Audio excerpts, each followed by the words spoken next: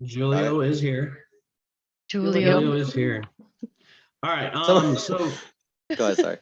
so Cynthia wasn't here. Let's catch her up on what happened last session. If anybody wants to take the lead on that. So basically, we showed up to the logger camp. You missed the last two, right? Oh shit! You missed the last two. Yes. There's a lot. There's a lot to cover. Just like a little concise, like main topics and points. So you were there when we were about to open up the cave tunnel, is that right? Mm-hmm. Yes. And then she was there for that. Took off. Okay. So last time, 2 times ago, Dragon Ball Z. He said it like that. He said it all he has that narrative, voice. like the last time. Go ahead. Enjoy your voice. Who opened up the cave? It was Tibble and Blast. Me. Okay, Yeah. so they were able to move. Jinx found it. It was like, see you guys later. No, yeah, she found it. No, she found it. But I had to open it. Oh, that's right. Under the waterfall. I had to move the stone out of the way. Yeah, I was on Catniptius. Yeah, you were running fucking fast. Fast as fuck, boy. Let's go. Oh yeah, fast as fuck. So she missed 3 sessions then because she missed a session that it was just me, Julio, and Edgar. No, that was a session we all left early. That was the same session. Oh yeah, that's right. That's right. Oh yeah. That's right. My bad. But we were there in the beginning. So we got into the cave. There were a couple of like jumping puzzles. It all worked out. Totally 100% perfection jump. Nobody fell in the water. Nice. Then we continued, found some creatures, fought them off. Eventually got to an idol or some sort of like kind of statuette thing. Found out it was a bad lady who's like aligned to just pure evil, chaotic evil. True. Kept walking forward as we heard that there was something and a double set of doors, all while, running into a couple creatures here and there. So eventually we get to these big set of doors. Tybalt puts his ear up to the door, hears some sort of like speaking, and it's all together. So he kind of figures that there's like something going on. So he pops it open, and there's like a ritual happening. The big circle, big priestess, 2 big mother truckers, and a couple of those creatures that we fought off. So we got in there. Nice. And Tybalt and I proceeded to double fireball everything, and it was over in like 2-3 turns. So it was nasty, bro. Yeah. And everything died very, very fast. Pretty much they stopped a giant ritual from happening, and then the next session they spent running out of the cave while Rigongar, Pants, and I fought off a bunch of other shit outside of where the waterfall was. We killed lizard people. They were called the Sahuagin. Sahuagin. Oh shit, fancy. They were Murlocs. Okay. Yeah.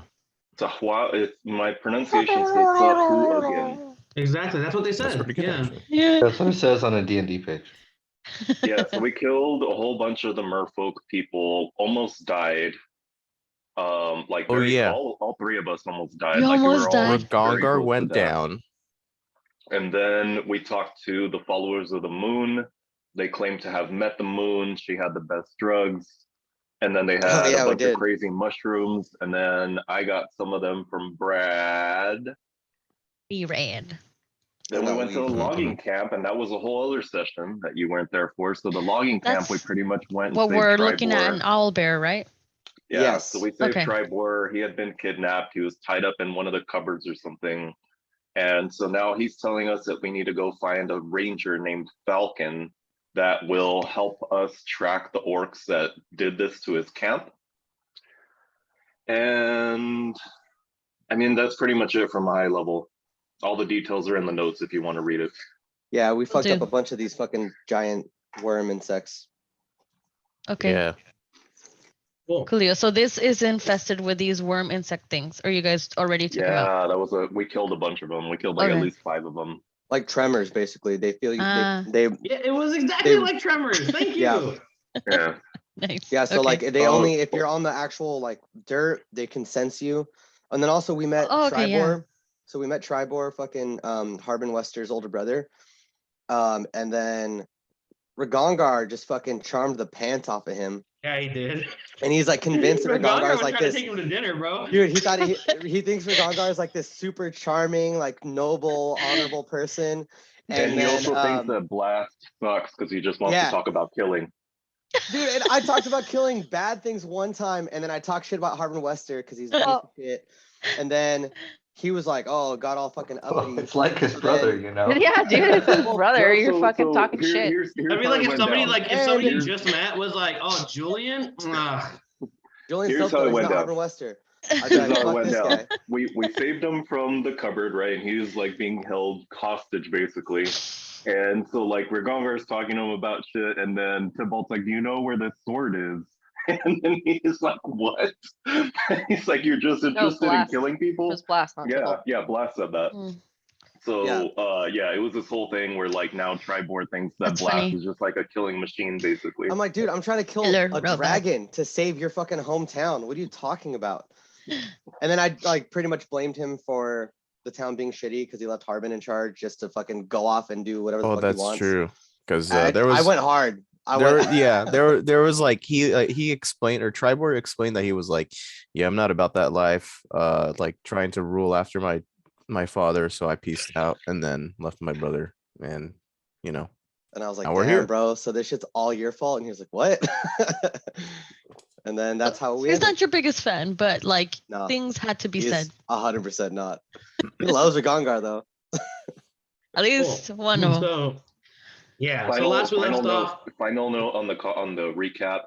We know that there's something magical in this area, kind of in like up here. Yeah, that area where you're seeing on Owlbear, but we don't know what it is. Several people have tried to figure out what it is. We don't know what it is. Okay. Noted. Cool. So I don't think I have the initiative order from last session still, so we can just kind of like take turns kind of choosing how we act. What are we doing? Well, can you give us some options or recap what we're looking at? So Tribord had asked you guys to seek out Falcon's hunting lodge. He explained to you that it is several miles east of here. He said if you follow the river, you should be able to find it. It's not too far off of the riverbank. And he placed it on your map. I don't know if you guys remember. He put it on your map. And yeah, I mean, we kind of left it off as like everything was pretty much finished here. You guys never found that magical thing, but so we're going to find the ranger because he knows how to. You guys didn't find the magical thing? The fuck? No, Cynthia, they didn't after I gave them 17 hints. So after somebody got a nat 20 and I was like, it's right there. Yeah, it was Edgar. But the reason why we didn't was because everybody wanted to rest. Oh yeah, that's true. We wanted to rest. You tired ass mother fluffers. So okay, so then we're rested now. I'm gonna have Blast go out and fucking teleport up to here-ish. Okay. And search for the magic. I'm gonna go out there too. But before I go out, who has the like Xenovox talkie thing? Like, oh shit! The stone. I don't have it. What is a talkie-talkie? We have a walkie-talkie set. But that's right. The other person who has the other side is Octavia, correct? Yep. Mm-hmm. Tommy looked like you fell asleep sitting up for a second there. Is there any way that we can use any of that, or can someone send a message to Harbin Wester Jr. that we found Tribord and he's okay? I can send a message. I have Animal Messenger. Hey, how does that work? And I have the sending stone, so I'll just do it through the sending stone because I know, but who has the other side? Because Octavia has it. Yeah, so not Harbin. That won't work. So Is your it little sending creature, can I just ask what creature it is out of curiosity? Ronnie, do we remember where she is? What she's doing? Didn't she leave? Like in a like encampment off of the Tribord Trail. Last you guys saw her on the way to Shrine of Savras. and she had advised you guys that she will kind of be in the area, kind of doing her own thing, working on her own little projects and stuff. But if you guys ever needed her, you sending stones, she'll find you essentially. Are the sending stones unlimited use, or is it like once a day thing? I'm trying to read that right now. Once sending is cast to the stones, you can use it until the next dawn. So once a day. Unlimited. Yeah. Okay, do we want to waste our day on that? Or do we want, I can send an animal messenger, but it will take some powerful magic on my part. But I basically pick a tiny beast I can see, and they can fly or travel. They can do 50 miles a day if it's a flying messenger, or 25 if it's a ground messenger. And they will find whoever I described, replicating the sound of my voice. They'll send a message. And I only have it for a day. It'll last a day. So I mean, do we know how many miles it is back to town? Approximately? Is it 50 or less? I'm trying to figure that out right now. So you guys are at the loggers camp. It's how many miles per hex? I think it's like 5 miles per hex or something like that. Yeah, 1 hex equals 5 miles. So it's 1, 2, 3, 4, 5, 6, 7, 8, 10, 11, 12 hexes. So what is that, 60 miles? Yeah. Get back to Phandalin? Yeah. Yeah, if it's 60 miles, it's too far. I can't do anything. Unless we travel south to go deliver the message, which Oh no, you know what? I miscalculated it. It's exactly 50 miles. It's okay. 10 hexes. Okay, so I can send a message and it'll repeat my voice exactly. It doesn't say how long or how short my message has to be. What do we want to tell them, and does it even matter? Well, the point of us coming here was to help Tribor, right? We want to let him know that Tribor has been helped. We're supposed to bring him home. But he doesn't want to come back. Tribor doesn't want to come home, right? He wants to stay here. Well, he said he will. He said he will go home. But we have to. He said he will go home to Phandalin, but we have to ensure that his men are safe first. That's what he said last session. Correct. Yeah, which makes total sense. Yeah, 100%. He wants to make sure, as long as his guys are safe and brought back to, or not even, we don't have to bring them back to logger camp. We have to go down there and verify, find them or whatever. Help Falcon. Falcon's gonna help us find them. And once we ensure that they're safe or whatever, he goes back to Phandalin. That's really out of the way. What, going to Falcons? Yeah. Yeah, honestly, it is. We should just hog time and take him back to town. We don't need to tie him. I was thinking that. I just didn't want to say that. By the way. I don't like him, so I'm like, whatever you want to do. Gongar's like personality has like perpetuated amongst the entire group now. I will say, I do want to make sure the loggers are safe. Don't get me wrong. Yeah, me too. But it's way out of the way. We promised him the last How game far is that it we from would here? do it. We all told him we would also, do it. I don't think we have to go to Falcon's hut to do it. Why don't we have Dave try and track here, or Fox track here, see if we find any sort of trail leading anywhere. Can we send Ravi? How far can he go? He disappears after. What's he gonna do? Like though? 300. Like Just to make sure they're safe. Yeah. No. Like where Gongar said, we have a really good tracker with us anyway. Step here, Cynthia. You're missing a step. So what happened is he said that there's a tracker guy over there named Falcon or whatever. He's supposed to be the best. He can help us track his guys down. They're not with Falcon, but he's gonna help us to try to find them or whatever. Yeah, I did miss So that. it's like, Okay. But it makes no sense. I mean, we're wasting so much time to go over there, bring him back to help us track. Let's just see if we can figure anything out here. Do any of your drugs make people go to sleep? I mean, we can bring him back forcefully, right? No, but if he's asleep, we don't have to like tie him up. He's just like, oh, dude, you fell asleep. I would say, why don't we try at least checking like around here? Well, first I want to try and fucking find this magical item. Yes. Well, and I also think in this area is where we saw the most tracks, if I remember correctly. When we first got here, the tracks were kind of going this way. So I'm gonna, I'd say Blast and I are looking around, Ronnie, over here. Yeah. I also want to look, prancing around, trying to detect magic. And I would like to help Vox in his search. Cool. So in that case, Vox, give me a Let me see. Give me an investigation check with advantage. Can do. 15. 15. So as you're looking around, you obviously notice all the tracks and stuff, and you can see that they're all kind of headed. It looks like there's a big concentration of them in this like ruins of where the ruins of this like what used to be like a building sort of thing looks. Okay. And as you're going in there, you can see where the ground has obviously been displaced. Okay. Like It some looks of the like ground looks a fresh. little bit more fresh than the rest. It looks a little bit more compacted and Nice. And I yell out loudly to the group, does anyone have a shovel? No, sir. Hold on. I have. I could probably make you one. I could use we could use a crowbar to disturb the ground. I have a crowbar. Better than nothing. All right, so I'm gonna walk over and pull out the crowbar. I have a short sword. Regongar, no shovel? No shovel. Best I can do is I can do earth tremor for you. I shake the earth. And just fuck it all up. There'd be nothing in my thieves' tools, right? So no. No, not in thieves' tools. But you guys dig it up just as well. I mean, it's not like super deep. It's kind of just under the surface.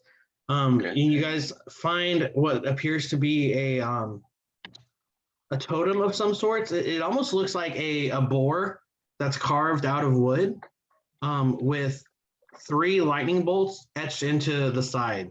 Yo.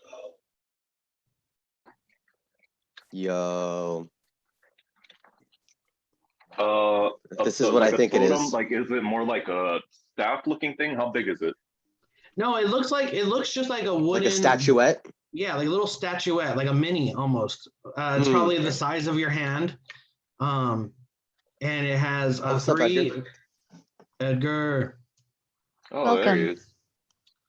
It has That's 3 some very buddy. distinct lightning bolts that are kind of carved into the side of this boar. Hmm. Would Blast understand the significance of these statuettes, like in any of his Give me a religion check. religion check? Okay. Religion or history, whichever you prefer. History for sure.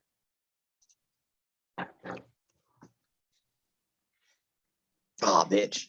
So 12. With the 12, you're able to remember that there is a god in the Faerunian pantheon that has 3 lightning bolts as his symbol. You can't remember which, but you're like, I'm pretty sure I've seen this before. Okay, so I'm just gonna tell Vox, I'm like, It's on the tip of your tongue, you just can't remember the name.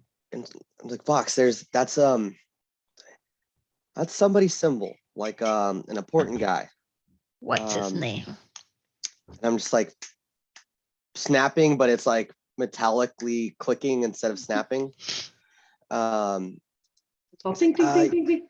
Yeah, it's like clink, like the loud thumps almost. Yeah. I was like, you know what? All right. I think either Regongar or Tybalt can tell you what this is.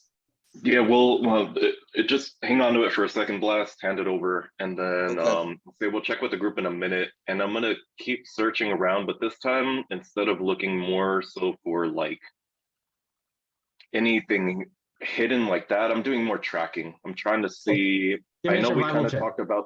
Okay. Are we in forest, and do I get advantage? Sure. Okay, thank you. Damn it. Okay. Double 14, what the fuck? 19. With the 19, you're able to see that there was a large concentration of these Regongar-shaped footsteps in here. There seems to be a group of maybe 4 with others scattered around the area as well. So you do see that there are some tracks here, and they all seem to lead west. I'm sorry, they all seem to lead east. East. Okay. East. Did you say west? Okay. West. All right, so I know there's about 4 of the bigger ones. Okay. All right, I'm gonna share this with Blast, and Okay. there's probably not a lot else going on up here, so I'll go back. I'm gonna head back to the group and share my findings. Yeah, and I'll show up after Fox. I'll let Fox take the lead with recounting what he found tracks wise.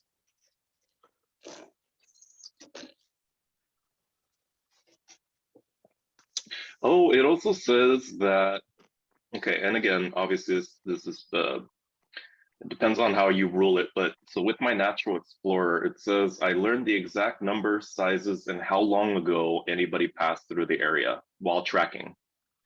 Yeah. Okay. You absolutely know that these are half orc. You're like Bloodhound from Apex. Oh, straight up, huh? I don't know.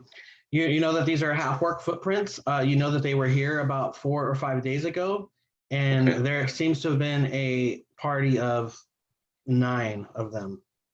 9 half orcs? Yep. Oh fuck, that's way more than I thought. Okay, I'm gonna share this with the group. Tribor ain't no bitch. Like, he got overwhelmed for a reason. Yeah. So they're half orc, half what? You can't tell by that. I thought he knew exactly. He said that he thought they were half orcs. Yeah, it just says that I know their number, their sizes, and how long ago. So that's fair. All right, well, I share this with the group, and you said they went east. So, all right, I think it's time to address an important situation or decision. We're either going to head east and try to find Tribor's guys, or we're going to continue along what we already wanted to do to the west, to head to Thunder Tree, talk to the druid there, and go to Dragon Barrow. If we help Tribor, we're going way out of the way. It's basically the opposite direction of everything else we wanted to do. But we told him we would help him. That is true. We did give him when. We didn't tell him when, right? I don't know. But it's probably expected now, right?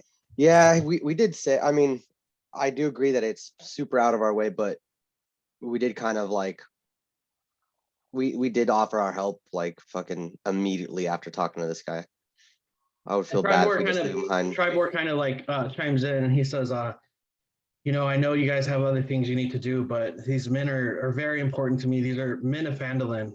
You know, if it was just me, I would say, you know, head off on your own. But, you know, if you guys need to go elsewhere, that's fine. But I cannot go with you. I need to find my men. I'm going to say, Tribor, will you trust Vox to track your men? He seems to be a very capable hunter and ranger in his own right. I mean, I didn't even know how many they were here. They blindsided us, and he was able to determine, you know, what they were and how many. The only other person I know with that kind of skill is Falcon. You have your axe? Have my axe, thank you. Yeah, we geared him up, remember? You have Vox's bow too. We gave him we gave him a couple of things. He has leather armor. And the hand axes. Put that in the notes. Yeah, and the hand axes. Well, and I'm gonna look back to Vox and be like, get us started. As you guys are doing that, I want to turn to Tybalt and Tybalt and Regargar and say, hey, can one of you guys identify this for me and let me know what this does? I can't quite like come up with a name for. I think this is a god symbol, and I'll show it to Tybalt, the 3 lightning bolts, and say, I'm gonna ritually start casting identify as he pulls it out of his pocket, even if I'm not. You don't need to do that, Regargar. I'm not going to let you waste a spell slot for that. It's not a magic item. It is a totem of this god of sorts. I'll say either Tybalt or Regangar, whoever wants to, give me a religion check with advantage. All right. Who wants to take it? I'm proficient. You're the in priest. religion. yeah, true. All right. Let's give it a go. 16. 16. Tybalt, with a 16, you are aware that this is the symbol of Talos. The god Talos is the god of like lightning and thunder. It's a somewhat evil god. Oh no. And if you guys recall correctly, you guys have fought some of his men before. Oh yeah.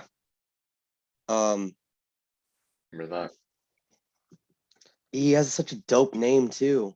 Why's he gotta be a bad guy? I'll hold it in my Stormlord. hands and He doesn't have to be a bad relay. guy, Andre, if you choose to align with his beliefs. Just fucking people up. True. I'll relay the information and say, I think for now we should treat this with care. Okay. But who knows if using this item, whatever it may do, might have negative effects. Well, I'll just hold on to it, and hopefully we can find either a place to get rid of it or a good home for it somewhere. I suggest we let Zabantha Pants hang on to it. She's more thunder oriented than anybody else. Okay. They dispatch the Thumb. Straight up, bro. I'll What's be it like, called? okay. Semantic. Yeah, what's the item called? It's just a Talos totem. Okay, so just throw it do in we your have- notes or something. Do we have someone screen sharing, by the way, for the recording? Nope. Not yet. Thanks for volunteering, Edgar.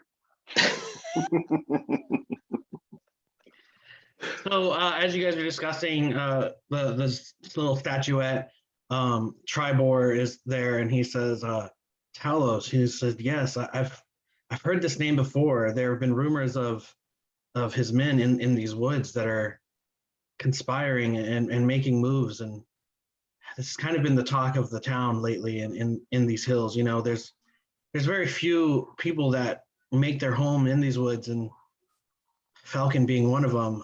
Last I spoke to him several weeks ago, he said that he was tracking a group of these half orcs that followed Talos. He would definitely know more. I kind of remember this whole Talos thing when we were with the farm, when we fought off all those orcs. Yeah.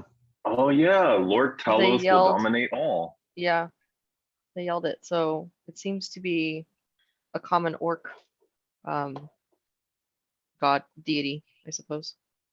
Mm. There's a lot of Talos mentions in our notes, actually. Do I get a sense of I'll try to cast Detect Magic, and I want to find out whether this item was the threat that was presenting itself. Don't burn a spell slot since you already cast Detect Magic last one. Yes, it was. This is the item that was kind of pinging your radar. This has a very has an aura of like transmutation around it. We're gonna carry this thing around? You gave it to me? You gather, Edgar. Vox told me to. Edgar, you gather that this is what was kind of luring those onkegs, those bug-like creatures that you guys fought. Tribor seemed to tell you guys that encountering one was very few and far between. However, all of a sudden there was like 8 in his encampment. That's unnatural and very unheard of. And you gather that this is you just sense that this totem is like drawing you near it, and you guys are all very drawn to this magic item, and you suspect that this might be the reason why all of those onkegs were here overwhelming the camp. And okay, so I'm gonna turn to Tibble and like look between Tibble and Vox and the rest of the group and say, Vox and I saw when we found this that it looked, the ground was newly disturbed, like someone had just buried it here. So someone purposefully placed this in the vicinity of the logger camp to destroy it for some reason. I'm gonna ask Tribor, have you had any visitors leading up to the attacks? Was there anybody that came here? No, the last people we dealt with were Falcon and his what's the word I'm looking for? Group of travelers that he likes to oh, I'm at a loss for words, guys. I'm sorry. Like companions, traveling companions. Well, Yeah, he's like a tourist, tour right? guide. He's like a tour guide, Oh, essentially. okay. Okay. He's a well-known like hunter and ranger and stuff like that, but he's kind of since just had like been doing like tour guides for the rich and the pompous that can afford to go into these dangerous woods and like know that they're going to come out just safe because they have this fucking Because they guy. have him. They pay him Got a it. lot of money to like put them in danger, and then get make them him. out. Got it.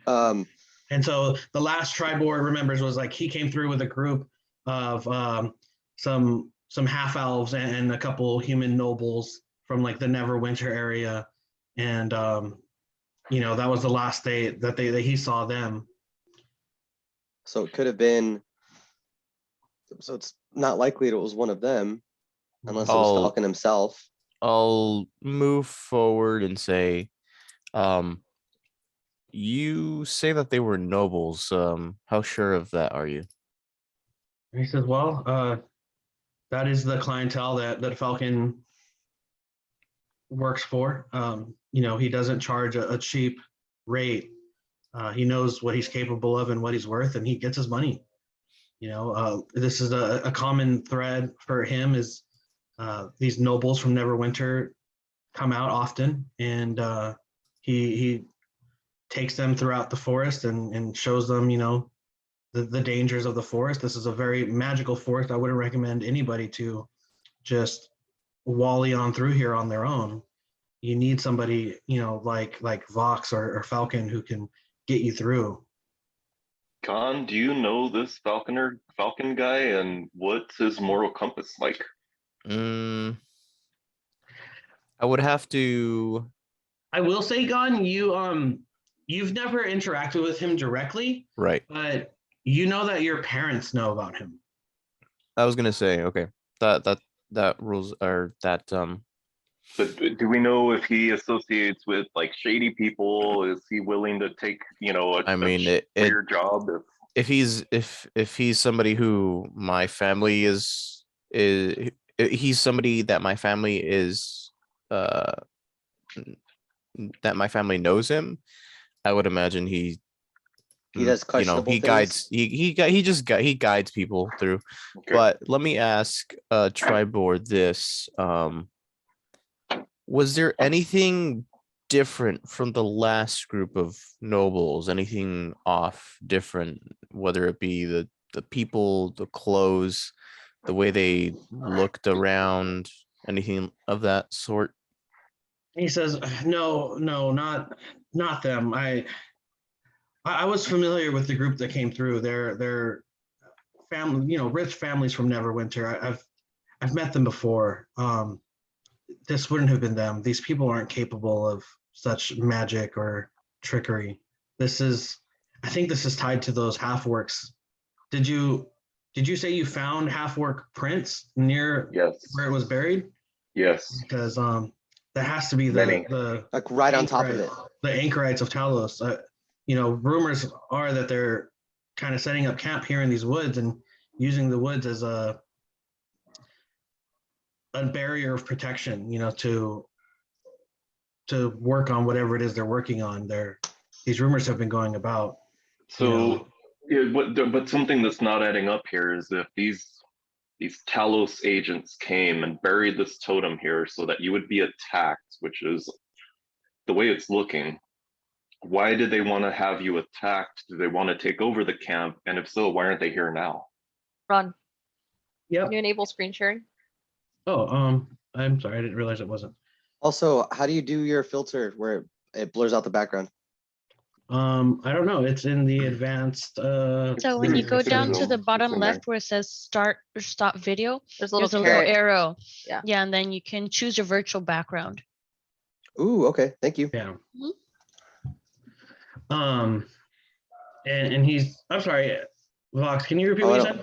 Yeah. So what do you have any idea what the motive would be for them burying this totem here? I mean, it seems like since they buried it here, they'd want you to be attacked. But what was the motive? Did they want to take over the camp? Why would they want these worms to attack you? And he kind of like rubs his chin a little bit and he says, this is very unsettling. Although there are lots of inhabitants of this forest, there are very few actual settlements. Mine and Falcon being two of the only well-known ones. Everything else is just the wilds of the forest. These are two places that people can actually navigate themselves to fairly regularly. I'd imagine if my encampment was in danger, Falcons might be next because we're two of the only settlements kind of between Phandalin and the northern part of these woods and Neverwinter. I mean, I can't imagine that this is, something like this might be happening, but it sounds like Falcon might be in danger as well. I think we should definitely warn him. All right. Do you have a pigeon carrier? So how do you communicate Pigeon? with him regularly? A carrier pigeon? Yeah, that. Just like a little cage for Like a a big old pigeon. cage, Here it is. yeah. Pigeon's not inside though. Pigeon not included. Pigeon not included. He's gone. He's away on business. He's away on business. You mean a courier pigeon? Yeah. Eso. And he says, no, Falcon stops by semi-regularly. This river goes all the way to the coast, and it's one of the only constants in this forest. In fact, that's how You have a we boat? know how to find Falcon. And he looks and he says, I had boats, but I don't see them. I think they were displaced. They might be upriver somewhere, but what would you do with your cart? You have a cart and a horse here. Would you leave them here? Yes, you guys have a horse and cart that you guys have been traversing through this forest with. Yeah. Oh shit. I like didn't how know- upset he remember that. gets. I got a big ass bell too. Yeah, we actually remember. Oh my it God, wasn't we as haven't big as turned we in the thought. bell? Remember, it wasn't as big as we thought. We didn't Dude, sell we it. can after leave all. it here though, for now. Doesn't somebody have it in their bag? Hey, of we're taking holding? that bell. I'll strap Do- that I shit mean, to my is- back. do we have it inside my bag of Oh, holding? yeah. Probably, yeah. Oh, the bell, Mhm. yeah. It was Oh, 50 so pounds, that's right? weightless. As long as it's in 50 the bag of holding that right, the that's Bantha true. gave me, it's weightless. It's 50 pounds of solid gold. Yeah, it weighs Yeah. nothing in the bag, so it's fine. So No, yeah. addressing the totem that we got, it's still active. However, so it's gonna keep attracting things to us. If we threw it in the bag of holding, it's in a different plane, so it would no longer function correctly, right? And it wouldn't attract anything to us. So Bantic is the one that made the bag, so she probably knows. Yeah, I would imagine that logic is correct. So I'll turn to Vox and say, Vox, perhaps storing this in your bag of holding is perhaps the best option, because if it's out, then there's no telling what we could attract in the forest. Definitely. I have no problem putting it in the bag of holding. And you guys got this from the was it some kind of shrine or something, right? Okay, so I can give you this Yeah. totem then, right? Let me Yeah. get it. I'll throw the totem in there too. This totem makes me uneasy. Yeah, the bell is from the Shrine of Savras. Yeah. What do we call this? The totem. of Talos Talos. totem. Yeah. Okay. And it's a boar with 3 lightning bolts coming out of it. Say it's a whore. Somebody said? Yeah, it has Say boars boar? on it. There's Has a a boar and a bunch of lightning bolts. 3 lightning bolts. 3.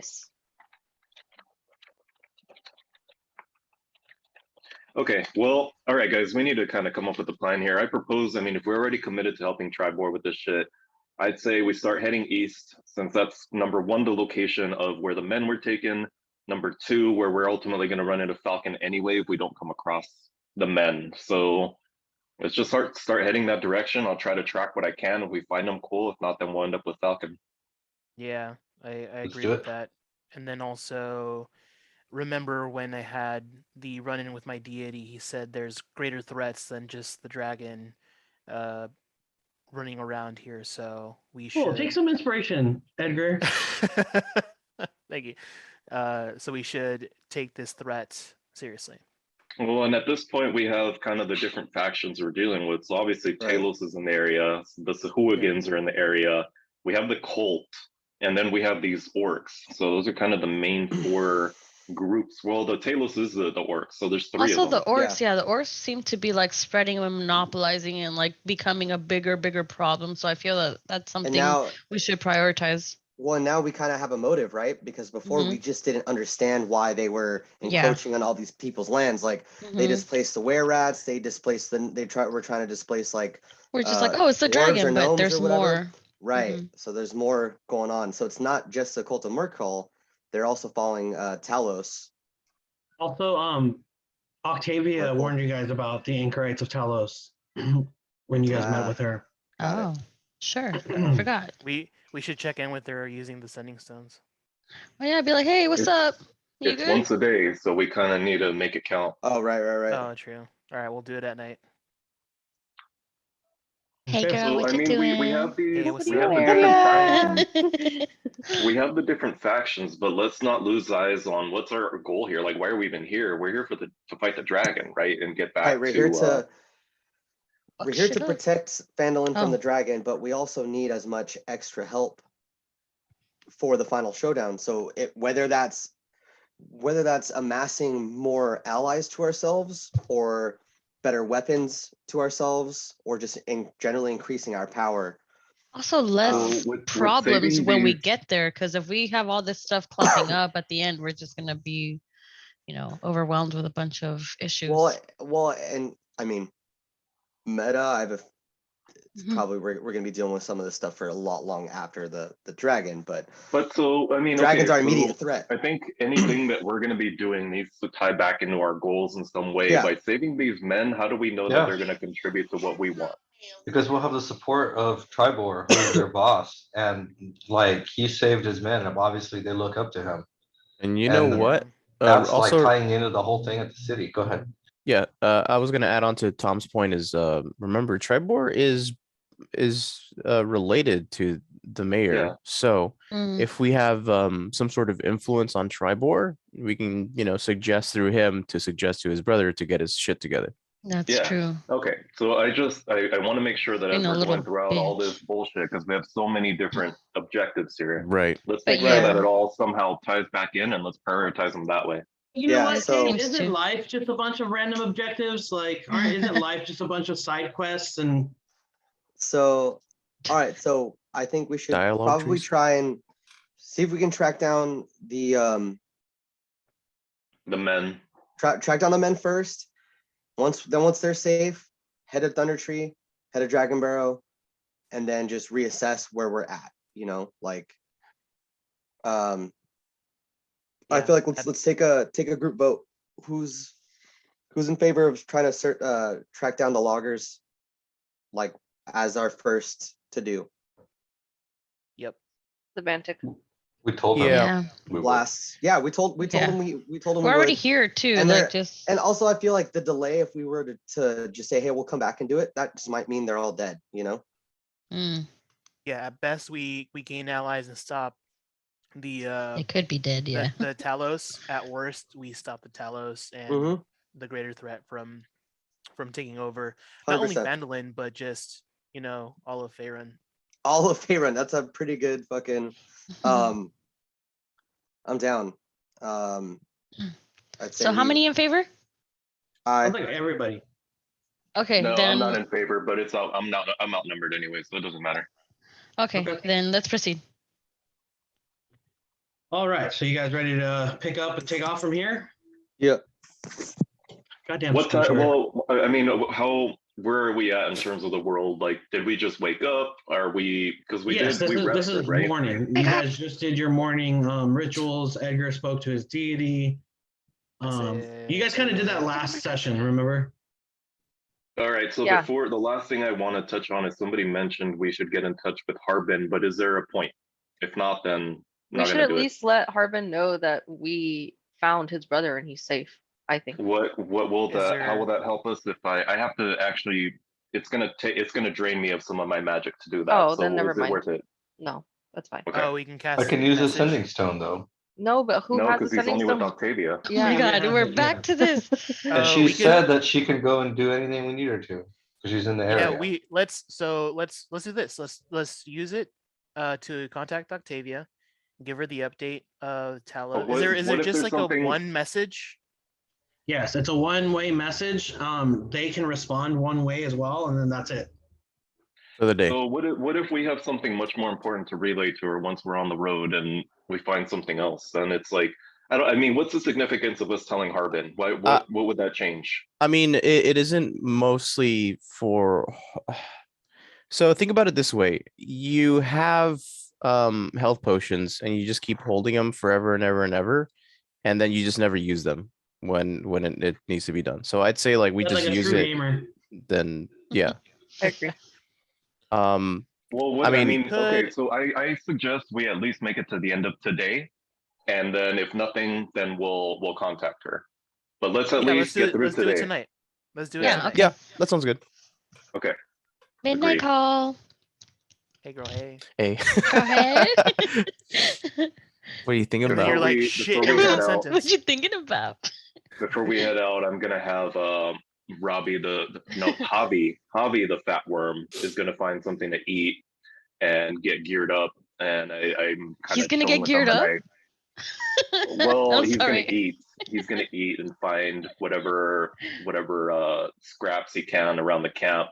And I'm preparing him like we're gonna be on the road for a while. This might be the On the last good road chance to rest again. for a little bit. All right. Okie dokie. So Dave, I need you to give me a survival check with advantage. Here we go. Is it survival? Yeah, I think it's survival. In moments like these, am I able to use guidance? Yeah, absolutely. Okay. You just have to let me know, All right. Are you using it on me so I can roll it? You already rolled, so this one. Yeah, I'm at 18. But So 18. 18. Yeah. That's Hey, 18, you guys successfully navigate yourself through the woods. It is further than you guys are able to travel in one day. So you guys have one like campfire session. Do you guys want to role play that? You guys just want to skip it? No, We're gonna call the homie, right? Yeah, so I'd say if there's nothing eventful for our travel for that day, I'd suggest at this point, Ragongar, let's reach out to Octavia, let her know what's going on. Okay, and you guys don't get any ambush or anything like that. I just rolled for it, so you guys are safe. Okay, message sent. What do you tell her? It can be one Exactly, all of sentence. that. So in that I whole need entire an actual sentence. message so that I can know how to respond.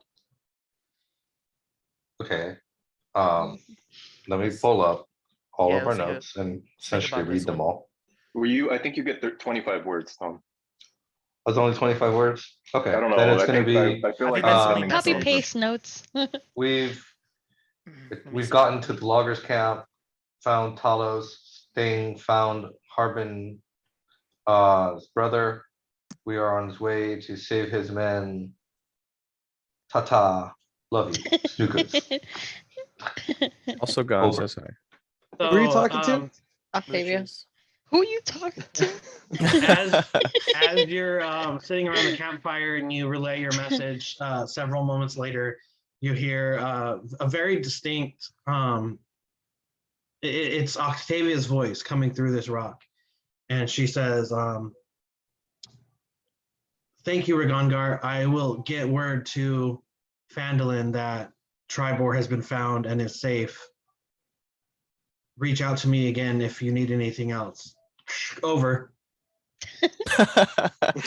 Over. Wait, did she make that sound effect? Yeah. Good. Over. Tom didn't say know, we're over, good. so she wasn't sure Oh. if he was done or not. I did say over. Oh, did you? Okay. Yeah, he did.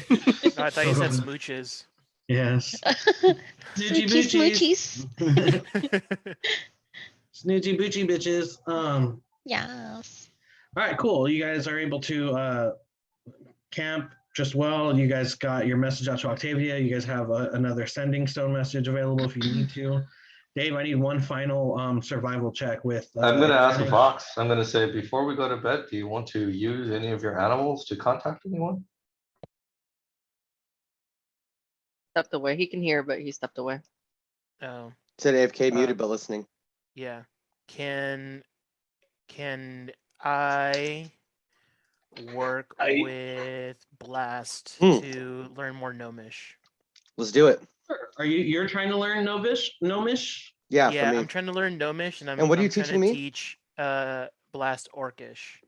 Oh, that's right.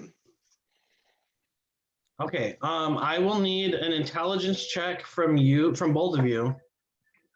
Okay. Just a straight check. Just Can I help in teaching check. him? Can I help in teaching him Orcish? Because I know it too. Okay. So for So do you, I. Andre, you can Give me do advantage? an advantage. Yeah, with advantage. Oh yeah. Cause I'm dumb as fuck, son. All right. I'm gonna use. In terms of guidance the animal messenger, I mean, is it important? I guess we can send something, but what do we want to say? Did you guide me, Edgar? No, I guided myself on that one. Damn it. I got a 7. With advantage, with bro. Advantage? Bro, Damn, I rolled a 1 and a 5. What the hell? Damn. I rolled a 1 and a 5. Yeah. All right, 15 plus 4, so 19. Nice.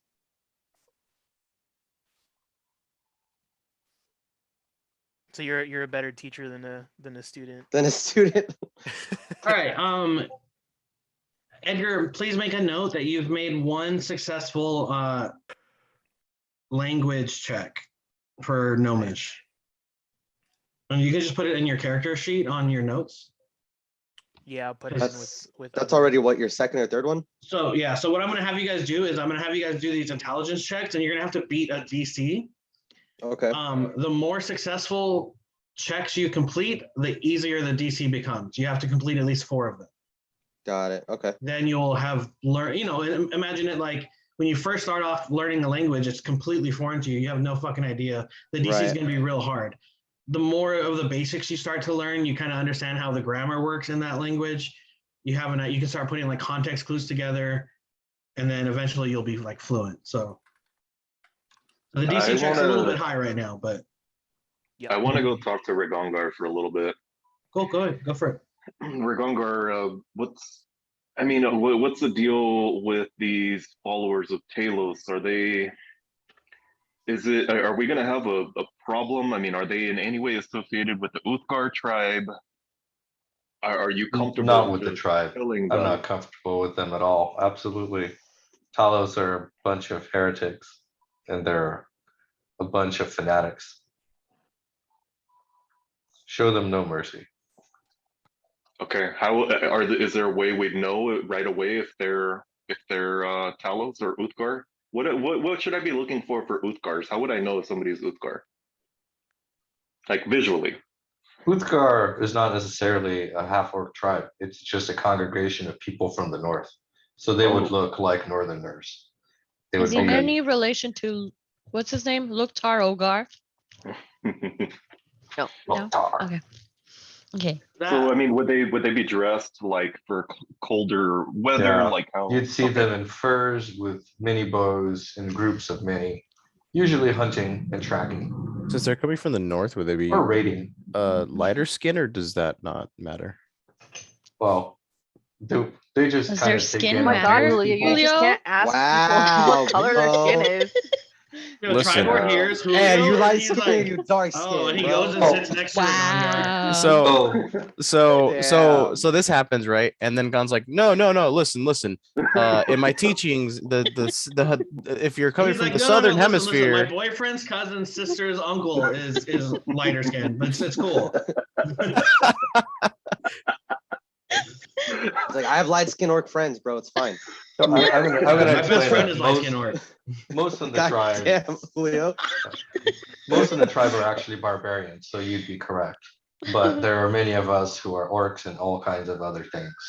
which have just, been taken into the tribe and Interesting. brought up that way. Damn, damn Shit, I'm cops. canceled. Damn. Cancel Julio. Welcome to Garden Grove, dude. Yeah, well, we have like 2 hospitals down the street, so. Oh, that shit. makes sense. Dude, okay, I'm so- sorry, guys, but that meme that I posted earlier about the crackheads dancing outside of 7-Eleven is Oh my just gosh. everywhere in Garden Oh, Grove. yeah, it's So daily. fucking- All right, so I mean, so you don't have any holdups or hangups on killing Hold up. these Talos guys. I mean, is there any other intel, anything that you can share with us in terms of how half orcs will behave? Because I bring back I'm gonna just kind of recall the situation at Big Al's camp, a farm, a ranch or whatever. And we tried to negotiate with them, but it just wasn't happening. I mean, is that what we can expect from all of these Talos guys? Let's not even try to negotiate, because let's just go in guns blazing kind of thing. We all know that that's what you guys want to do anyway. Well, I would The never red say gungers. we shouldn't go in guns blazing, and we already know who they are. They need to die. We've tried Oh, reasoning with them before, or you have, Wait, and so- that They didn't just do us need to any die. good. Wait, hold Remember, on. we were I like how carrying he around corrected the himself. He was severed like, "You heads have." and everything. Wait. When we were showing them like, hey, we killed these other guys, you should give up, and they were like, no, we're gonna fight you anyway. So okay, so hold on. That's Talos for you. This whole time Tribor is here with us, right? As we're saying this shit. Yeah. Okay, so the whole time Ragongar's like, we just Sure. gotta fucking kill him. I'm gonna have just blast be like looking like And I'm gonna look to Tribor and Like be the like, meme, the we need to black, save the his black man. kid with the like oh Mars yeah, cup, like, Because- and he's like, because the dude accused me of being all bloodthirsty, and I was just talking about killing fucking monsters and a dragon. This was like, yeah, we just gotta fucking slaughter all this. Like, we just gotta. Well, fucking- I'm just So- gonna so say, as- what's the as difference Tribor's between sitting these there guys and listening to this- monsters? So This as kid Tribor's sitting on the there Discord. listening to Ragongar, he's just like nodding his head in approval, like, yeah, kill them all. Like, damn, are you fucking seeing this shit? I'm gonna look over at Tibble. I'm like, are you seeing this shit? Yeah, But Tribor doesn't like orcs, so he's okay with it, I think. Wait, so is he who is Gon racist? Yeah, but sitting we next like to? one orc. Well, he just got kidnapped by a bunch of orcs, so I'm sure Gon he's not sitting by exactly himself friendly because with them. everybody else went to go sit next to Ragongar after you insulted his people. I haven't. Okay, Okay, well, so hold on at a this second. at this point, I'll whisper to myself and say, I think Tribor, might like Gongar a little, like. so much. Like, And then I look around, I'm like, oh, James, you absolutely heard that. like. But it doesn't matter I'm just apparently. gonna go search his bag at night and It find doesn't matter, Ronnie. Ragongar's It name in doesn't little matter. hearts in his journal. You and I both know that. Oh my god, fuck my life, bro. God. Jesus. Oh man. There will be no suggestive clues from you, DM. So Tribor, having heard all this, he kind of chimes up and he says, as much as I'd like to get my revenge on these people, I'm not looking to necessarily hurt anybody. I just want to make sure my men are safe. If it comes to fighting, I have no problem fighting, but I would prefer to avoid bloodshed if possible. But if worse comes to worse, I'll be right there, shoulder to shoulder with you guys, no matter what. I'm gonna put my arm around him. I'm gonna tell him, dude, we need to Dude. save your man. The And only he way as we soon can as you do do that. that, Ragongar, he just kind of like snuggles in a little bit. So you're like Shabako a little bit, and just like leans into you. did anybody He like did puts his anybody head on your shoulder and is like, No so way. safe did with anybody you. see is did anybody see happening? Ronnie's little shimmy right there? Ronnie, as Tribor is doing that, I'm gonna use my mage hand and just kind of like sneak it up, and I'm gonna stroke Tribor a little bit with it so he thinks it's Ragongar. Oh, shit. God. I think you're playing a different character here, Dave. Fucking And dope. ever so slightly, like for anybody that's nearby, you just hear a little. Oh my gosh. Bro. Okay. All right, well, I'm gonna go to bed. So All right, so Yeah, I'm Jarvis just is like like, "Oh, where you observing and like, going? Where you going?" okay, and I just kind So of Are we sharing go. tents? Is that a thing? Do we share tents or? I have a 2-person tent. I bought I one was sleeping on the specifically. fucking. Oh, You what can about borrow Rick it. Ongar? Like, Does ow. Rick Ongar have a 2-person tent? no. No. I'm gonna I'm keep just gonna watch sit down. I'm overnight. going to bed. No. Yeah. Yeah. I'll take a like one of the washes. Yeah, I mean, I'm completely fine. So I'm just kind of keeping watch, maybe doing a little bit of night hunting. How big are the trees? Very big. Can I climb one of the trees and nap up there Sure. for the evening? Yes, I nap in the trees all the time. Sure. Oh, okay. Sure. Cool. We'll do that without a check. And then Blast says he was gonna keep watch. Yeah, I'm gonna help watch. Yeah. So I'll right, I'll take take one of the first. watches. I'll take first snap. Snap. All right, Vox. It's morning. Tibble, is there anything you want to do with your deity? Yeah, I'll take the moment in the morning to I'll ask Vox for ooh, should I? No, I won't. Never mind. I'll just have the in my mind I'll have the object that we found, the boar. The totem. And yeah, the totem. I don't want to take it out though, because I don't want to bring anything upon us. But I'm gonna just have it in my mind and just speak out to Lathander and say, And the music just got all epic. Sorry. Yeah, straight up. You're Uh-oh. talking to his god. That's Apollo. why. Apollo Oh. music. So I wanna Hold on. Wait. Let Edgar finish. Yeah. I'll just speak out loud and say, I think this is related to what you and the others were telling me. We're seeking them, but if you have any leads or any information that can help us on this leg of our journey, I'm all ears.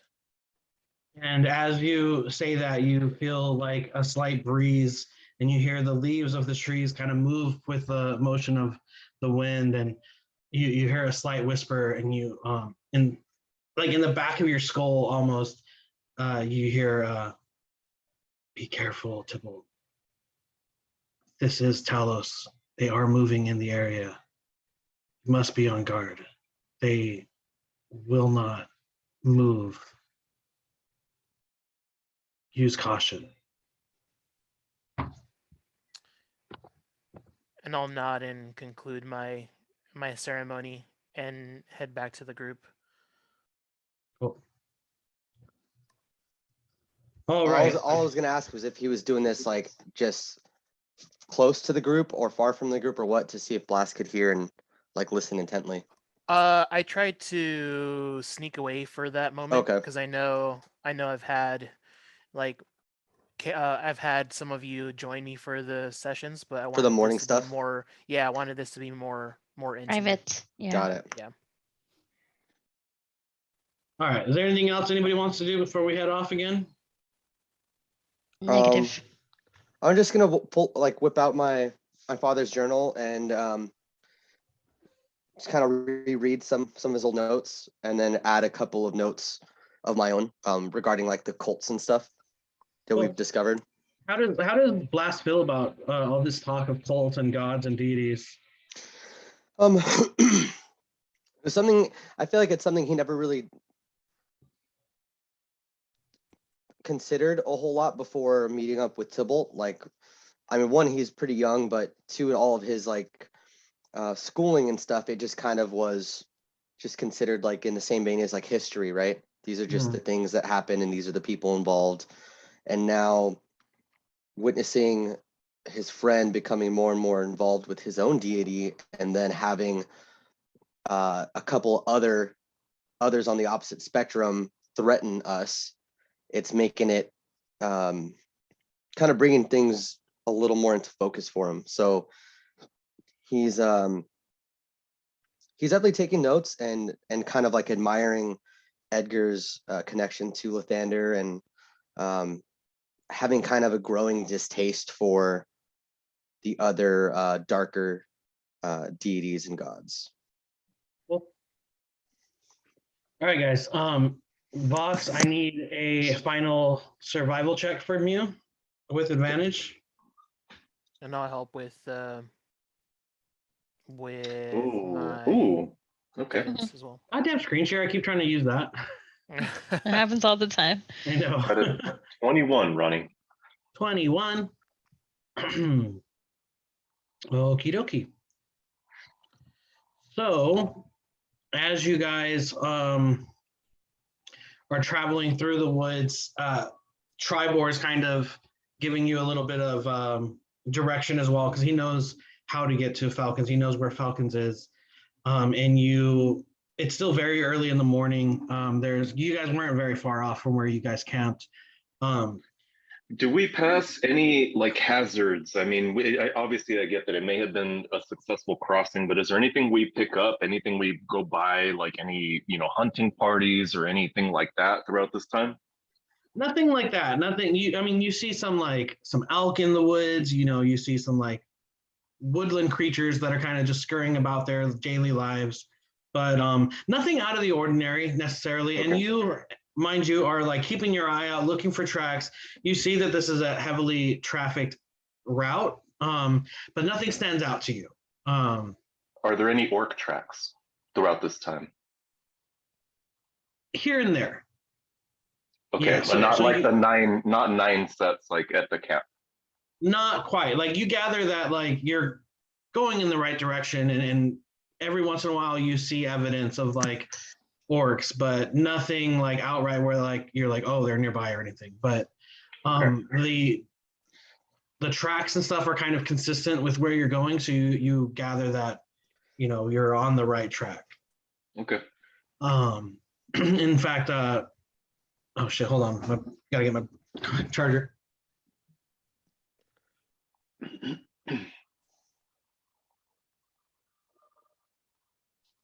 Song sounds so holy. How are we going to deal with Falcon? I guess we'll let Tribord take the lead, right? But I'm thinking like, are we going to need to pay him? Like, what do we need to do to get him to help us? Well, we need to talk to him first. We're really here to help him more than him helping us, in my opinion. But we do need his help because we need to know where the guys are. We could have found that ourselves. Well, we kind of tried, right? But it didn't happen. No, we came here because Tribor was worried that this guy was in danger. So now we're here. And we're going to go find his men. So are we close to the river, Ronnie? Yeah, so you guys are following alongside the river. Do we see any boats? No. So as you guys are following the trail, it's still early in the morning. There's still like a thick fog that kind of permeates the woods, and you guys are kind of walking through. As you get closer, it starts to thin out a little bit, and you see that there is a fortified compound that's standing in a clearing just east of the narrow river that is forked off from the main one. There's a 10-foot high log palisade that surrounds the compound. It's kind of like a wall of sorts, with like the pointed tips at the top, and there's a main building that's 2 stories of stone and wood with a high-pitched roof and like the pointed gables, window shutters, and a stone chimney that has a thin, willowy, like wispy sort of trail of smoke that's coming out of it. Attached to the main building is a blocky tower of gray stone, and its high roof lined with battlements. Like defense? Yeah, it's like you could definitely like hold up there, yeah, where you can like have some archers up there and stuff. There's a 2-story stable house, it looks like. Then there's a gatehouse in front of you that crosses over a little like part of the river there. It's the gatehouse is enclosed in iron railings, and there's a stone bridge that spans the river, ending in a very big oaken door that's set into the gatehouse's outer wall. Mounted next to the door is a bell with a short rope hanging from its clapper.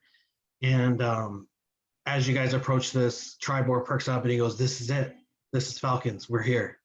So this is more of like an outpost, right? Like almost like a mini village. Yeah, I thought it was gonna be like just like a little fucking building, hut. Right? Yeah. Yeah, me too. Yeah, it sounds super legit. Yeah, it sounds fucking. But I mean, crazy. he is rich and he is like a fucking warrior and he can. Well, he's a ranger, but he's not really rich. But I thought he charges a lot of money. Yeah, he does. He's probably is kind of rich. The gate tower, and then there's a stable, and then there's a main building, right? But if he's been, and it's made out of stone too, so it's not just like a regular wooden cabin. It's like a little fortress, kind of. Yeah, it's better put together than ours is right now. It's better defended than our town for sure than Phandalin is.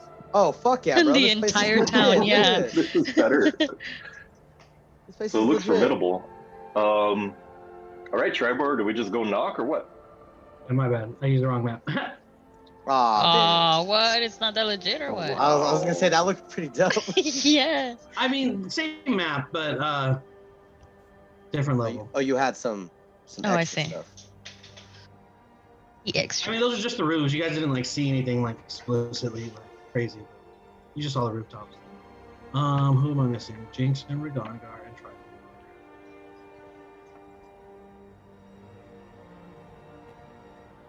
Where's Tribor? Here he is. Do-do-do-do. Oh, so you just fog award it? Yeah. Okay.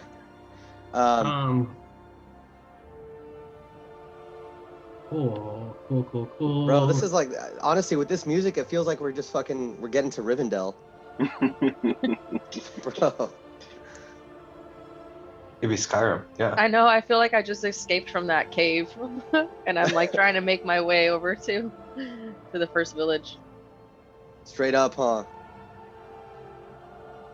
Where you meet Delphine. Oh yeah, in the inn. Mm-hmm. That's all.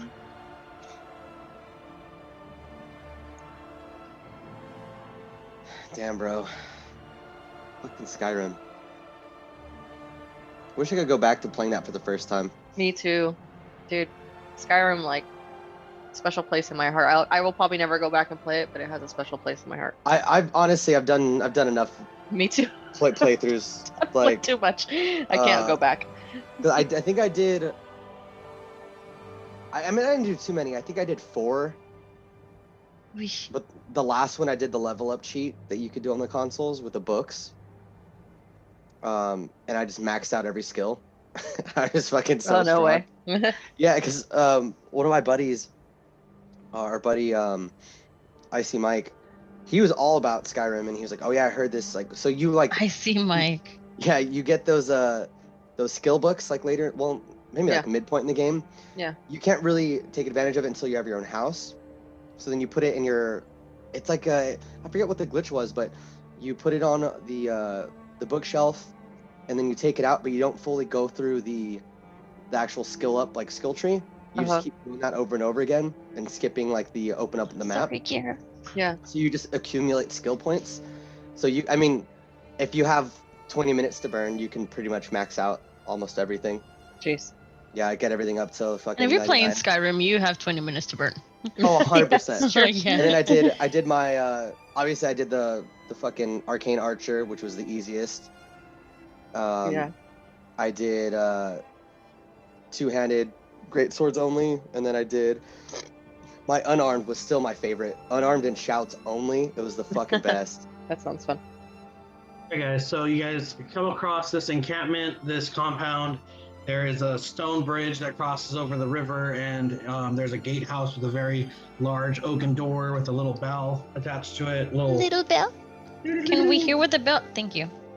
She had it on deck, bro. Yeah, Do you see any signs of life in there? She asks there- every time. Yeah, and Regongard, like I said, you see that there's smoke billowing out of the chimney. You know, the fog is a lot lighter here, not as dense. Sun's kind of shining a little bit through. There's less trees around here. This is a clearing in the forest of sorts. So, you do gather Does that it look like there's been a fight? No. Right, so I'm just gonna grab a rock and throw it at the bell. Give me a roll a d20 plus your dexterity. I guess do a flat dex roll.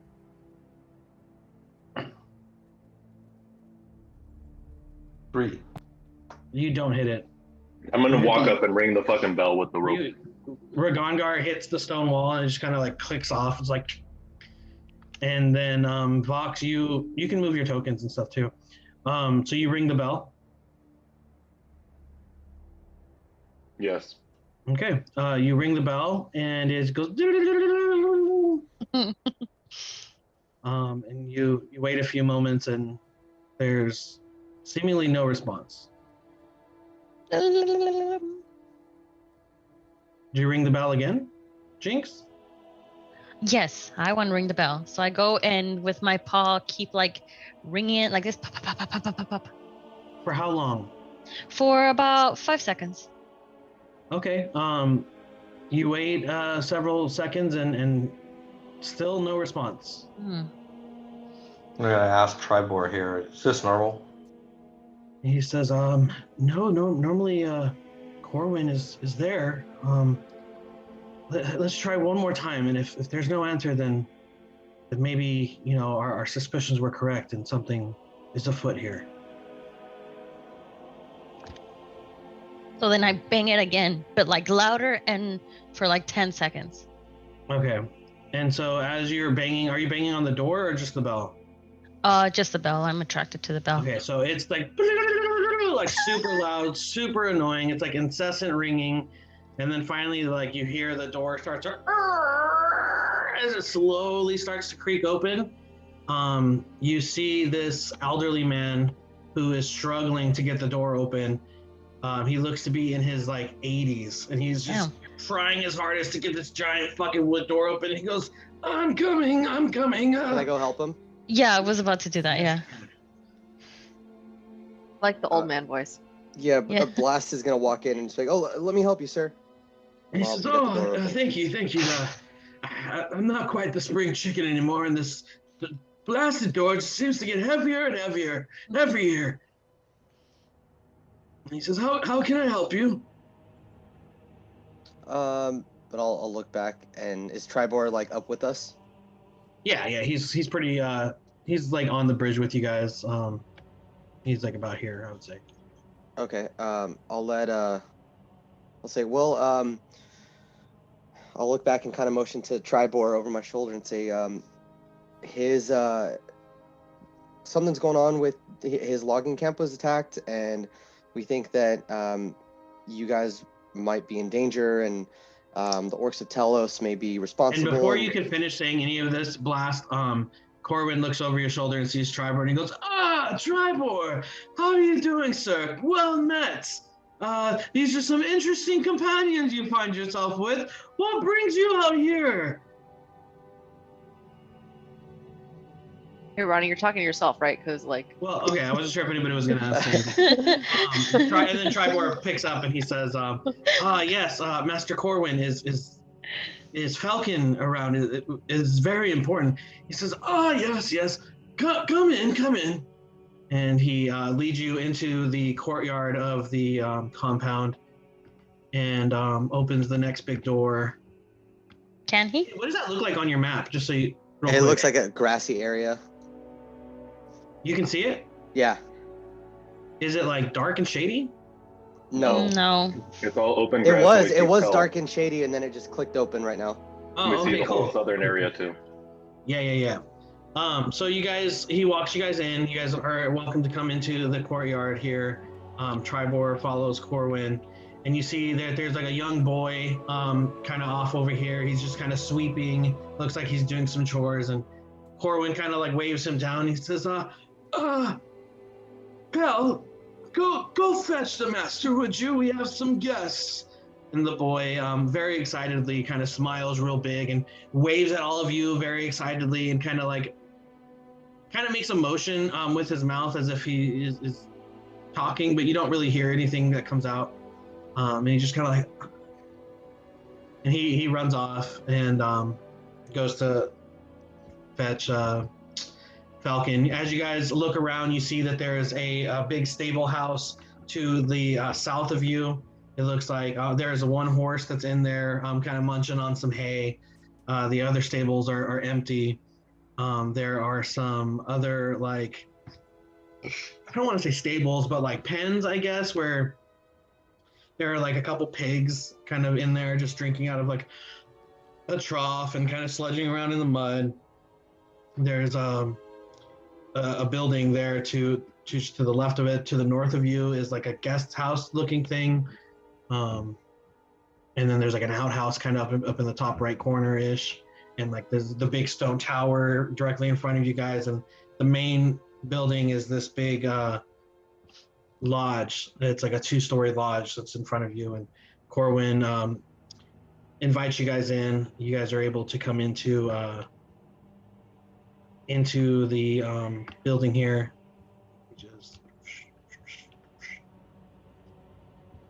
And he invites you guys to sit around this big dining table.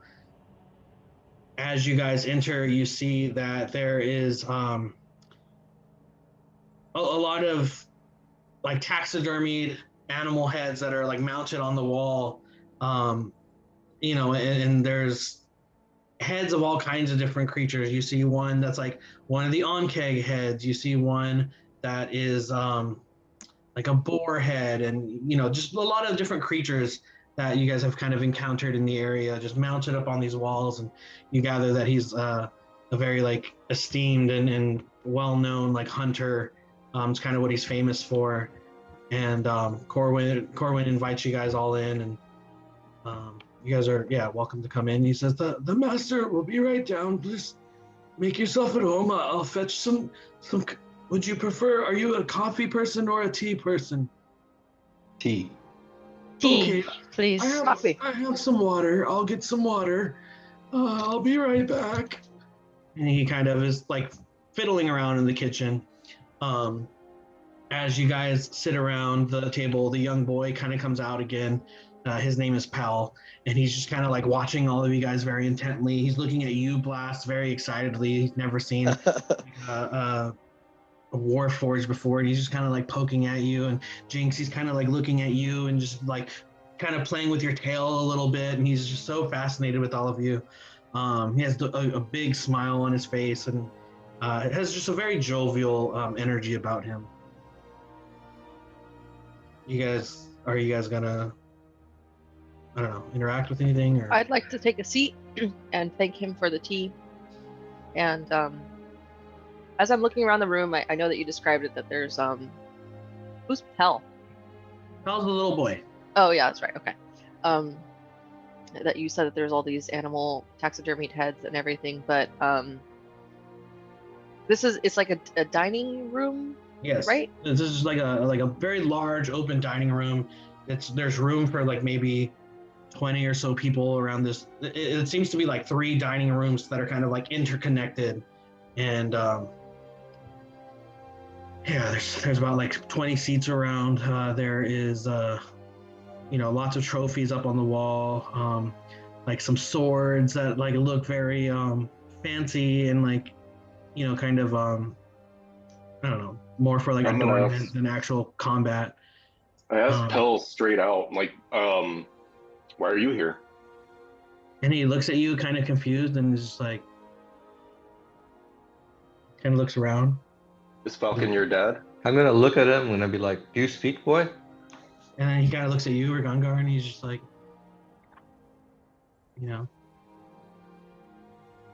still very excited, but a little bit confused. So, can't understand the words that are coming out of your mouth. And he looks at you and he's like, Okay. So then I just like, oh. And then Corwin comes back into the room carrying a large pitcher, and he starts pouring everybody some water. He says, "Don't mind the boy. He's a mute, but he's still has a lot to say." And he pours you guys some water into some mugs, and there's steam rising from them. He says, "Please help yourself." I'm gonna thank Corwin for the tea and kind of look at the kid and like give him like an okay, like sit down and enjoy the tea. Do any of you guys drink the tea? I'll drink it. Yep. I sniff it and then I put my paw in it and then I lick my paw. Yeah. What does the tea smell like? It doesn't really have a distinct smell to it. It definitely doesn't smell like herbally at all. And then Jinx, when you go to put your paw into it and lick it, it kind of just tastes like warm water. Oh. It doesn't even taste like tea. He just warmed up water. And as the rest of you drink it, you realize that it doesn't I'm not taste drinking it. like tea at all. And he says, I'm all out of the tea, but I have some water. Help yourselves. Definitely not drinking it. I see the reaction on their faces, and I don't smell anything. Red flag for me. What does the tea look like? It looks like water. It's just water, guys. Okay. It's just hot water. Water. Let's just say Warm water. water one more time. Water. Water bottle. Tibble takes some loose leaf tea out of his bag and goes over to Corwin and says, "Please, someone's here. Hey, allow me to share some of my supply." She wants chips. I'll take back all of the cups of tea and rebrew or brew a batch of my tea. Isn't that kind of offensive? You're like, fuck your tea. I think at this point it's not. At this point it's not offensive, right? So no, it was water.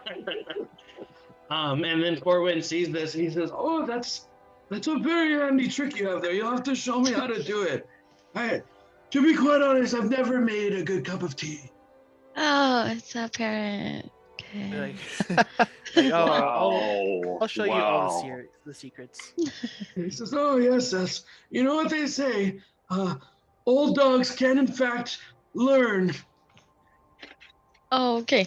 That's what they say. That's exactly what they say. That's what they say. That's how the saying goes.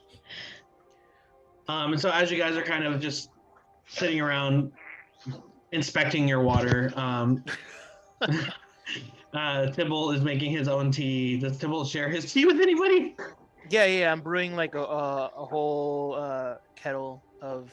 I was literally on my desk. And so then Corwin kind of turns to Tribor. He says, "Master Tribor, I'm sorry. This shiny fellow over here, he was saying something about shiny fellow. Some. Well, I don't quite remember. What brings you guys to these parts? I don't think Master Falcon was expecting you." Tribor speaks up and he says, "Yes, well, Sir Corbin, actually a very serious Corbin matter. Dallas? My encampment was attacked, and I need Falcon's help to find my men, and I believe you guys all may be in danger." And Corbin says, "Yes, well, I'm getting up there in age, and every day it's a little bit harder. Getting out of bed is a danger, as they say. Life is suffering. Or what are we talking about again?" I'm gonna say you were going to bring us your master. And he says, "Oh yes.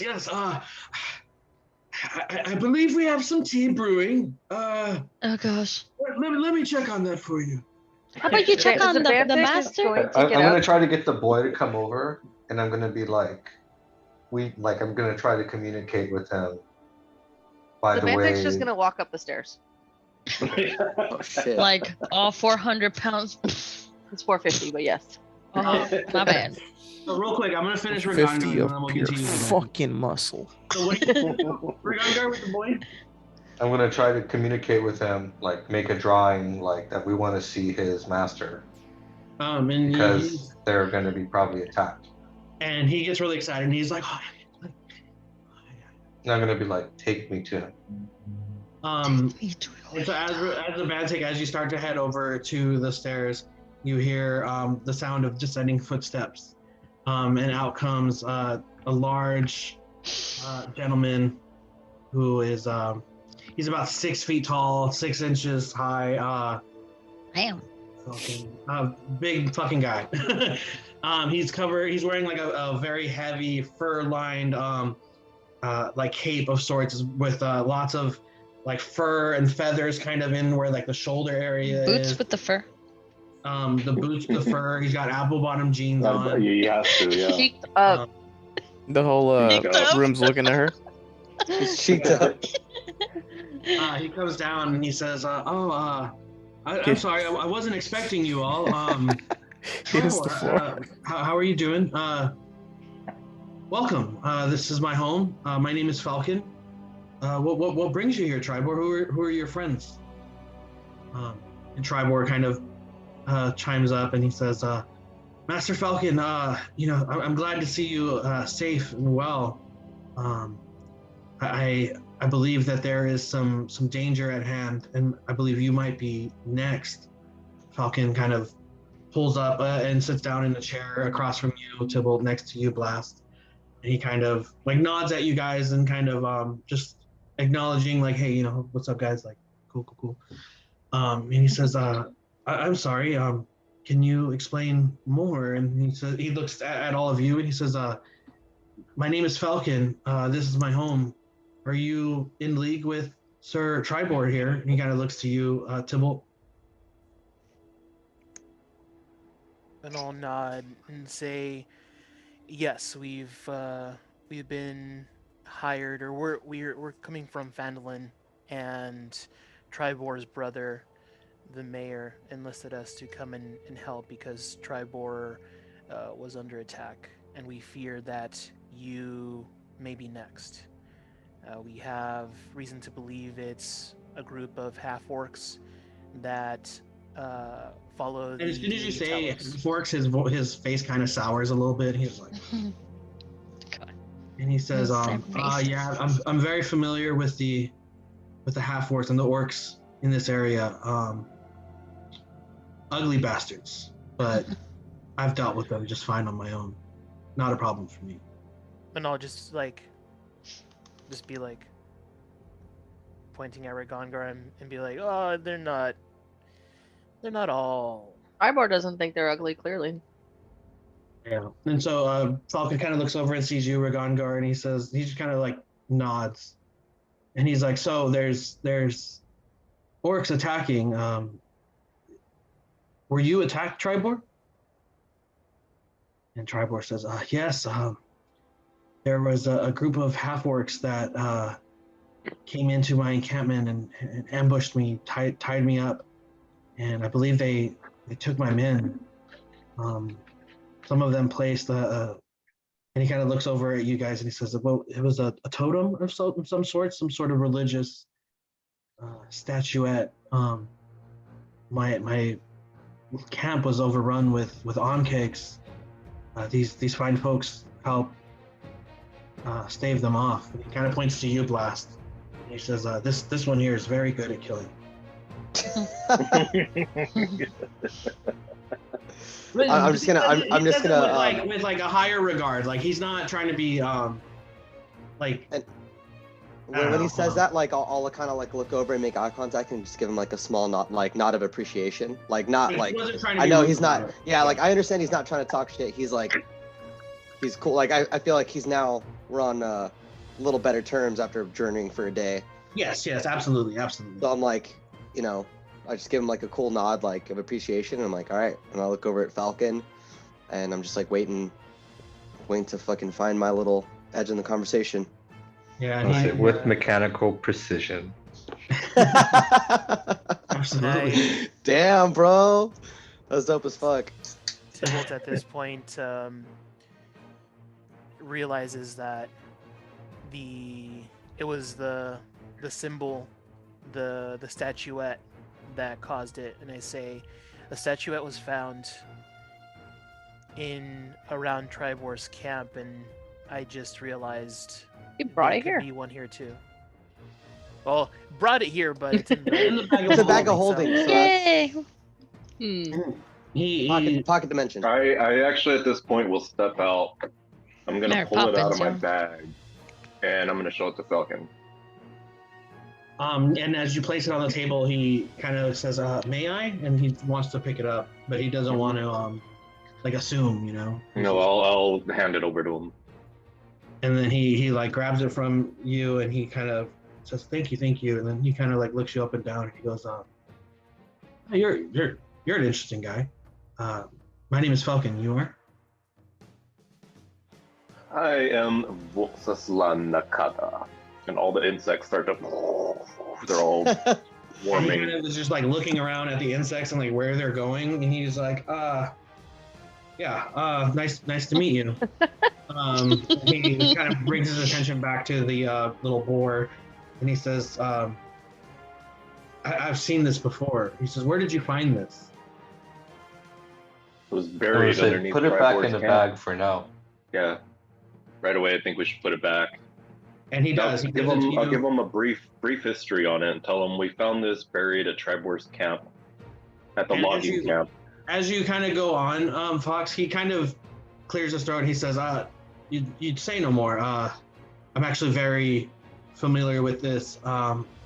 Something that I've been dealing with these past few weeks.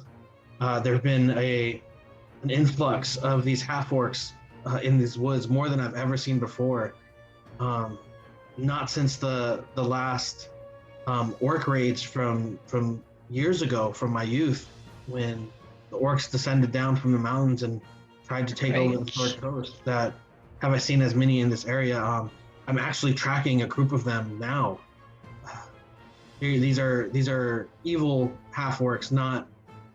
They're not your regular run of the mill type of half orcs. And he kind of looks over at you, Ragongar, and he says, they're not like your companion here. Is this a friend of yours? I'm gonna say I'm the first one that said they need to die. And he says, well, you and I can agree on that. That's a little unexpected, but I have the same sentiment. And he said, these creatures have been operating in these woods, and I think that there's something very evil afoot. He said, do you know what these lightning bolts are? They're the symbol of Talos. And he says, very good, you're correct. He said, about 10 miles from here, I've tracked a group of these half-orcs to an abandoned manse that years ago was... A manse? What the hell's a Yeah, I manse? was just thinking that. What the fuck Like that mansion? meant? Yes. Oh, Oh my God. mansion. Why Okay. didn't you just say soda? I mean mansion. Why would I say soda if I'm Why talking would I say soda? What? It's a He fucking turns to you, George G, he's Lopez reference. Soda, is that... What is that? It's a foreign liquid Like that you fountain drink? Is this some- Yes! Oh my This is God! fountain Someone drink. caught what I was throwing. Thank you. And No he idea what says, we're talking about. What it is? I don't drink out of fountains. We have Soda's plenty of... stupid. He says plenty of water. Corwin has some very good hot water. Have you guys had his water? Very good. Have you had his Yes, hot water? that is hot water. Thank you. And then Corwin says, actually, this fellow over here brought some tea. So here is some hot leaf juice." Oh, I would like some hot leaf juice. And he kind of pours the tea out into some of the mugs for you guys. And Falcon kind of chuckles a bit. He goes, Corwin never could make a good cup of tea, so I just stopped buying the tea. Is this coffee any? Is this coffee any better? And he goes, coffee. Coffee? He says, no, we haven't had coffee here for years. Oh God! Good thing I didn't ask for the coffee. Uh, Never asked for it. I'm gonna tell Falcon. We're specifically looking for a group or a camp of 9 half-orcs. How big is the group that you've been tracking? I take it you're able to at least know how many you're following. He says 9 is a very small fraction of their number. Oh shit. There is a very, very large presence in these woods of these half-orcs. And he says, I don't know where they originated from. They don't look like your friend here.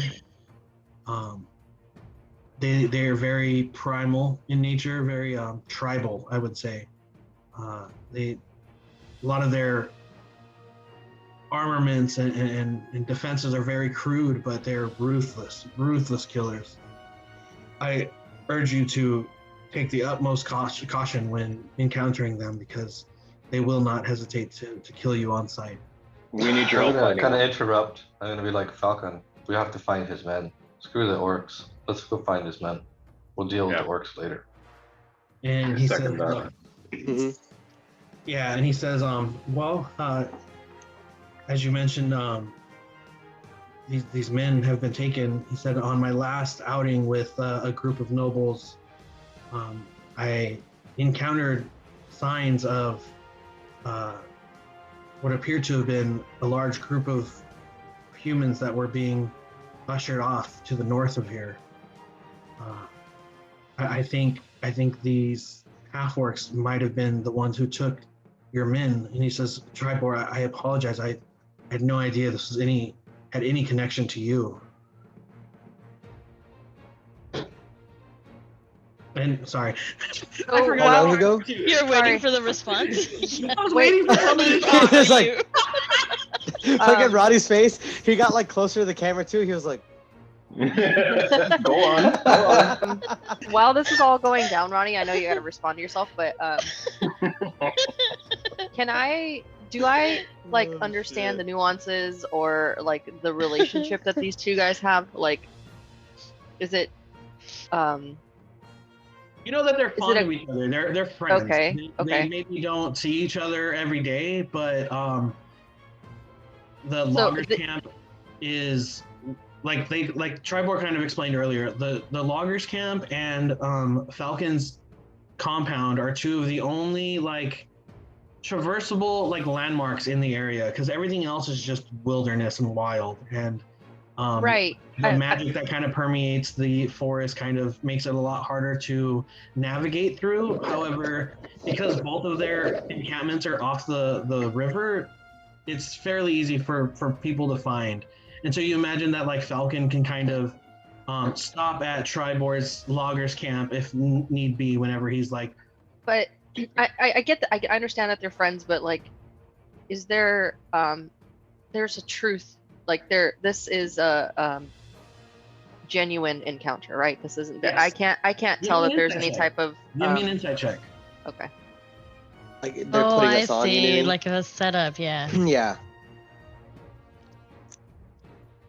Nat 1, 5. Oh shit. You believe that they have the best interest in mind. Okay, great. Ooh. So I'd like to like lean back in my chair and just like enjoy it. Just like, Yeah. oh, cool. I'm You satisfied. enjoy your hot leaf juice. All right. No, I'm not drinking it. Oh, okay. I'm not drinking it. In that case, I use the water and like I lick it, but I do that thing that cats do where they like put it over their face. They're like bathing their face, like cleaning their face with the. Huh? With tea. It's Taking a tea herbal bath? water, okay? Taking a tea bath over there? Yeah, it's herbal water. Leaf juice. Leaf so juice. Corwin turns to you, Zavantik, and he says, do you not drink tea? I look at Corwin and I say, not always. And he says, I thought turtles enjoyed water. Sorry about that. Ah.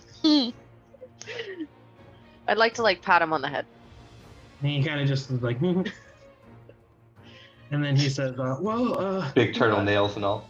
if you guys don't need anything else, I will do as the saying goes. I'll make like a tree and get the fuck out. Can I also try to like discern Corwin. He looks like he's just very like bumbly, but I don't know. There's something that Zabantik doesn't trust about him. So like, he's just a nice old man. I know what it is. Dementia. It's that Zabantik doesn't actually like old people. Oh, what? wow. Yeah, knew it. Wow. Knew it. So I mean, I'm watching him as he leaves, and I would just You're like to. Oh, Yeah, I would just like to. Yes. Is it? I guess I'm not entirely convinced that he's just this bumbly old guy. I think I would pick up on that, and I'm gonna go look around the kitchen a little bit. Just like Sus call the asshole team man. meeting. He's like team meeting. For anybody that is suspicious of Corwin or Falcon or any of the thing that's going on, anybody give me an inside check. 16. Okay. Ooh. Me, just a Falcon guy. He's like, I don't know. 17. Why? With a 16 and a 17, you guys are able to And another 17. okay, wow. All right. So yeah, you guys definitely get some hints that these are just some genuine people that want to make you a nice cup of tea. Corwin is legitimately just an old dude. Yeah. He just, makes leaf juice and warm water. He Doesn't even make leaf "Oh, juice.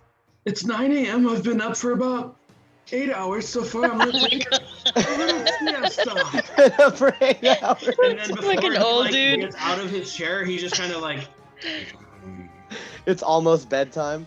Oh, God. yeah. And then Pal kind of comes around and is kind of like poking him a little bit, but Corwin's just out. At Honestly, the chair. that's honestly kind of super adorable, wholesome backstory. Like Falcon probably grew up with this dude being hit like the house servant. But he loves him too much to like retire him. He's like Alfred. But he's too Yeah. old. But Alfred's still useful in his old age. Yeah, This- Alfred's kind of badass. So This dude's too old to be useful at all. Yeah, Yeah.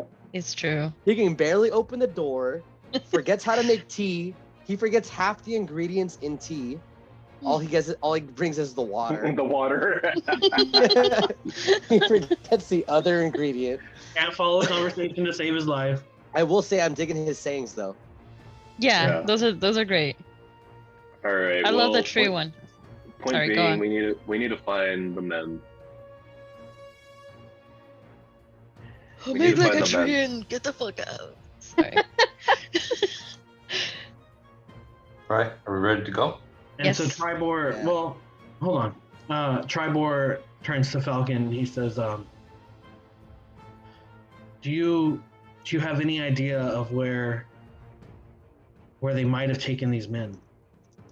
And then Falcon says, well, there's one of two areas that I've located. One being the woodland manse to the southeast of us.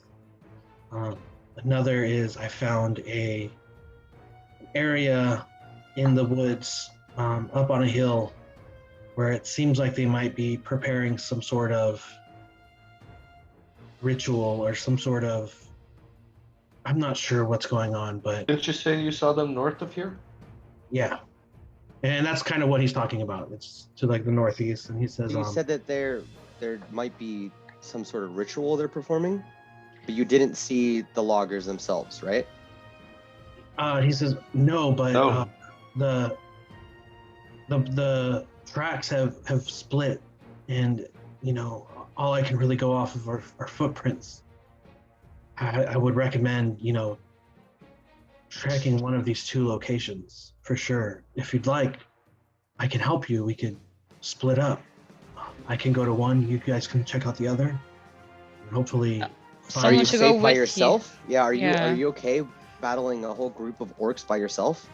And he looks around at all of the like taxidermied heads and stuff along the wall, and he says, I've fought a few orcs in my day.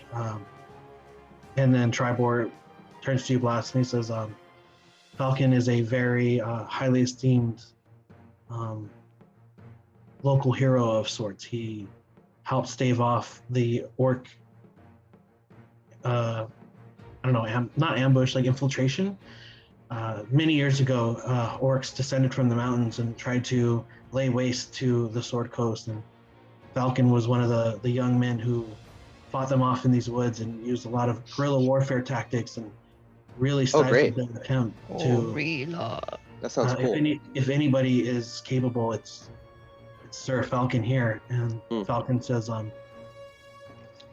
I don't wish to sound braggadocious, but I think I'll be fine. In fact, I think if you guys would like, I can go with Tribor here. The two of us will be fine. Okay.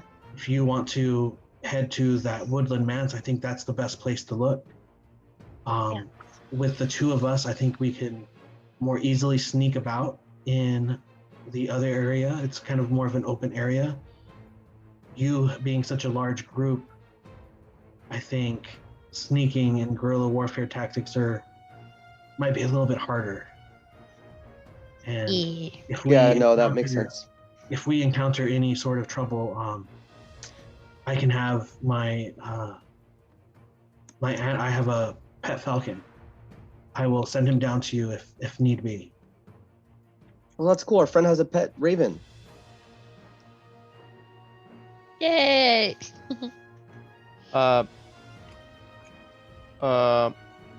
He can only go a specific distance. What's happening here? No. No, just because Falcon's saying he has a pet falcon. So I was like, oh shit, our buddy has a pet raven. Just Julio shaved. He looks down the table at you, Gon, and he says, I'm sorry, I didn't catch your name. What's your name? Gon, sir. He says, Gon. With the wind. And he kind of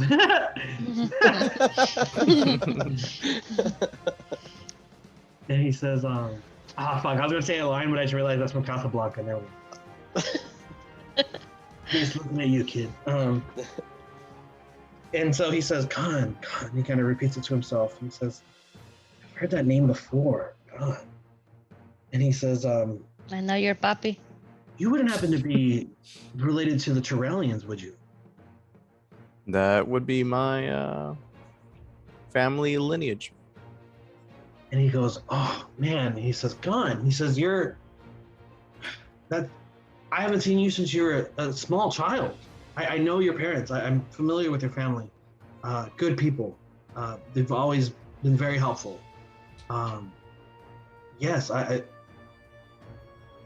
would love to help you guys. As a friend of the Tyrellians, as a friend of Tribor, I think we can definitely figure out what's going on in these woods and put a stop to this evil magic that's been permeating this area for the last several months as they've been expanding and increasing their influence on the area.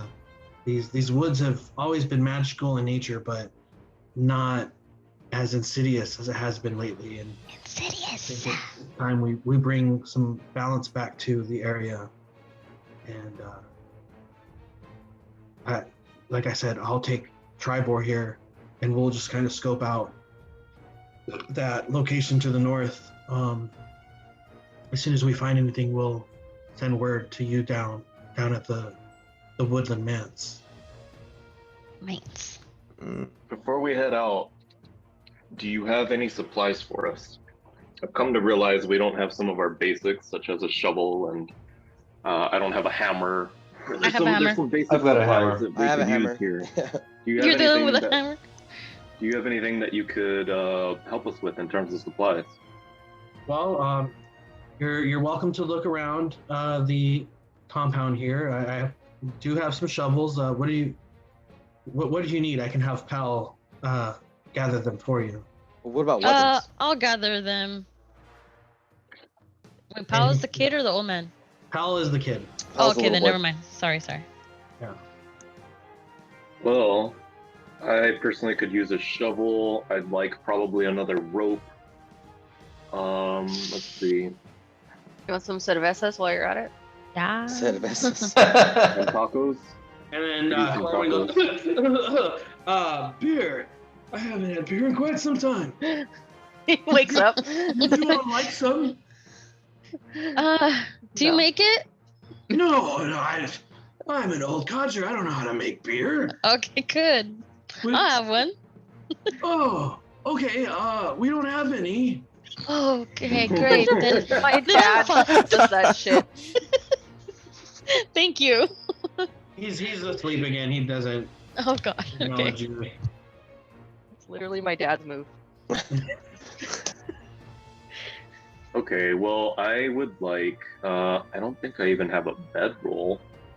I have a bedroll. I have all this stuff for you. You do? Yeah. Okay, well, you're gonna just give me your bedroll? Yeah, I'll give you my bedroll. Okay, so you don't need it? No. Bro, she just lays on Inside her shell is her bed. To sleep at night. She doesn't need a bedroll. She needs help getting up in the morning though.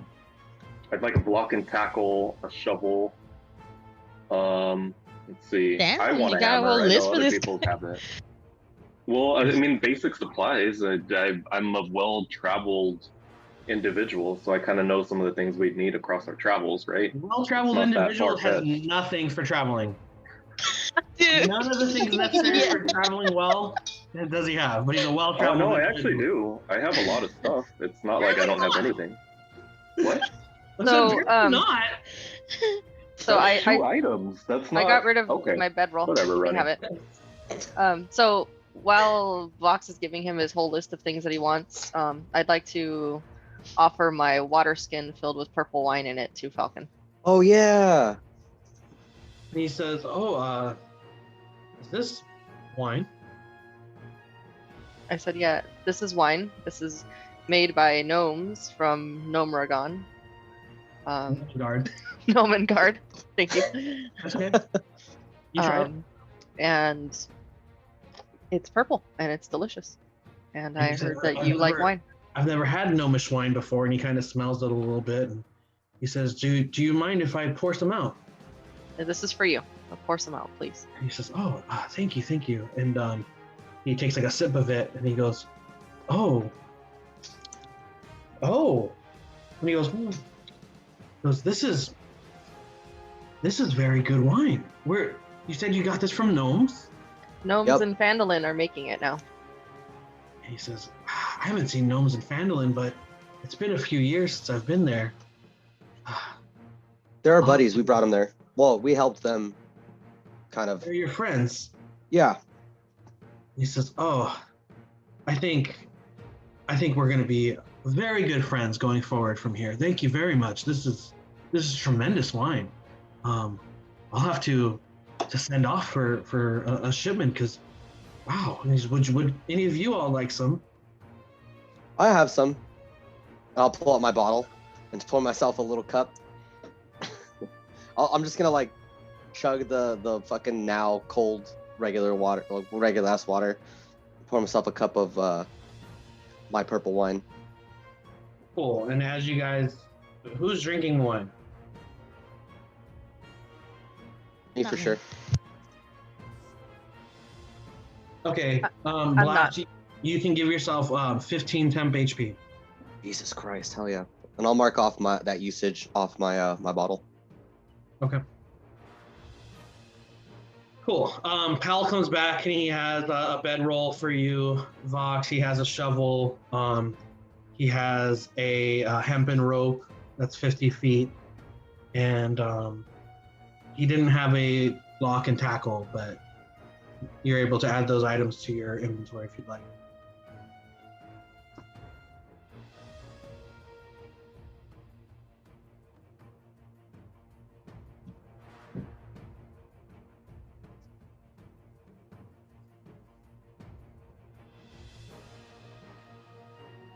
And you guys want to take a quick break? Yeah. I think this is Oh a yeah, good let's spot do it. before we Yeah, get this is going. perfect. Okay. Cool. When do you guys want to meet back? 20 minutes or so? Yeah. Yeah, How long? sounds good. 20? 20? Okay. Oh wait, is this like in a good time for you guys with the dog and everything? We can Yeah. work around the dog too, so. Yeah. We'll take her out. Okay, Perfect. cool. I'll say if Okay, you want, cool. we can wait like an hour or so, but. All right, cool. We'll meet back here in a bit. Perfect. So you guys are sitting around. Pal has given Vox a lot of the well-traveled tools that he requested. He kind of came up with this plan for you guys to go check out the manse while him and Tribor go and snoop around the other area where they think, he said there was one of 2 sites that they would have been taken. So, is there anything else you guys want to do around here before we head out? No. All right. In that case, let's go ahead and get going.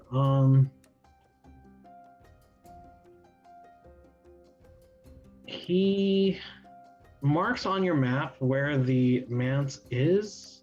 Let me just double check because I want to make sure. I don't know if it's like an actual location on the map, so let me find it.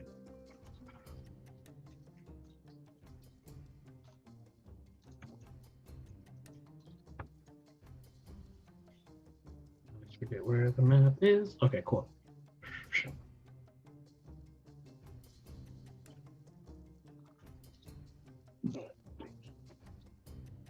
Why are you guys moving my shit? Because you deserve it. That's not me. I'm gonna lock everything.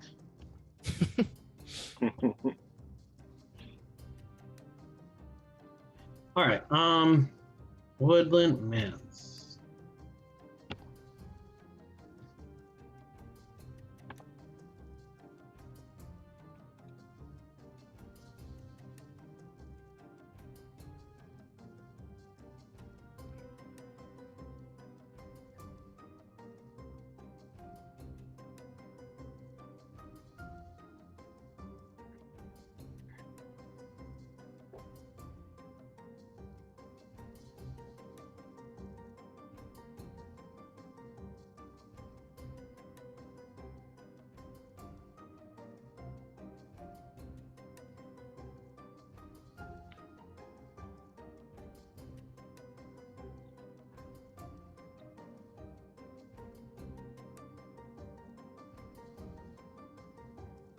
The guy playing the song is getting down.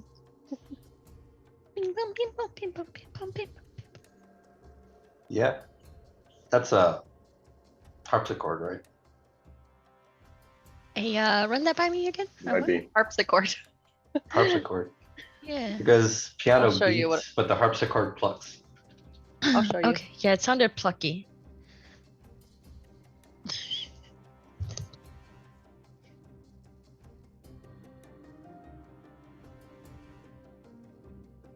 Okay. So the Woodland Manse is about 10 miles southeast of here. Manse. Oh, okay, I see. I was trying to figure that out.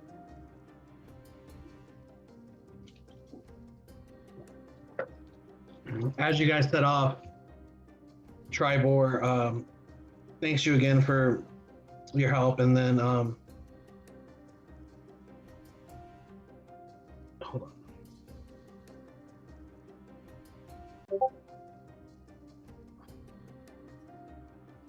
Okay.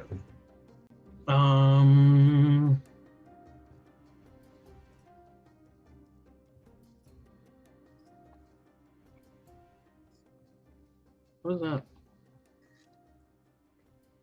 Who's rolling?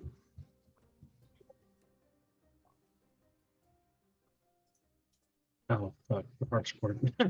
I was like, what's going on?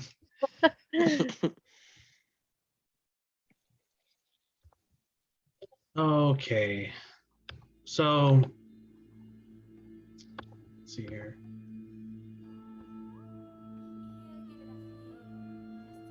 Oh, fucking screen share. All right, so you guys set out. Dave, I need you to give me another survival check with advantage.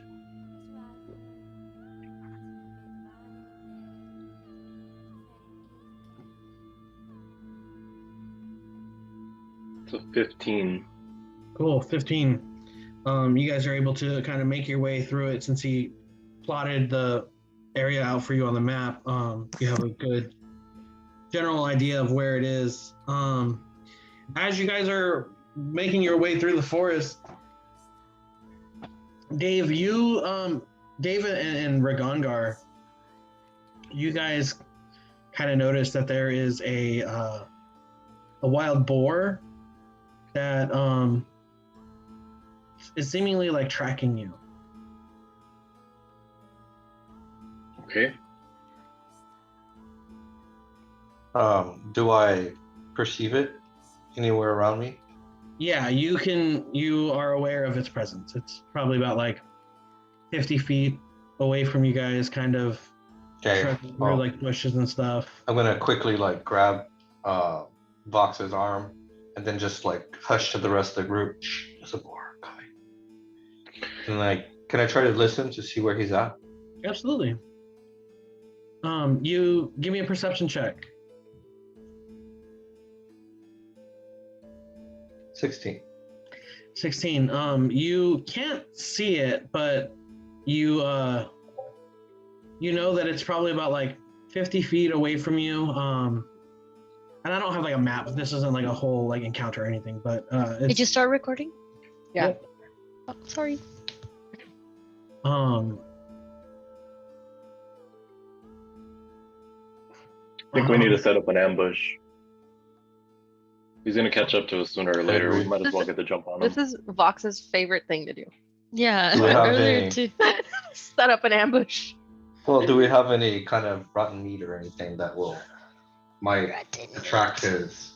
I don't know, pigments? but I can get a nice vantage point in a tree. I'm sure a couple of others Well- can, and maybe we'll leave you with. Well, can you bacon like here. hunt an animal for meat? as you guys are kind of talking, you can kind of hear the slight rustling, and it's getting a little bit closer. Yeah. I I'm brace gonna climb up myself in a and I tree. jump a tree as well. Yeah. I want a turtle. Turtle. Into your shell. Can I ready a Eldritch Blast? Eldritch Sure. Blades. What's the triggering condition? Triggering is if I see something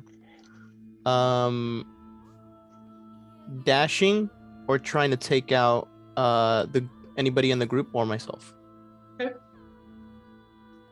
Dashing.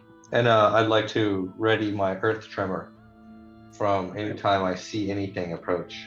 As soon as I actually see something, I Anything. want it to cast in that area. I'm And I'll ready my arrow. So I'm going to call my echo. Okay. And basically ready myself, pull my greatsword out, ready myself to move my echo and either attack from its location or teleport myself to it and attack. Okay, so as you guys are all kind of aware that this. Oh wait, I'm so sorry. Before we, you what? I wanted to put my hoodie on. My cloak Cool. makes me invisible. It doesn't make you invisible. Well, you know what I mean. Advantage on your stealth checks. God damn! How many times have we talked about You this? fucking know what I mean, and I'm gonna say it every time, and we both agree. It makes me like stealthy as fuck. How can you do Boy. those 4 attacks? What? Explain to me how Blaj can do those 4 attacks. Yeah. Every time. Okay, guys, we don't need it. We need a jury and stuff for this. Like, Okay, go on. I'm sorry. My cloak is on. Your cloak is on. Are Yes. you hiding? Yes, I'm up in the tree. Okay, anybody that's hiding, I need you guys to give me a stealth check. I'm You got literally it. just in my shell on the middle of the road. Yes, you're very stealthy. I'll 14. yeah, I'm not fucking hiding. Fuck that. 14 for Dave. 19. Nice. 19 for Jinx. Anybody else hiding?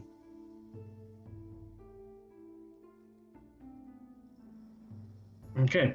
So as you guys are kind of preparing, you start to hear a slight rustle in the bush there, kind of near you, Gone. As you watch in anticipation, a little baby boar, a little piglet, comes out and kind of snorts at you. oh no, the mom. Starts kind of foraging yeah. around. So I'm gonna take into account that this boar is here, and for a moment, I see a cute baby boar, and I'm like, oh look, a baby boar, and I'm like, wait, where's the mother? And so I draw my eyes off of the baby boar, and I start to scan the area. As you scan the area, the baby boar kind of comes up to you, and he's just kind of sniffing around your boots. and then you hear another rustle as another little baby piglet boar kind of comes out and sniffing around the ground and kind of takes notice of you guys. One goes over to Blast, kind of smells his feet, and one looks at Tybalt, and they're just kind of boring around. At this point, I'm like, Vox, Jinx, you guys see anything? Can I scout around and like the whole perimeter, like do a little like scan to see if I pick up anything, even in the dark? Give me a perception check. It's not very dark. Oh, well, I have night vision, so I just wanted to clarify. God, what a fucking mean you are. I just said it's not dark. I have dark vision. It's still like broad daylight. It's just in morning. case he's like, what if there's a lot of shade in the trees? Like, the fuck, guys? What if it's blocking the lights of the sun? I don't know, man. What did you want to perception that you know? Camping's over. You guys fucking won. Good job, guys. Dark vision for the win. Oh my god. Okay, so I got a whopping 6. Victor. Fucking sunlight. Give me a perception. What did you get? I got a 6. A 6? You don't see anything else. Yeah, okay. Do I? Give me a perception check.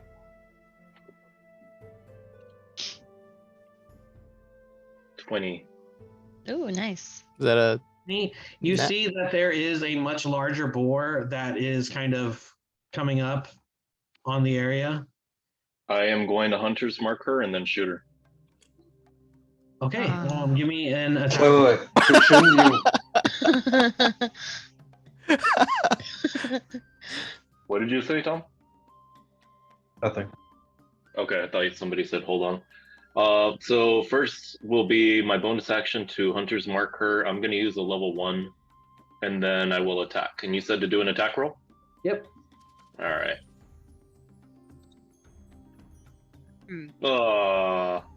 It's a 10. Yeah, so your arrow hits just right next to the boar, and then you just hear it squeal, and it just kind of rushes out, comes out into the open, and you see like the little baby piglets kind of like look at it, and like they look scared, and it just kind of like snorts at the baby piglets, and then they all just kind of take off into the bushes. Okay. I'm gonna look at everyone and be like, let's continue. Take another shot. Take a shot.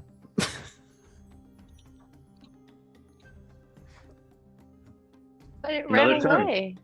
Another 10, you missed. And then the boar is they're both nat ones, by the way. Yeah. Oh shit. You shoot yourself in the toe. They're both nat ones. Wait, how did you get a 10 with a nat 1? What the fuck? I have plus You got a 9. plus 'cause I have 9. a +1 bow. Plus 9? I have a +1 bow. Oh and I have man, you guys are gonna +1 lose some innate items soon. God damn. Oh, It's a +1. shit. That's not even a big deal. I have a +9 on something. Cool. So the boars escape unless anybody else wants to do anything. I mean, No, just let him go. I would like to unshell defense. and as the 3 boars run away, you see one of the piglets kind of stop and like turns around and like looks at you, gone, and like a little teardrop comes down. Oh my god. And runs into the bushes. I'm on the verge of tears, but I hold it back. and no, nobody's close enough to hear this, but I go. The fuck. Cool. Cool.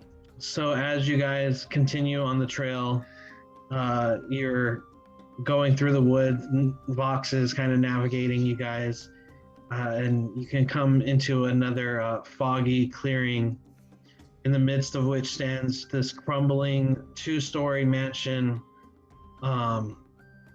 pretty much completely covered in like this thorny ivy that just kind of is just taking over this like abandoned derelict house that just has been lost to time and nature, seemingly. Just overgrown weeds and ivies just covers the walls. You can see that it's just kind of been like it's like decomposed. A bunch of it's kind of like crumbled, like kind of in ruins. There are these large wild patches of pumpkins that are like kind of surrounding the area. A really thick like thicket of vines and stuff where these pumpkins are kind of growing out Who of. wants pumpkin juice? Yeah. Pumpkin juice. There is a large house that's set atop a 6-foot high stone foundation. It's 2 stories high with that 6-foot foundation, and then the house kind of starts from there. 2 stories. The main entrance is there's like some steps that go up into like this sort of what is it called? Like a stoop, like stoop kid's gonna leave the stoop. You know how they have that? Yeah. So it's kind of like that. And there's like a balcony above that made of stone. The wild patches of pumpkins are just kind of like strewn about the land. And there's several boars that are just kind of eating these pumpkins and just kind of minding their business. They see you kind of come up and they're just like, whatever, man, I'm just trying to eat these fucking pumpkins.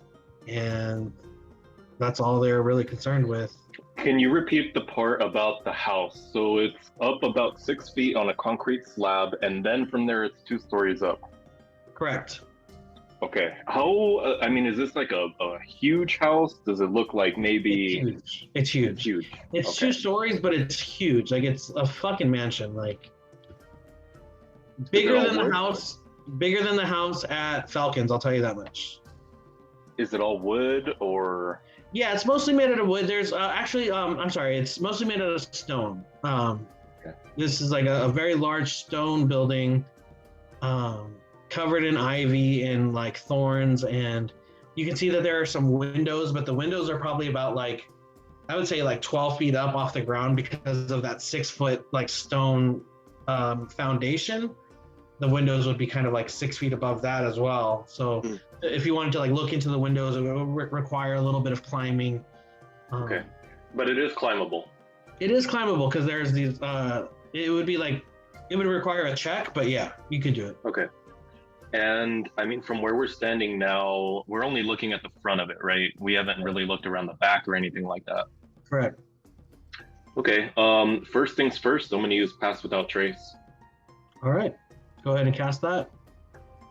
So I kind of just mentioned to the group, I'm even going to whisper it at this point, just stay nearby, stay within 30 feet of me. I was going to ask, do they have to be within a range? Yeah, but they can go in and out kind of thing, but as long as somebody's within 30 feet of me, they get the bonus. The plus 10 to their stealth check? Yeah, exactly. Okay, cool.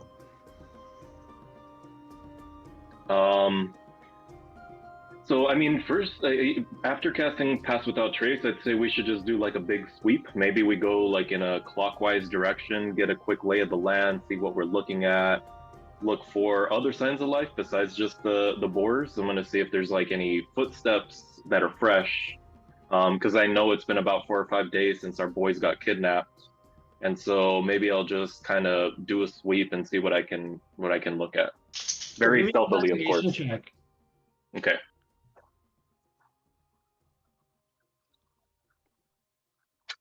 So an 11. Okay. With an 11, you do see that there are some several different types of tracks kind of just strewn about like here and there. Nothing really that's like nothing that you can really pick up on as like a trail per se, but you definitely see like some boar hoof prints. You definitely see some of the Ragongar sized feet prints that are, you saw at the loggers camp. And you definitely see some smaller like human footprints kind of just here and there. Nothing that really like gives you like a trail to pick up on, but you're aware that if Tribor's men are here or were here or whatever, like they were definitely here at some point. So, you gather that you're kind of in the right spot. So there's a lot of human footprints? Yes. Okay.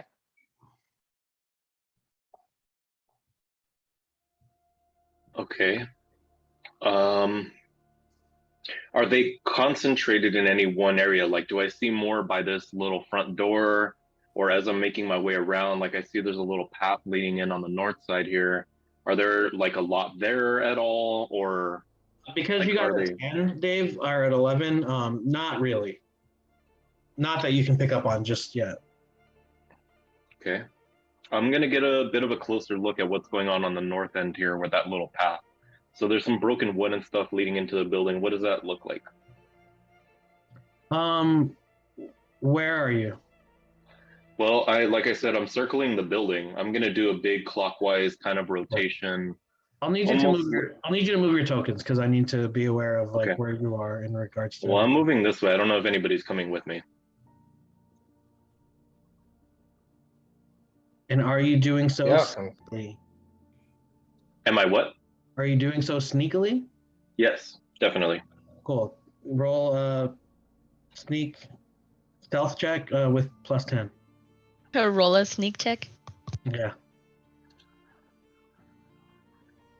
It's going to be 18. Cool, yeah.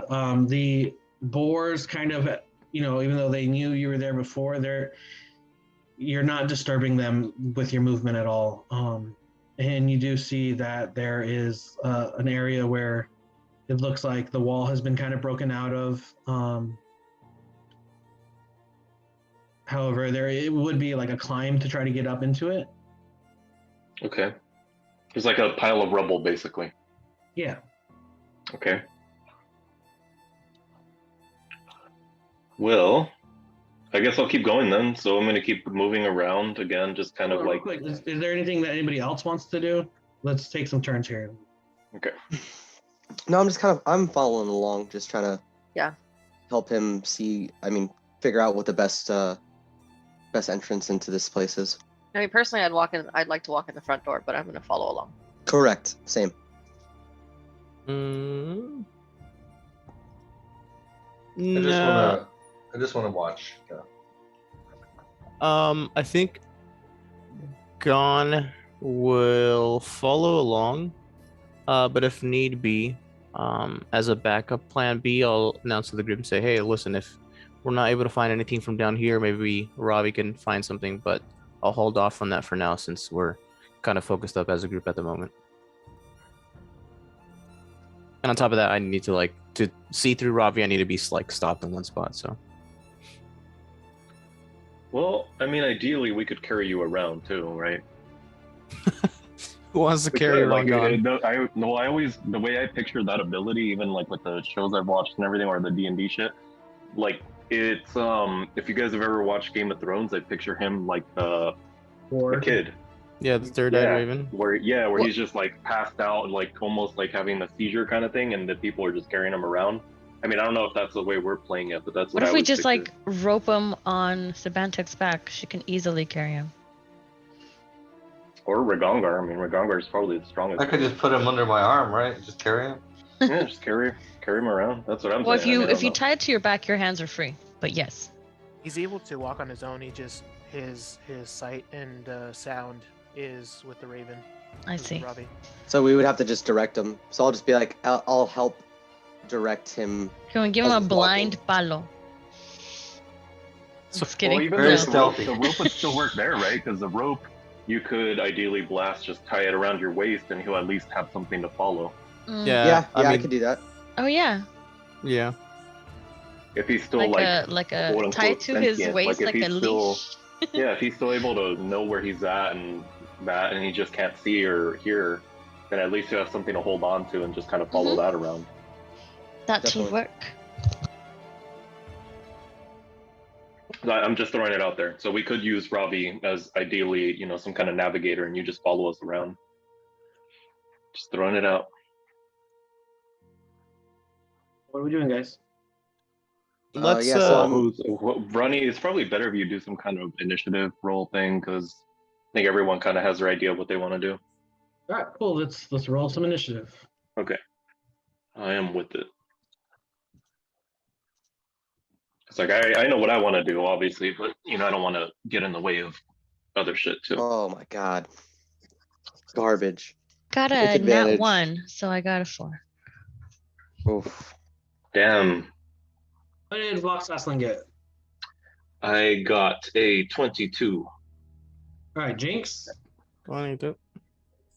I got a 4. All right, Ragongar. 20. 20. How about you, Tybalt? 17. Yep, 17. How about you, Gon? 18. And Zabantic? 13. 13. And then Blast? 7.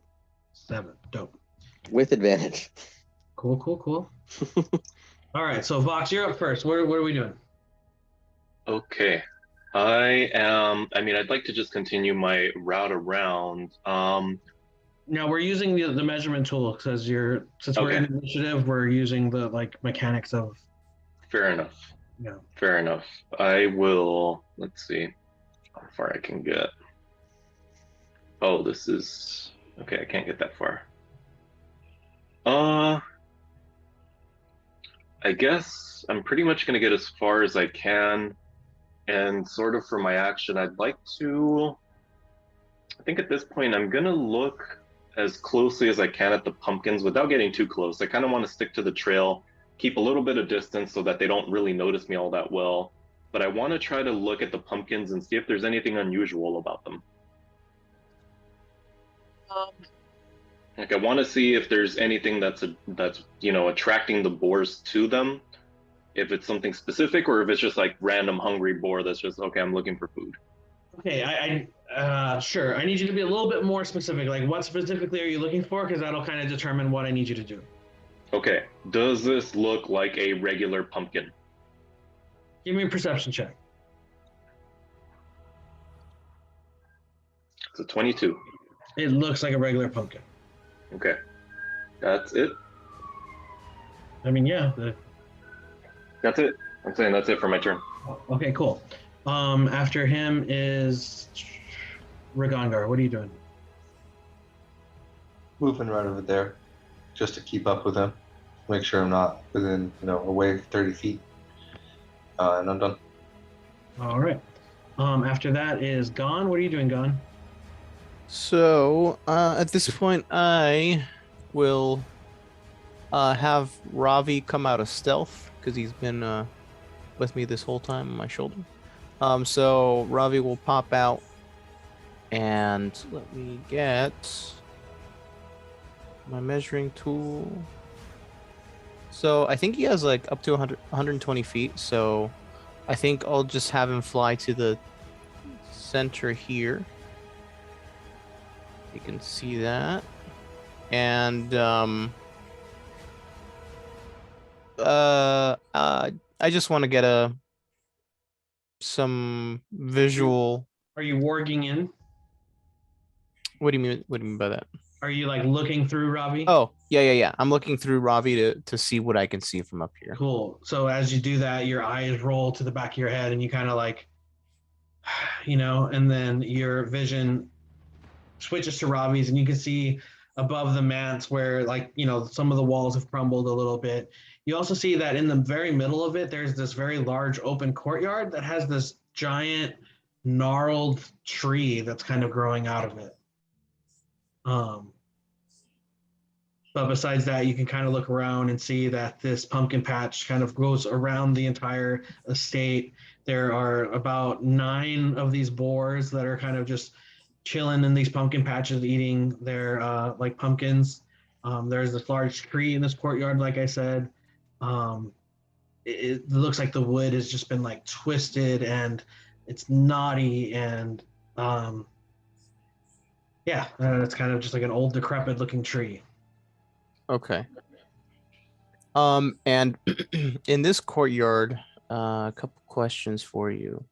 This back wall here. Let's see if I can.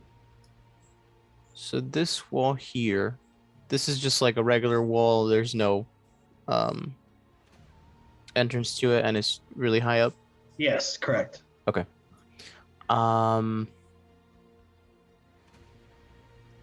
And I think I just see a couple of entrances to the north and to the south.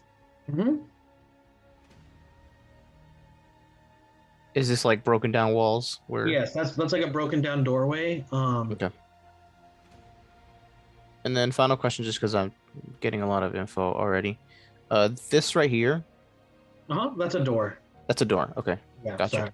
There's a like fog of war tool isn't like the most accurate. No, that's fine. No, I figured because it might have been like a window instead of a door compared to this. So okay. I think that's pretty much it. At this point, I'm kind of just reiterating everything that I see while I'm warged out to everybody who's around me.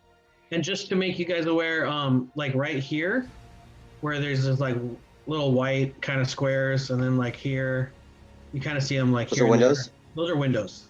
Got it. They're about 12 feet up, but those are windows. Okay. So there's okay, got it. That makes sense. Okay. Is there anything else you want to do, Gone? Can I say something else, or is that enough since I relayed information to the group? You can. What else are you trying to do? I mean, I just wanted to say, like, listen, I got eyes on the courtyard, explain everything that I see, and then just say, but we want to check all our options, even the more obvious ones. Anybody want to check the front door? And that'll be my turn. All right. After Gone is Tybalt. I'm gonna keep following around with Vox, and I will take the time to also cast Detect Magic to see if there's anything outside. Detect Magic doesn't go through stone, so just if there's anything in the area that isn't through stone. No problem. As you cast your Detect Magic, are you casting that ritually? Yeah. All right. So it'll take some time. No, I'll say that, in your short rest, you were able to kind of have prepared that, and you can cast it without taking the full 10 minutes. You do notice, Tybalt, that there are some magic that's kind of permeating from the pumpkin patches. On the pumpkin patches? Yep. Would it be able to Cinderella. identify the source? Give me an arcane check with advantage because you're using Detect Magic. Yo, we here for a bad time, not a long time. That's a 19. You gather that the pumpkins are kind of permeating with this dim aura of transmutation magic around each of the pumpkins. Okay.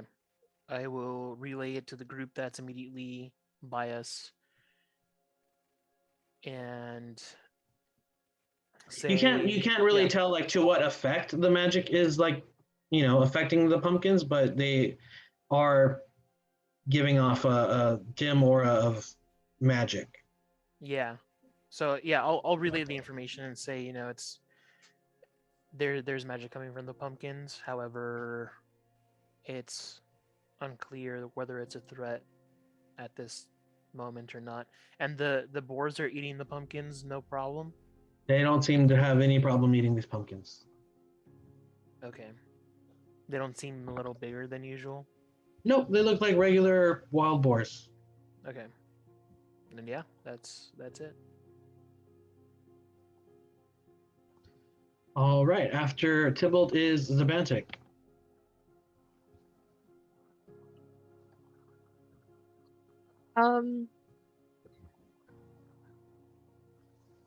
Since the pumpkins are magical,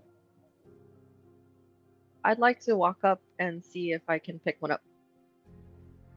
Sure. I mean, where are you going? Cool. As you do so, the boar kind of just moves a little bit away from you. Tries to like keep its distance, but yeah, you can pick up the pumpkin just fine. What are you doing with it? I'd like to like pick it up and like look around and do I feel more magic emanating from it as I pick it up? No, as you pick it up, kind of like with Dave, it looks like a regular pumpkin. You know that it has some magic around it because of Tybalt, but upon inspection, it looks pretty normal. Okay, so I'd like to like crack it on my knee and like eat some of it. You're eating it? Yeah. Nice. Yeah. As you eat it, let's see.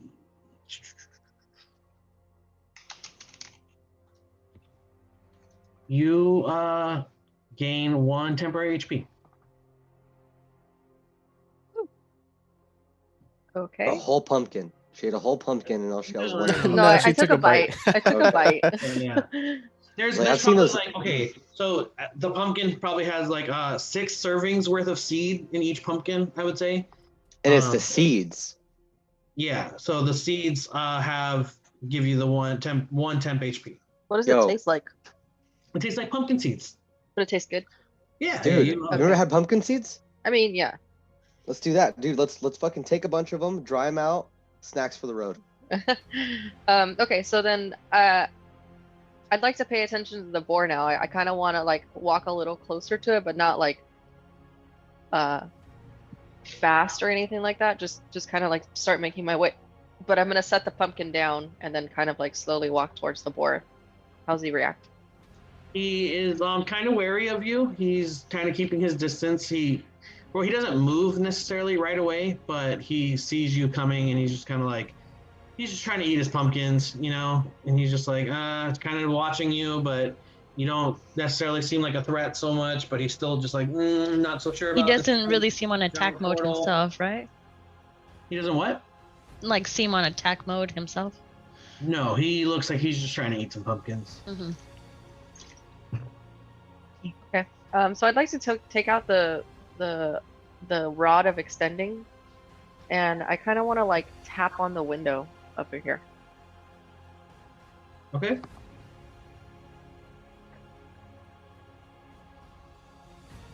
You get no response.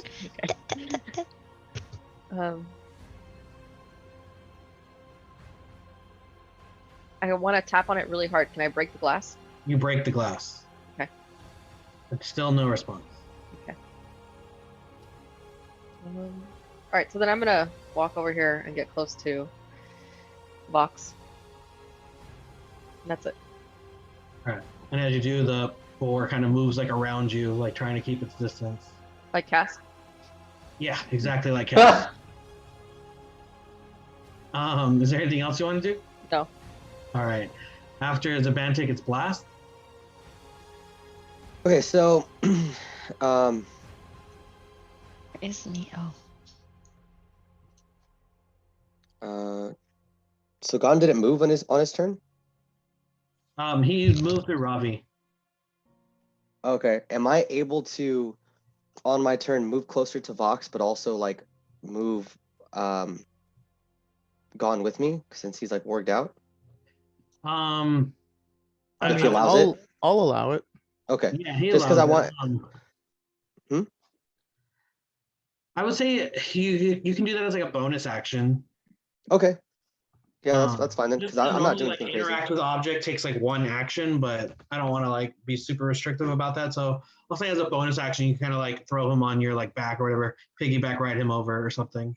Well, I mean, he can walk still, so all I'm gonna do is Okay, cool. just use like hand on the shoulder and like just direct him as I'm moving over here. And before when we were on the road, I had asked for my echo to appear. Okay. And I don't see him on there yet. So just because before we get into battle, I don't want to have to burn an extra bonus section. And that's it. I'm just gonna be in line with everybody and like bringing my fools over here and just getting ready and we're kind of watching and seeing what Vox is doing. And I'm doing that thing where I have like my echo like existed like as an after image. So he's like super close by. And then, yeah, that's it. I'm kind of looking from where I'm at right here, standing right there. Am I able to see this right here? You can kind of see that it looks like there's a hole. You don't have the best vantage point, but you're kind of aware of it. Yeah. Okay. So I'm just going to kind of stage whisper over to Vox and say, Vox, I'm going to point over here, over to this. And it's like, it looks like that might be a way in. Yeah, that's kind of where I was heading. I think that's a better approach than going in the front door, personally. I mean, whichever. And I'm gonna look over at Devantic and give him a thumbs up. No one likes to gamble here, so it's fine. Just me. Zavantic is a gambler. And then that's my turn. Cool. Jinx, you're up. 10 years later. I am ready. So she's. Oh my gosh. Who's after this, Ronnie? It'll be Vox again. Back up to you. Okay. So then I like prance, like I'm excited. So I feel like angsty because like we haven't really done much. So I'm like ready. And so I just freaking bolted. You feel anxious. ¿Qué dije? Angsty is different. That's like brooding. Angry. Like, okay, yes. Yeah. Anxious, thank you. And then I freaking bolt it over here. But like I want to go around. I'm not trying to scare these little boar guys. They just chilling eating pumpkins. I don't mind it. Oh shoot, from this point on I'm supposed to measure my distance, correct? Yeah. Okay, so I would say I'm here. Trying to see how far I can get. I kind of want to get here, but I didn't want to cross them. Well, I'm gonna have to. ASMR provided to you by Dave. Lovely. I request the dog drinking out of a water bowl, please. So, okay, this wasn't my original plan, but I am gonna just run so you can see where my little thing is through this middle part and end up right here. This is 60 feet, my maximum distance. And I wanna like be right here where I like peek my head in here. But It's just 12, my head. 12 feet above. But okay, but isn't it like You broken said you right have there? to climb. You have to climb to get in there. Okay, but this broken rubble isn't on ground floor then? No. That Oh. hole. There's a Oh, pile of It's rubble at that least you have to 6 get feet over up. to get in there. okay, and that's my max distance. If not, I would climb it. Okay, so I'm just gonna wait right here. Okay. Then yeah, we're back over to you, Vox. What are you doing? I'm gonna go measure. Oh, pretty much get right here to where Jinx is. That's it. There's nothing else I can do. The boar like moves to avoid you as well. Kind of just gets over here. Doesn't like that all these people are stomping through his food. He's just like, I'm just trying to eat, guys. All right, is there anything else you want to do? I can't do anything else, so. All right, Ragongar, you're up. All right, so let me measure here. Oh, wow. It's really far. Okay. This is a big map. It's bigger than it looks. Yeah. I'm gonna get to like right about there, I guess. I'm gonna look. What does the ceiling look? Does it have a ceiling? From where you gather, you like imagine that it has a ceiling. It does have. Actually, it does. Let me see.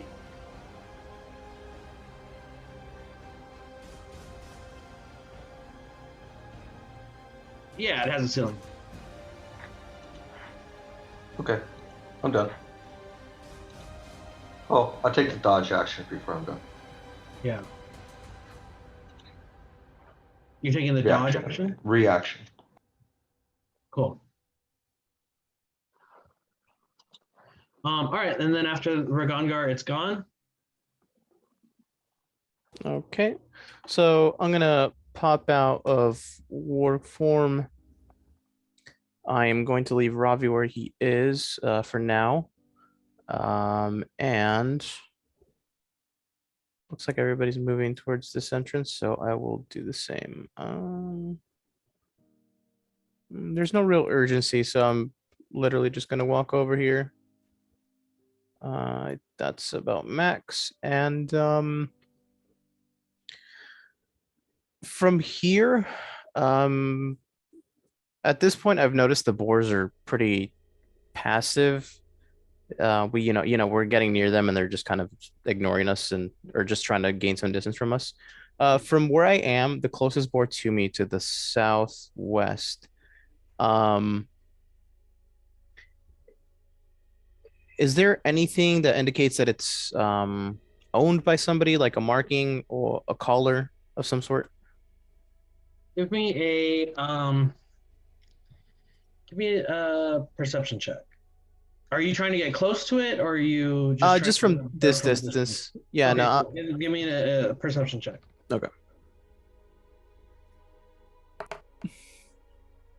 Oof, that's a 3. No, nothing. It just looks like a wild boar to you. All right. I think.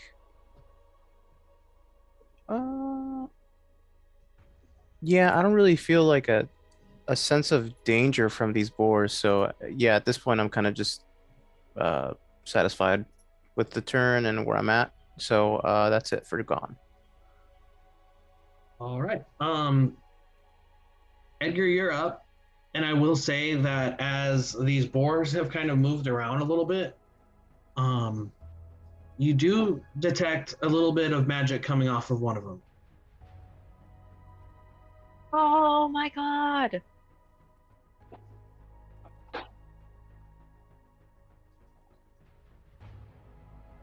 Which one's given the aura?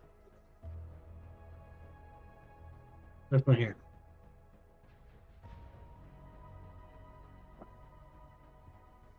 He doesn't sense us at all.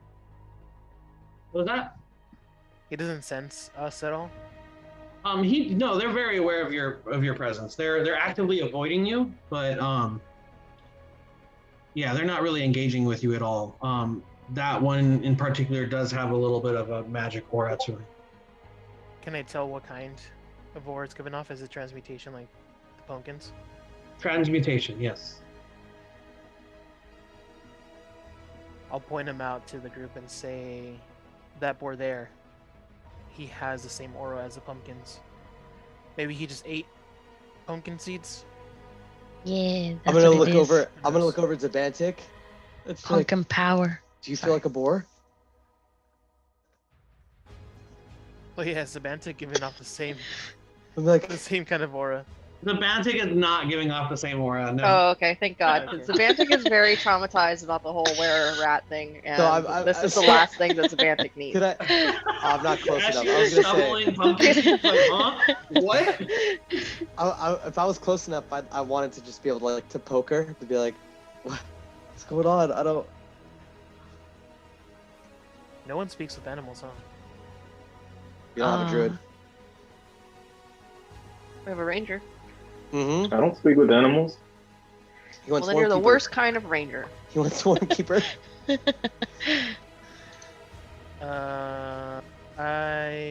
insects are animals. Technically. Yeah, just Animalia. Different. Animalia. make note of it. I'll take a few steps closer to the boar. Does he like He moves move away. away? Yeah, I'll step a few steps over to the other one. Does it move away too? moves away. Yeah. Okay. So it just seems like they're not a threat. So I'm just gonna keep walking through to catch up with the group. That's it. So, and as this one kind of scurries over. All right. Is there anything else you want to do on your turn? Nope. That's it. Okay. After you, Tybalt, it's Zabantic with Blast coming in after that. Tybalt's done, right? Yep. Let me measure her.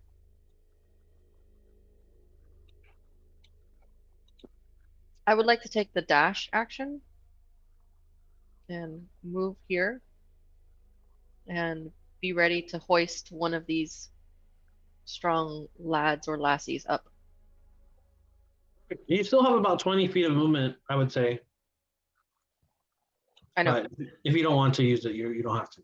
No. So I have my hands out ready to hoist someone up. Cool. All right. After that, it's Blast. If you're done.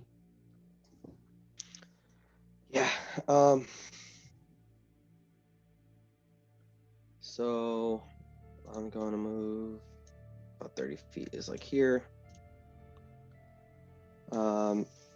Yeah, I'm just gonna wait until I have enough room and time to get in. And ideally, I would like to do it, but I don't think I have enough movement with my echo to get here and help, so I'll just wait till my next turn. Can you teleport him over as like a bonus action? Yeah, I could. I gotta. Or does Yeah, it that's cost actually movement? true. That's I actually can't remember if it yes. costs movement or not. No, it doesn't cost me movement. So he has his own separate movement. Okay, I thought it was like 15 feet of your movement or something, but you might be right. Yeah, so that's only if I teleport. Mhm. So okay, cool. Yeah, yeah. your teleportation okay, cool. My teleport, but because I moved my max 30 feet, I wouldn't be able to teleport. You know what I mean? Mm-hmm. So I'm just gonna wait. Cool. All right, and then Jinx. Sorry, I was battling Kira right now. This girl overpowers me. So I am here. I would like to climb up the 6 feet up the wall. Yeah, and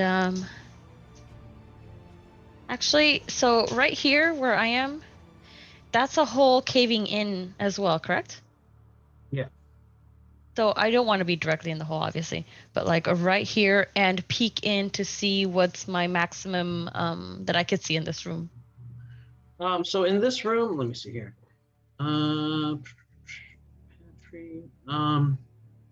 Yeah, much of the room above this chamber has collapsed, leaving debris scattered across the floor. Birds have made nests on the wooden shelves that line the north and south walls. Rats long ago devoured anything that they could reach, and all other foodstuffs have rotted away.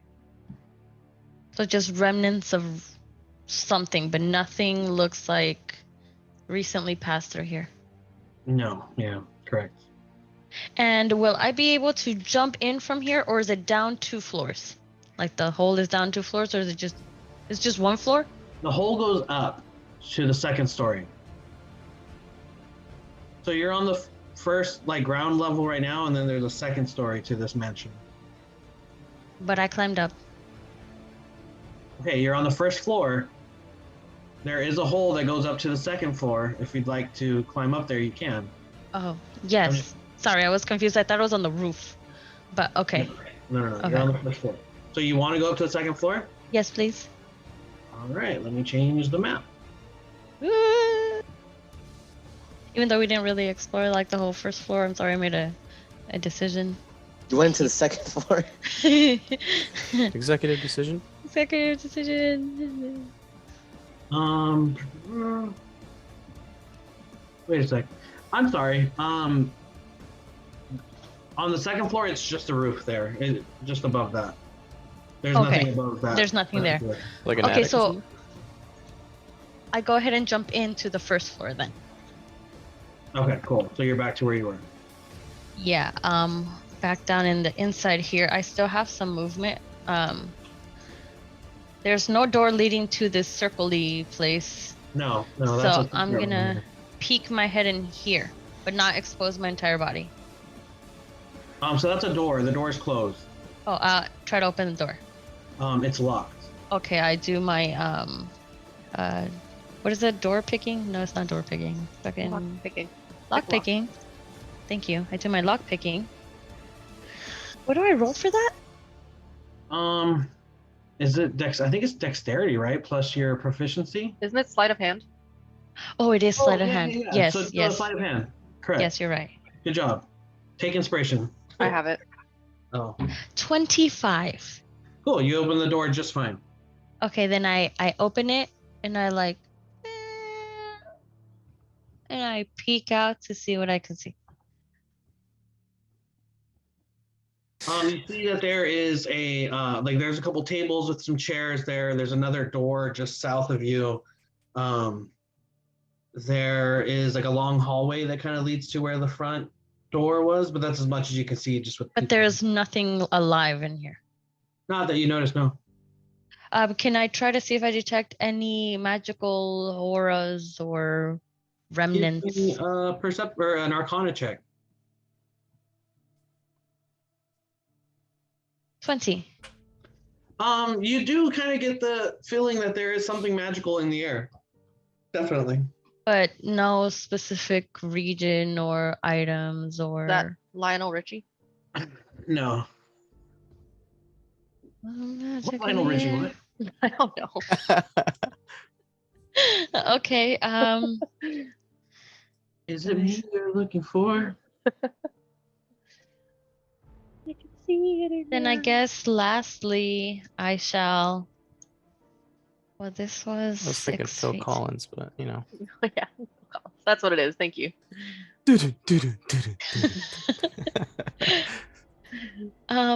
Okay, my question is down here. Is this a door? Yo, how much movement do you have? 60. And you have 60 just cuz? Just Or are you cause. using Because a I'm a dash fucking cat. Because she's a tabaxi. Or are you using your like racial feet? Oh, I'm using my feet. Okay. Hold on. I thought you couldn't move every other turn when you do that. Yeah, that's why I'm asking. Hmm. It says when you move on Yeah, base move on your base turn speed is combat, 30. you can double your speed until Hmm. the end of the turn. Once you use this trait, you can't use it again until you move 0. So I can't use it right now. I'm sorry. I did use it Outright, but earlier. you wouldn't be able to Right. use it again until you Mhm. didn't move. Correct. So I did only come down here and then like poke in here. So This is just 6 so you feet know, up. real quick, just so you know, it costs you 6 feet to get up here. This is 6 probably feet 10 to feet get into down. this room. You Okay. jumped up into the hole, came down, so that's probably another 10 feet. Another 10 feet here, and now you're here. So So that's it. Okay, so then I'm just here waiting and try to detect them magically, feeling in the air, and I you just go definitely get back. a creepy vibe. Yeah, and I'm Something like, magical is afoot. hey guys, coast is clear. Come in. And that's it. Okay. After that, we're back up to you, Vox. Okay. I don't know how much movement or whatever it costs me, but I want to get to here. Is that 5, 10 feet, 15 feet? How much does that cost me? It would just cost you 10 feet to climb up. Give me an athletics check.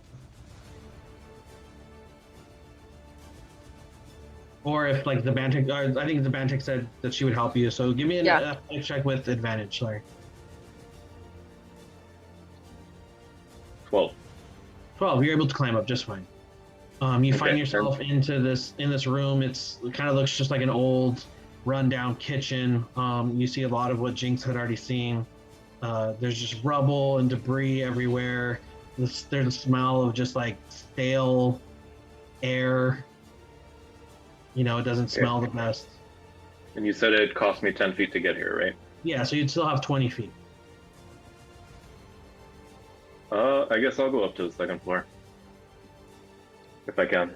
So the second floor is just a roof. There's no room above you. Just the roof? Wait, so it's not a second floor? So it's just like there is a second story to this house. However, but it's not on that side. Where you guys are, there's no room above you. Got it. Okay. I had to correct myself when Jinx tried because there is a second floor, but when I loaded the other map, I realized that was just a roof above you. So. Okay. I don't want to like have you go up there and just waste your movement.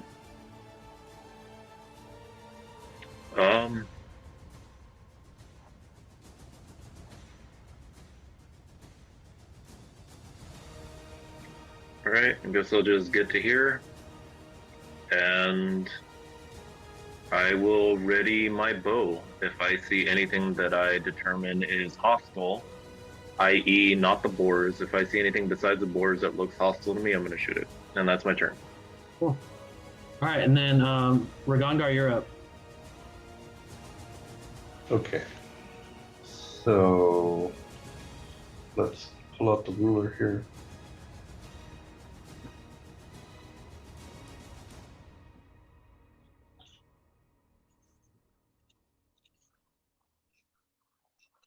And if I sprint, how much extra does that give me again? Can I give a reminder? It doubles your speed.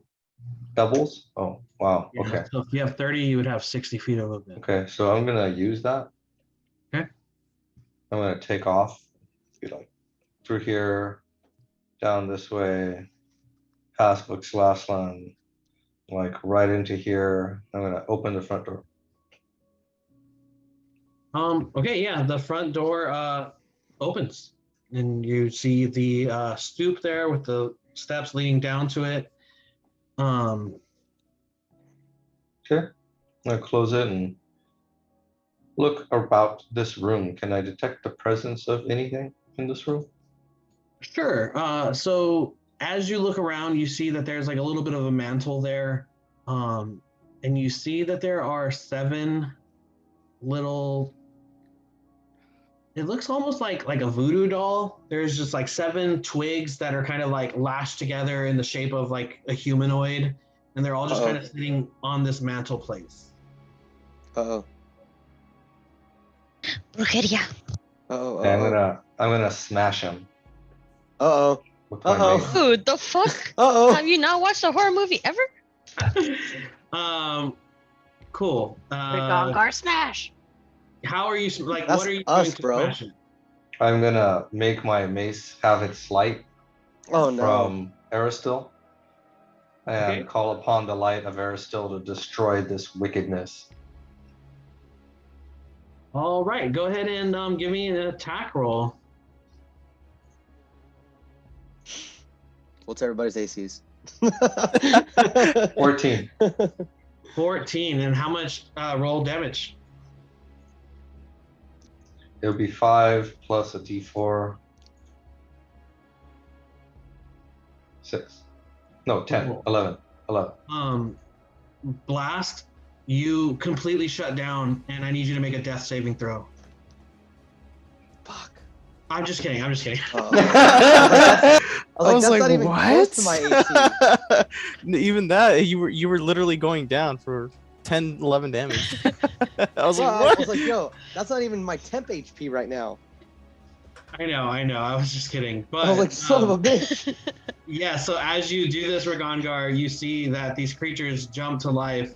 The one that you hit is dead, instantly smashed, is eviscerated by the aura of your hammer. However, the other ones jump into action and are now in the initiative. And there are 6 twig blights that are scurrying about. And you killed one of them, but there are still 6 more. And we're in combat. Fuck. Oh, snap. God damn it. You still Music have one more, intensifies. Oh, actually, man, okay, I'll give you that one attack, but because you took the dash action, I won't give you your second attack, because you technically shouldn't be able to, but I'm gonna let that one slide.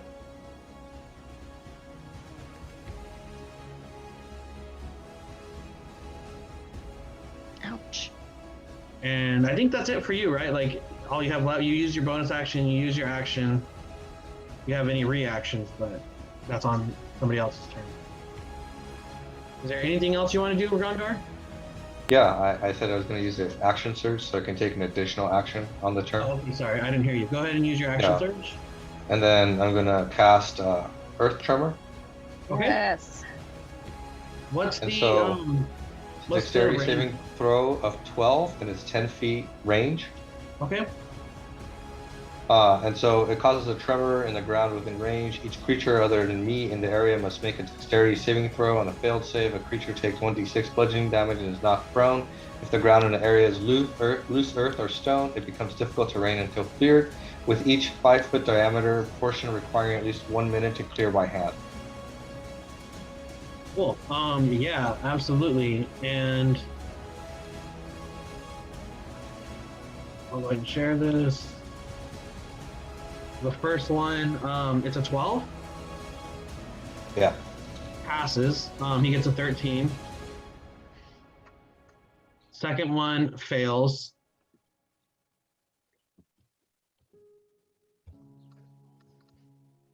Third one gets a nat 20. So 2 failed, 3 passed, 4 failed, so he gets a 10.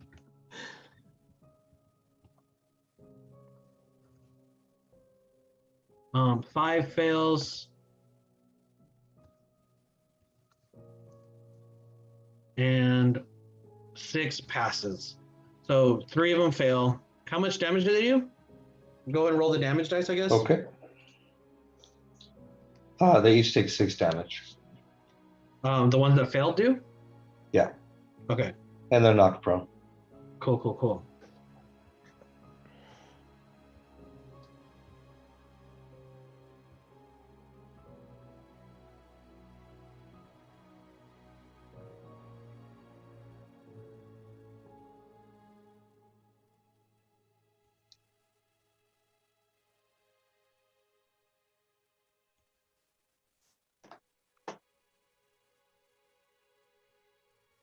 Cool. So 3 of them die. You're able to kill them, and then 3 of them are still alive and are prone, and they are pretty beat up. These aren't the strongest monsters.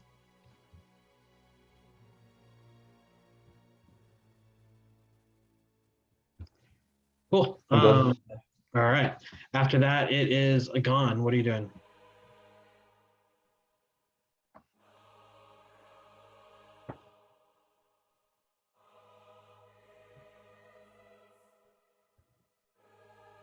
Julio, it's your turn.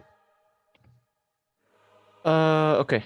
Sorry. Let's see. So I will try and get here. So this is 25. I have 10 more feet of movement. So to climb 6 feet, would it just be 6 feet of movement, or would it? Yeah. I'm literally like a. Yeah. So it would be like 6 feet of movement, and then with Zabantik's help, you can get up. Cool. Boost. And so I'm in here. That would leave me with like, I think, what is that, 4 feet of movement? So I would just be able to get like maybe like right before the 5 feet. So I'll get here inside. Once I get inside, I'm trying to get my footing in here to see what it feels like. But at the same time, Ragangar is doing his thing. Is there anything that I can hear from inside? You hear the like combat of Ragangar, and you hear like the tiny little squeals coming from that area, but because you can't see it, you don't, you gather that Ragangar's up to some shit. Okay, I'll face back towards where Zabantik is helping with the boosting, and I'll say, guys, there's some action here. Get in quick. And at that point, I don't really think I have anything else, so that's gonna be it for Gone. Tybalt, you're up.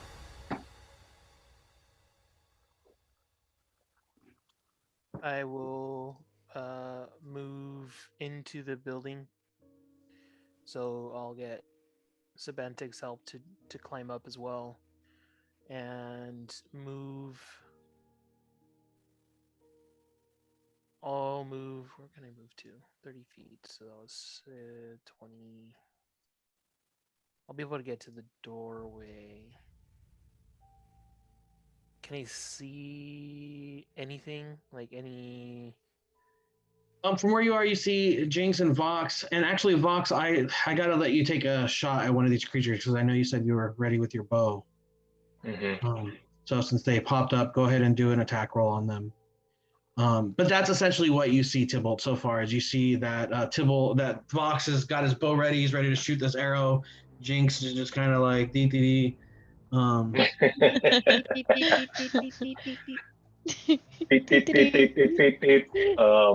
got a 14 running. 14 hits. Go ahead and roll damage. 10 damage. And would I be able to apply my... It's so dead. Okay. All right. And I'll say that was the one closest to you is dead. And the other ones are still prone. And then Tybalt, is there anything else you wanted to do on your action or your turn? I'll just use the dash action to give me an additional 30 feet, just so I end up over here on this side. And I'm gonna peek into the courtyard and just see if there's anything worth giving a heads up on. So what you see in the courtyard is pretty much what Robbie saw before. You see this very large, gnarled tree that's kind of just twists and turns and has, is knotted and looks like it's 1,000 years old and just doesn't have any sort of leaves or vegetation on it. It's just gnarled wood that kind of just shoots out and almost in like in the way like fractals kind of work, like these branches just shoot out in different directions. Okay, cool. That's it. All right, after Tybalt, it's the Bantic. What are you doing? Whoever named Robbie Rav4 is hilarious. By the way.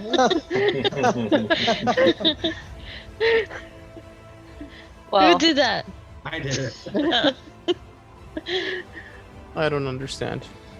The car. The car Toyota Rav4. I used to have the RAV4. Anyways, go on. Sorry. So it was a Bantic is 6 feet. Can I hoist myself up in this spot? You would need to do an athletics check, but you could get up. Yeah. I would like to try to do that. Cool. Go ahead and do an athletics check. 13. Yeah, you climb up just fine. Okay. So that's 6 feet of movement, right? Yeah.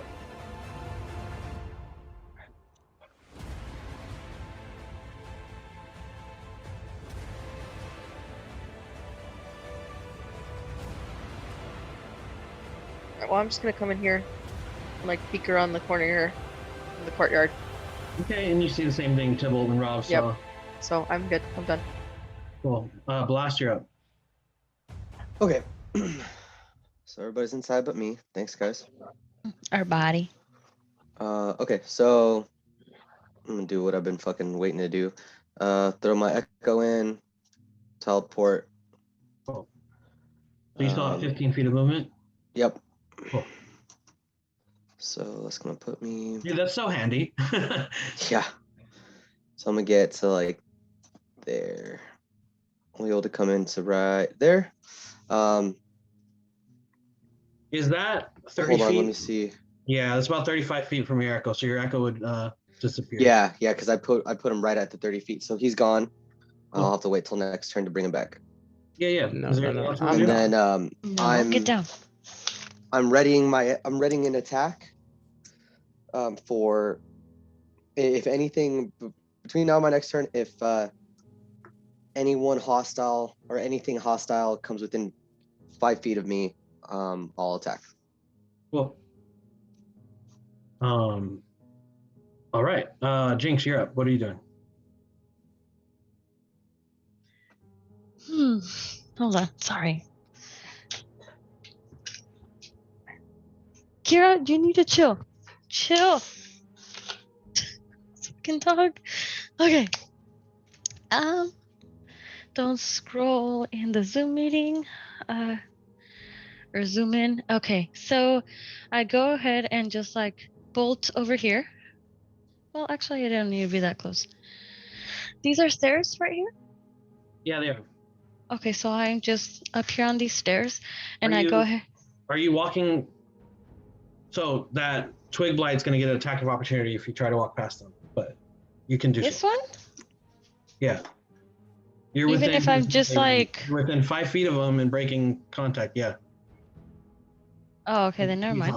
I mean, you can. It's a twig blight. It's not going to hit you for 1,000 damage, but just right. Well, I mean, what is your specific movement right now, Cynthia? What are you trying to? What? Describe what your character would be doing right now. How would she get to where you're trying to get? Well, I was just trying to like run over here and jump on the stairs. Okay. Sure, you can do that without avoiding the twig blight. Are you going up the stairs? Yes. Okay. Well, no, I'm so sorry. I didn't mean to say I'm going directly up. So I want to be on the stairs, but I want to shoot at these twig blights with my. Okay. How far up would you say you are on the stairs? Like 5 mid feet? stairs. Yeah. Yeah. 5 feet. 5 feet or 10 feet? 5. Okay, cool. Go ahead and make your attack rolls.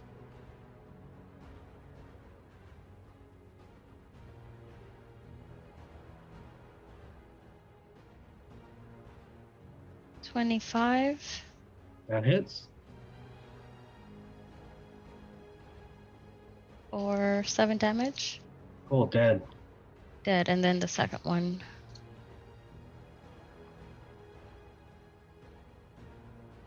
Does 11 hit?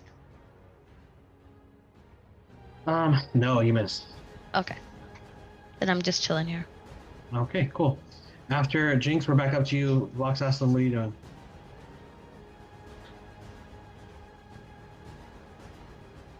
You're on mute, Dave.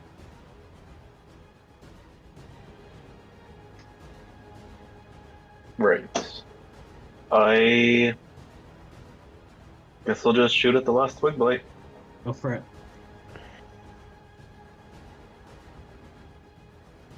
I'll do Hunter's Mark on them first in case it matters. Seems like they're low HP, but still.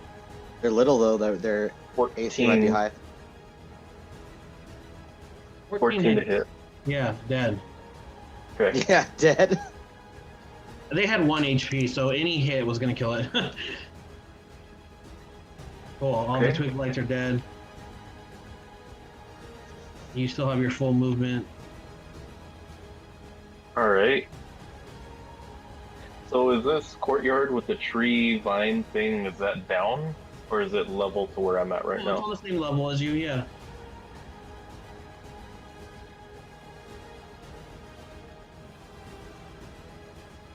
Okay, I can make it to about there. And my turn's over. Okay, cool. Let me just with courtyard. Yeah, so it says stone steps lead down to a flagstone courtyard that has a pillared arcade to the east. 7 windows on the upper level overlook into the courtyard, the middle of which is a 5-foot wide stone well with thick vines erupting from it. Oh, there's a well there. Yeah, there's a well kind of in the middle. And then it also says guttural snorts and yells erupt from the southeast corner of the man, signaling the presence of orcs nearby. Do you understand orc? Yeah. You hear them kind of discussing an attack. From the southeast corner. Yep. Is that southeast on the map or south of me? Let me... You kind of hear it coming from, like, this area. Okay. I don't know if you can see that, but yeah. Yeah. Okay, so I hear grunting or whatever from there. Mm-hmm. Okay, well, I mean, I already expended everything I have, so I'm done. Okay, cool. After that, back up to you, Ragongar. What are you doing? You discovered these twig blights. You guys smashed them. Now what?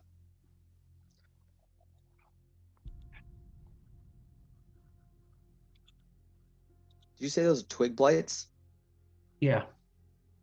Fuck. Having a flashback.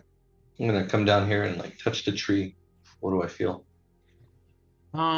It is a very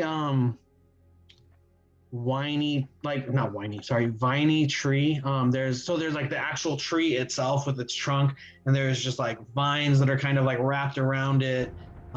Into the well, you just see these really just like thick vines that kind of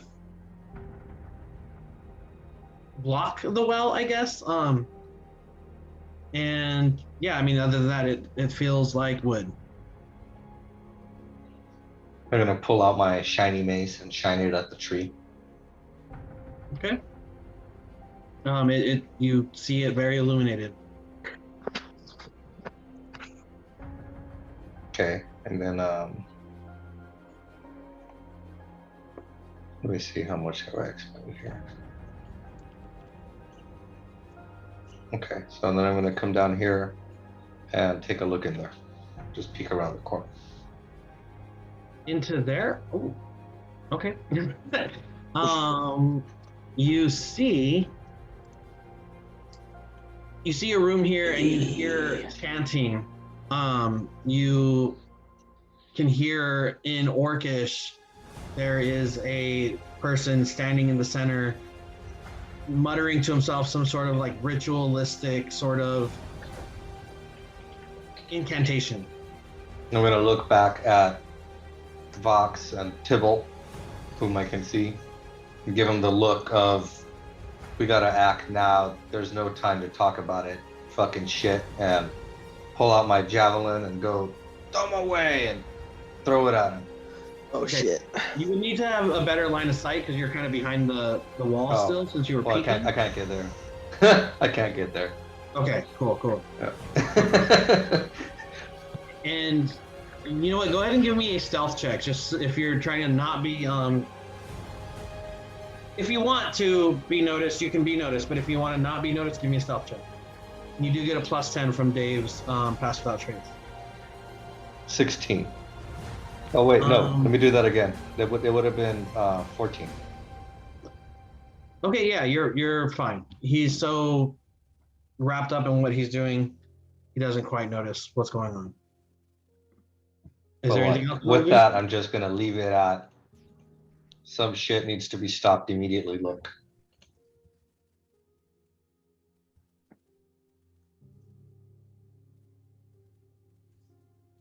Okay, what is his name?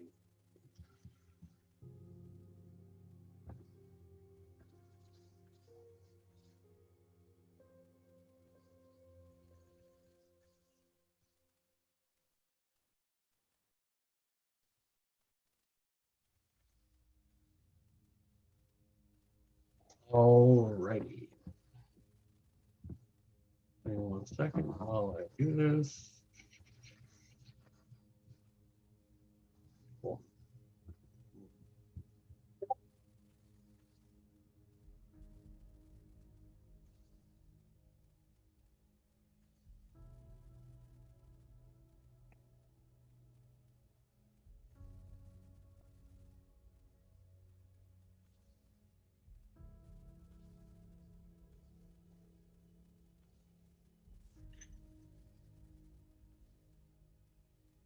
All right. That was Ragongar, right? Okay, Gon, you're up next. What are we doing? Okay.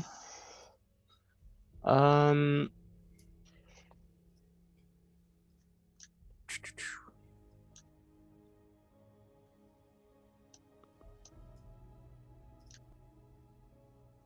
will move here, and if they'll allow it, I would like to get past Tybalt and Spantic.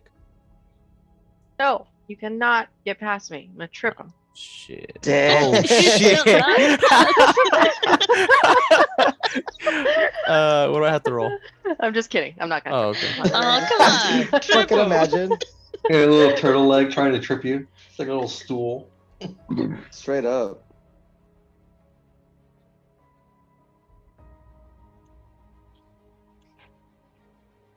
And once I get here, I'm considering.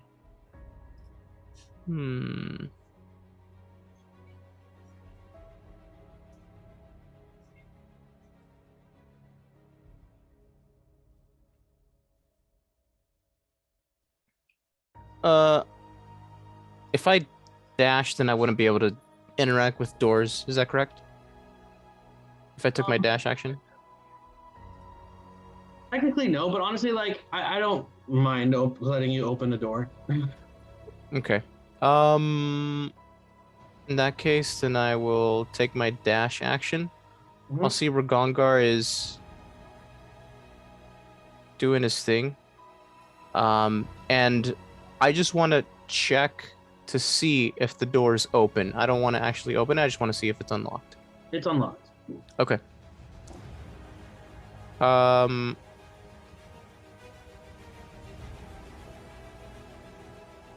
I will end my turn here. I am done. And I'll just look over at Ragongar and nod my head. Give him the look.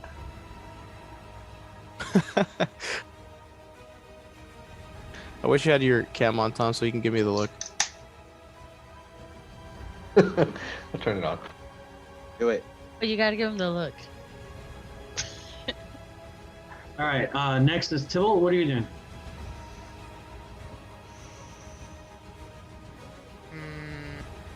Shit. Well, now the door's cluttered. I will run to Ragongar. That's 30 feet places me right inside of the doorway. Do I have a line of sight on him? Yes, you do. Okay. Fuck him up. In that case, I will bonus action cast spiritual weapon and hit him with it. Okay. Go ahead and roll it. That is a. Do you have your spiritual weapon token, or do you want me to do it? Yeah, I dropped it already. Okay, cool. Sorry, I wasn't on the map. That's an 11. 11 to hit. You call out your spiritual weapon, and it just whiffs on him. And with that, he looks up and he sees you, and he's very aware of your presence. Awesome. I'm gonna hit for 5 points of damage. Wait, you missed. Oh, I thought you said it was a hit. No, I I thought said it was you- a whiff. Ronnie's Okay, favorite term. Whiff. Is it? Do I use that a lot? Yes. Oh, Yeah. man. I didn't realize. In that case, I always think of a wiffle ball. Wiffle ball, let's play. I'm actually really bad at wiffle ball and baseball. I'm gonna hit him with the guiding bolt. Okay, cast it. Is that like a bonus action? That's an action. The spiritual weapon was a bonus action. Cool. That's an 18. 18 hits. Ooh, fuck this Alright, fool. so he's hit for 11 points of damage, and so the dice to clear. He has the next attack roll made against him before the end of my turn. My next turn has advantage. Go. So let's go ahead and put a little something on him. He is. Boom. Perfect. That's it. Perfect. After you, it is his turn. He is going to call out to his minions, and you see that there are several twig blights that pop up out of the room. I'll just put A, B, C, D.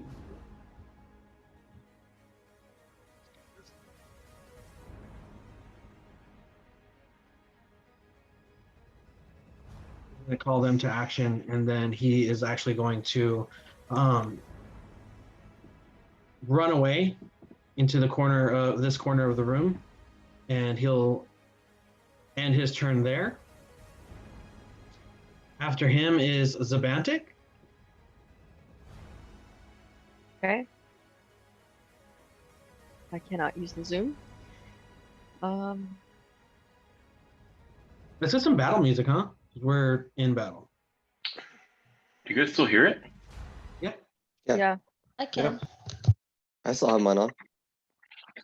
Yeah, I think they did a patch or something on Owlbear. Oh, It's better shit. now, actually. I'm gonna Not the music I was requesting, but. Hold on.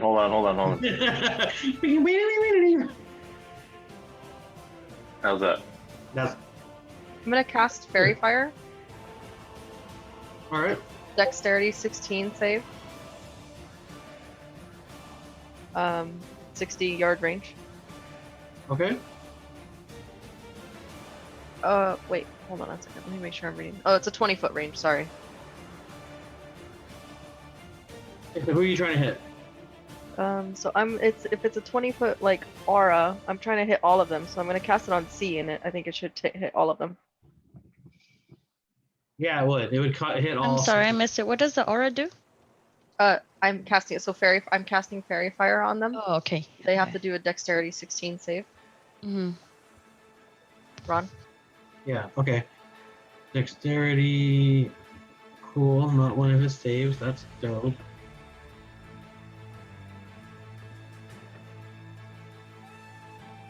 So he fails.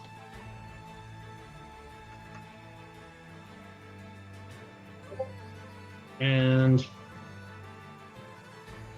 the twig blights all fail. Hell yeah. Okay, so I'm gonna make them all. They all failed, right? Yep. Okay, so everyone gets advantage on these guys, just so you guys know. On And then all the blights? All of them, everybody, even Granite.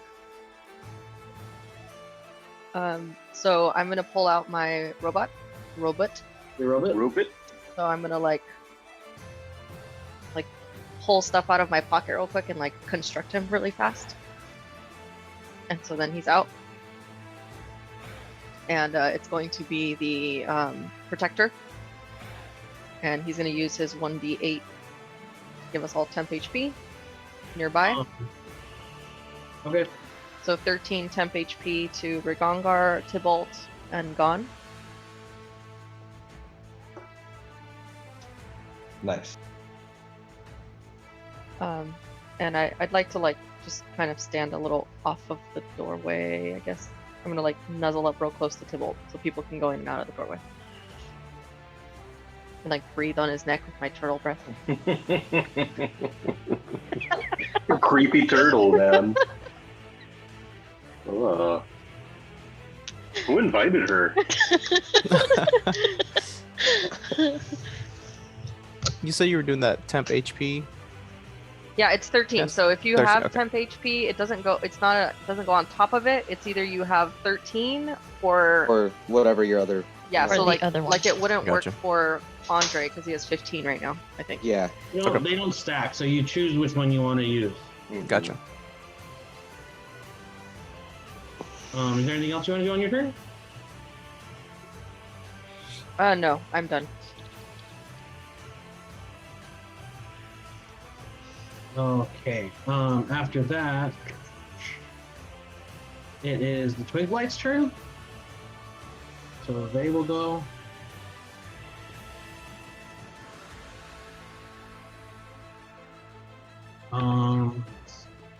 Okay. Yeah. So Twig Blight A. He's got. Okay, so Twig Blight A will get about here. B is gonna get here. C is gonna get there. Oh shit! I deleted him. Ha! Okay, we don't mind. He's dead. No take Yeah, no. backsies.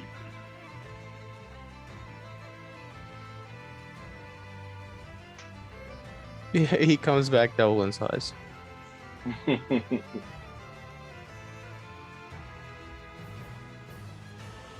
And then D will get here.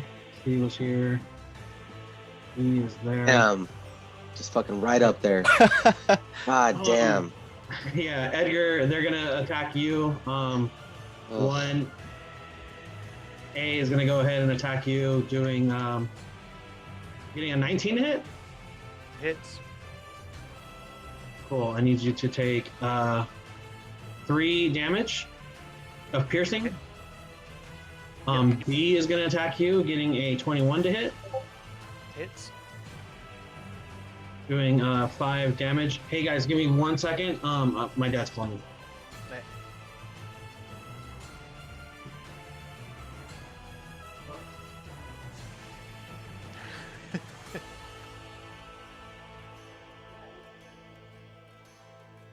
That temp HP came in clutch because Yep. Always does. through it. Always does, man. That little healing pulse she has is ridiculous. I don't even need to heal. Exactly. Not like you would anyway. He will. Anyone else Tibble doesn't heal. Just kidding. Damn. I think I've healed more than Tibble has. So. I have too. But his Yeah. heals have been way better than ours. So They when are. he does They heal, are. But he doesn't do it often. That's true. Yeah, I have shitty little heals. I have a healing touch, or it's a cure wounds.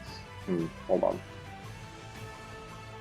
Yeah. Both They're similar, techniques. but they're not the same. I have both. Healing touch requires melee range. Yeah, you have to touch. but you Damn have it. healing touch. I'm trying to see. Okay. I have one of the two. I have cure wounds. Cure wounds. It is touch range though, so I have to be touching you. Touch. Cure And wounds then, is but I the- do have lesser restoration, which is pretty cool. It gets rid of pretty much any disease or condition. So blind, deaf, paralyzed, poison, I can cure. And last time it actually fucked up Ronnie's plans because I had 2 level 2 spell slots, and he had like poisoned 2 people, and I was like, I cured both of them, and he was pissed. Yeah. I don't think you were here that day. But that's a pretty powerful spell. So I think between all of us, among all of us, I should say, we actually have some pretty good healing. Among us? Amogus? Among us. Sus. Well, between is only 2 people, right? So among is more than 2 people.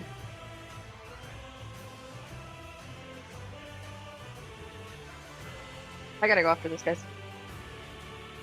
Okay. After this turn? I don't know. Depends on how long all this is gonna take. It's a nap time? It is nap time. Pretty 2:30. True. Yeah, I hope We've we fucking- accomplished like I hope we nothing. clear this fight quickly. Okay, all right, I'm back. So I think we B had attacked, right? Yep. Cool. C is going to attack you, Zabantik. Getting a 19 to hit. Bro, I'm rolling so well. I'm not even rolling with advantage. Whatever, Ron. You and your rolls. 19? Yeah, it hits. Cool. I need you to take 3 damage, piercing. I need you to take 3 damage. How about that? Damn. I never thought about it that way. D is going to attack you, Zabantik, for 19 again. Okay. 2 damage of piercing. Okay. And then Edgar, E is going to... Oh, no, I'm sorry. Zabantik, E is going to attack you. Getting 7 to hit, so that one misses. It does. Okay. After that, you start to hear the like twisting and stretching of like wood as it's just that like what's the word I'm looking for? Like, you know, like when you try to like move something that's real heavy made out of wood, makes that like groaning noise. Yeah. As these creatures come up and out of the well and slither up. Oh shit. I knew it. I fucking knew it. And now these vine-like creatures, which are much bigger than the twig blights, crawl up out of the tree and almost kind of like come out of it in a way. And they are going to go ahead and take their turns. A is going to run down here and he's going to attack you, Rigongar. And he gets a 11 to hit, so that misses, right? Yep. Cool. B is going to take his turn. He's going to do the same. He's going to attack you as well.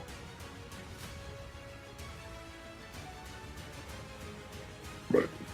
Getting an 18 to hit. Nope. All right. C is going to take his turn, and he's here. He's going to attack you, Gon. Getting a 9 to hit. That assume- does not hit. Cool. D is going to attack you, Voxassalin. Sure. Getting an 18 to hit. That hits. All right, and he's going to hit you for whack. 5 bludgeoning damage. And Okay. I need you to make a strength saving throw. Or be grappled. 10. 10, you fail. So you are grappled and restrained. So go ahead and put those conditions on your character sheet. Grappled creatures, your speed becomes 0 and you can't benefit from any bonus to speed. The condition ends if the grappler is incapacitated or if an effect removes the grappled creature from the reach of the grappler or grappling effect, such as when a creature is rolled away by the Thunder Wave spell. You can also use an action to try to break out of the grapple on your turn. Okay. Restrained creatures, your speed becomes 0, doesn't benefit from any bonus speed. Attack rolls against you have advantage, and the Okay. creatures and your attacks have disadvantage. Okay. And you have disadvantage on dexterity saving throws. So how is he restraining me? Can you just give me a visual? He's made out of vines. He slams you with his like arm appendage, And as he does, the vines just start wrapping around your body and just pulling you in real tight. So would the is the restrained condition directly linked to my grappling, or is it something else? It's something else, but you're both grappled and restrained. But if I guess the question I should ask is if I break the grapple, am I still restrained? You are no longer restrained. Okay, so they're linked. Yes. Okay. All right. All right, and then Vine E will come in here, and he's gonna attack you, Blast. I don't give a fuck. Let's go, bitch. Sword dance up in this bitch. Being an 11 to hit, so he fails. Misses. Spinning around with the blade. Boom. After that, Get ready, your son. left with Jinx coming up. All right. So sorry, guys. I can't be in the thick of it, so I fucked this full up. So, so bonus action. Wait, and who's next? Jinx? Yeah, Jinx after him. Okay.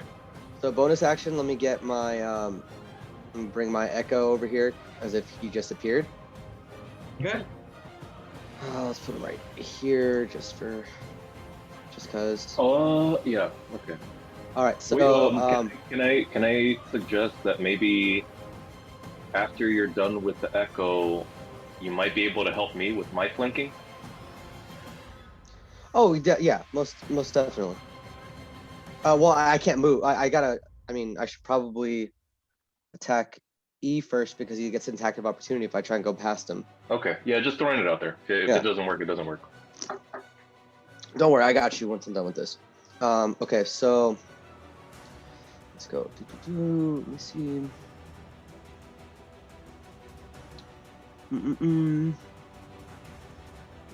Okay, so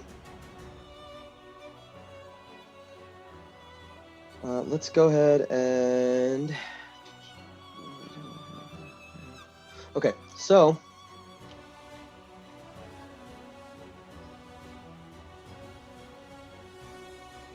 right here. All right, so I'm going to take an attack action. I'm going to attack with my a great sword of warning to Vine. Was it E? Mm-hmm. Ooh, so close. 26. 26 hits. Okay. That is 14 to hit. Okay. I am going to burn one Unleash Incarnation. Okay. And be able to attack from my echoes. Location, yeah. And you can do that with advantage since he's technically fleeced now. Yes. So I'm going to do that with advantage and also take a -5 cool. on my roll so that if I do hit, it's an additional 10 damage. Cool. So roll with advantage -5 to the total. Okay. Let's go, motherfuckers. Ah, it's a 13. Hits. Ah, you dumb bitch. All right, let's go. Roll damage plus 10. All right, so that's I'm gonna re-roll that one.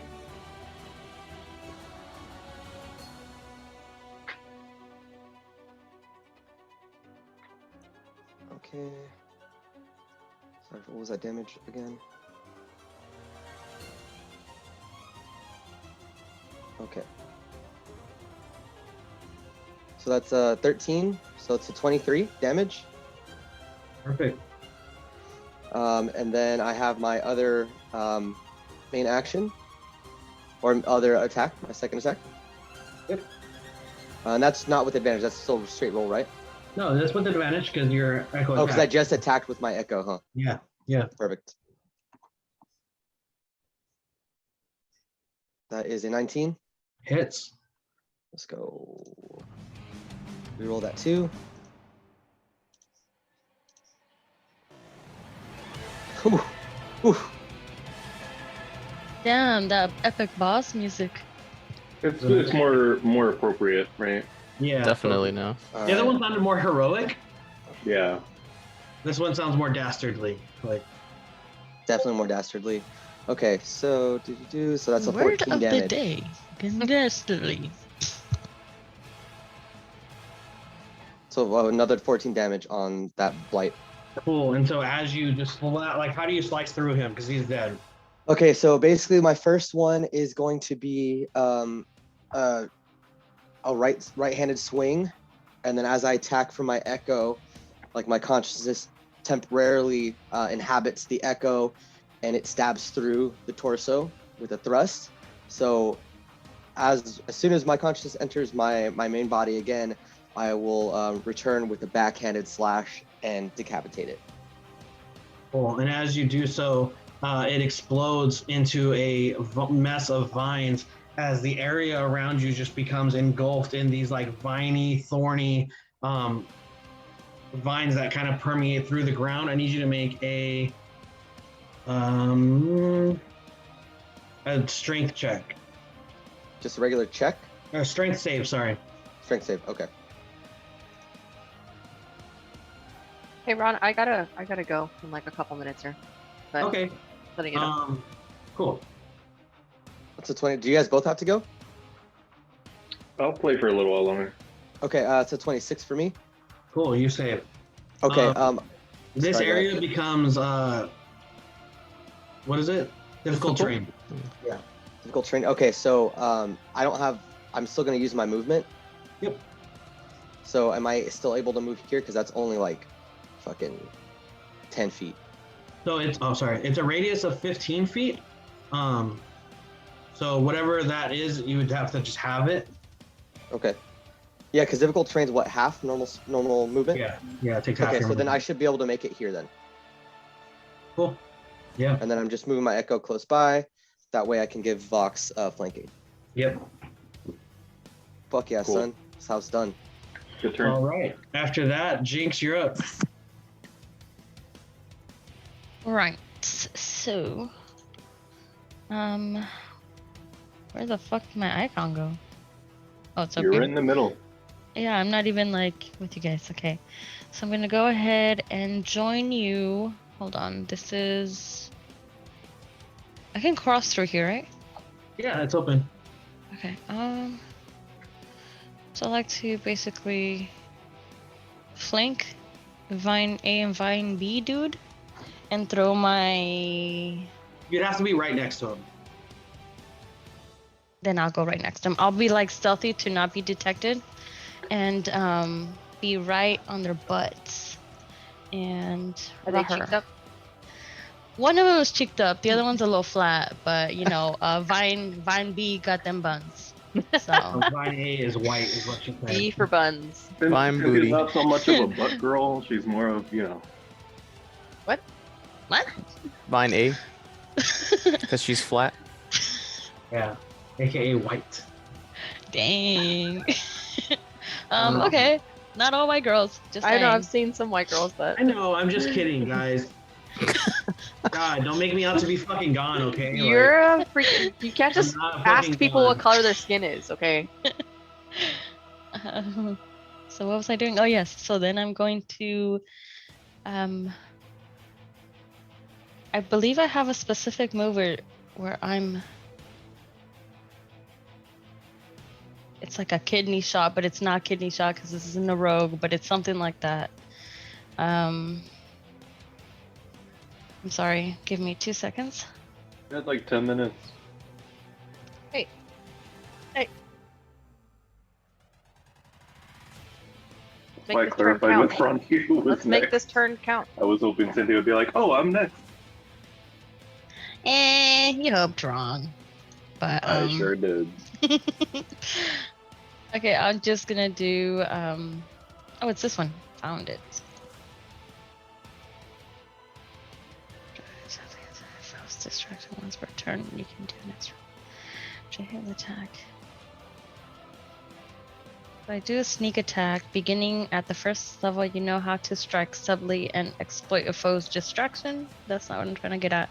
1d6 damage to one creature you hit with an attack. If you have advantage on the attack roll, the attack must use finesse or a ranged weapon.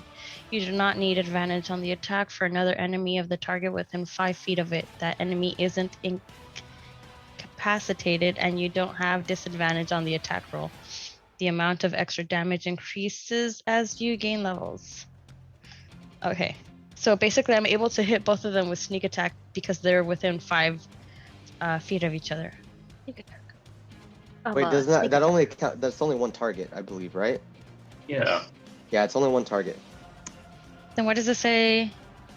You don't need advantage on the attack roll if another enemy of the target is within 5 feet of it. That Right, enemy. Because that's a condition for it. Yeah, so if you were having flanked or whatever with a creature, that gives you ability to sneak attack. Okay. It doesn't have to be flanked. No, let me give you a better description. So pretty much if, let's say enemy A, right, this vine guy, as long as there Flat is essay, an enemy of his within 5 feet, meaning Regongar, you get the sneak attack. So you could be way over here and shooting him with a ranged thing, and there is an enemy within 5 feet of him, so you would get sneak attack on that. But with you being right there, you do get it also. Understand. Yeah, so okay. You get it, but it's only one person. Okay, one target. So question, if I do sneak attack on one target, I don't still have my second throw. That's only if I... Yes, you do. You have both Okay. That just counts. It just counts as your regular attack. Your initial attack. You still just do a regular attack. If you hit, the sneak attack applies. Okay, got it. Okay, sorry about that. So it's pretty much just an added bonus during these opportunities. It's a passive, Cynthia. So I'm gonna go. It doesn't require you to focus. Just you being in the right situation, you get the passive bonus. You don't have to do something extra to get that bonus. It already happens automatically. Okay, so then I actually don't need to be this close. I'm gonna back up a bit over here, and then go ahead and do the sneak attack on A and throw my. Wait. You do need to be that close because otherwise you don't have advantage on the attack. Oh, okay. Then I misunderstood. Vine A and Vine B have Regongar right there, so she would get sneak attack. Yeah, but if she's throwing it from a distance, that she doesn't gain advantage. Is what I'm saying. Right. She doesn't need to have advantage. She could still. It's not about having advantage. It's about Regongar being there. She gets sneak attack. Oh, that's a good point. That's a good point because then ranged rogues wouldn't work. That's true. Right? She still gets the sneak attack, but she won't have advantage on you. That's what I read. Yeah. You don't need it. Okay, yeah, you're right, because you don't need advantage if another enemy of the target. Okay, yeah, cool. Go for it. Because Vine A has an enemy within his range, he gets. Because otherwise ranged rogues wouldn't work. Yeah, you could be up there, Cynthia, and throw your shit. You could throw your blade. You're right. Go ahead and do it. Okay, I'm gonna throw my shit. So sneak attacks. Here we go. A monkey. Sneak attacks. But she's not attacking with advantage. You can still apply sneak attack. You just don't have advantage on the roll. You just don't have the advantage because you're not there. Right. I looked at it extensively because I'm probably going to take rogue for my next. Right, I forgot about that. You motherfucker. Yeah, makes sense. Correct. You're about to be nasty. Okay, this is another dumb question. Bear with me. There is no hit roll for. Yeah, so do a regular attack. Do a regular attack. A ranged attack. Yeah, you should have your daggers as a separate attack, so right? You're doing so you're doing an attack roll with your daggers. If it hits, you get that sneak attack bonus damage. I see. Okay, I'm sorry. So I got a 9. Misses. Yeah, misses. So I'll go ahead and throw my second one. Yes. Yeah. 19. Hits. Okay, so now damage. And then do your sneak attack damage on top of that. So that's so she should have a sneak attack button on her D&D Beyond page, right? She does. Yeah. Okay. Yeah, that's it right there. 6. Okay, so 16. Or do I add? That's just for the sneak attack. So then you get also the regular. Oh, the regular damage. 16, yeah. So 22. So 22. 22. Ooh. Yeah. So 22. E. So use that more. Which one are you hitting? A or B? Flat essay. That's basically what I get when I get my my penalty attack. Dude, your shit hit for what? 43? Altogether, some shit like that. My shit was nasty, and I didn't even take my action surge. It was one attack. It was a single fucking attack. No, it was 2. It was 3. Oh, it was 2? Okay. Still insane, but yeah. Okay, cool. And then that's it for me. Your second one rips into him, and just you can see where he gets hit, and then he just goes and takes way more damage than he expected. Is there anything else you want to do on your turn? You still have your movement. Actually, no. I like the position that I'm at. Okay. After Jinx, it is me, right? Yeah, and you're restrained and grappled, so you can't move. and your attacks have disadvantage. Right. Okay, so I need to ask, if I were to hit this guy and I did my Swarm Keeper to try to move him, and he moved, would it break the grapple? Yes. Okay, then another question, and hopefully I can, I'm pretty sure I can. I want to drop the bow and pull out my 2 one-handers, my short swords. Can I do that in attack? Sure. Okay, so I'm going to do that. I'm going to pull out the 2 one-handers, and am I correct in that the grapple disadvantage and the blast flanking advantage cancel out? Because he's giving me advantage on the flank, and I also have disadvantage on the grapple. Yes, that does balance. Normal. Straight roll. Fuck Normal. yeah. Okay, so I want to do my 2 short swords. Boom, boom. I'm going to stab them. Boom, boom. And let's see, there's the first one. That is a 16. 16 hits. Okay, Let's so go. I want to try again. Can you tell me exactly what would happen if I try to launch him between the blast and echo? If he were to fly back, what kind of effect would that have? Would I know? I mean, if I wouldn't know, then you don't have to tell me. I don't know if he'd be able to get past them just because they're hostile creatures, and that would require some sort of check. I would say if you blasted them to like the blast, you could do that. What if I try to launch him into the vines? Which vines? Because there's a bunch on screen. Okay, if I try to launch him straight to the west, number 1, what would happen to my grapple? Number 2, would anything happen to him because I'm launching him into the vines? Of the vine tree? Your grapple would be broken. He wouldn't take any extra damage though, if that's what you're asking. Okay, he wouldn't take extra damage. Would it break the grapple at least? Yeah, absolutely. Okay. All right, I'm gonna, so that was a hit, right? I'm gonna try to use my swarm, and they all just start, like, hitting him in the face, trying to knock him back. Sure, and what is hopefully, the pass? I'm gonna check, hold on. So it is, attack must succeed on a strength DC 13 save. Oh, he failed, and your grapple and restraint is broken. He gets launched. Hell yeah, he gets moved 15 feet. So he pretty much flies as far as I can launch him, kind of towards the vine. So I don't get an attack of opportunity as he's being launched, right? No, because it's not voluntary. It's not voluntary. Yeah, correct. Yeah. Otherwise, yeah, we've gone over that Imagine? many times. Yeah. Yeah. Imagine just fuck that fool up on the way out. Okay, so then I hit him the one time. And what was the damage? Did I do that yet? No. Okay, so here goes the damage on the first attack. Wait, I thought I did. Hold on. No, I didn't. It was just I only see a hit, yeah. Okay, so here is the damage. I'm gonna re-roll that 1 with my piercer.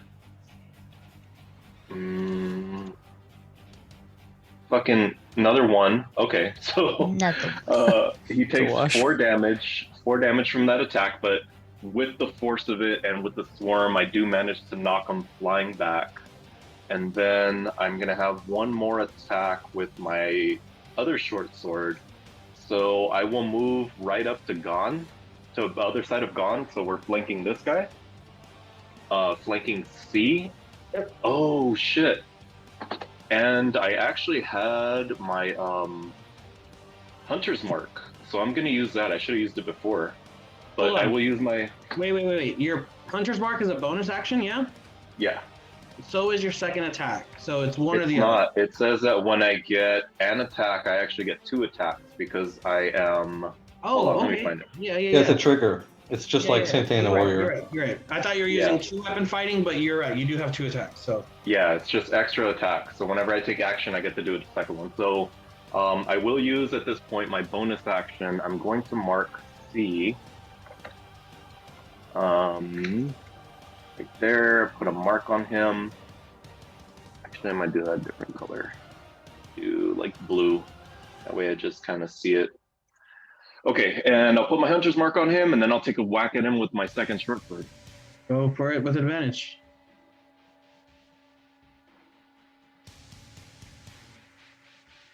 That's a 15. Hits.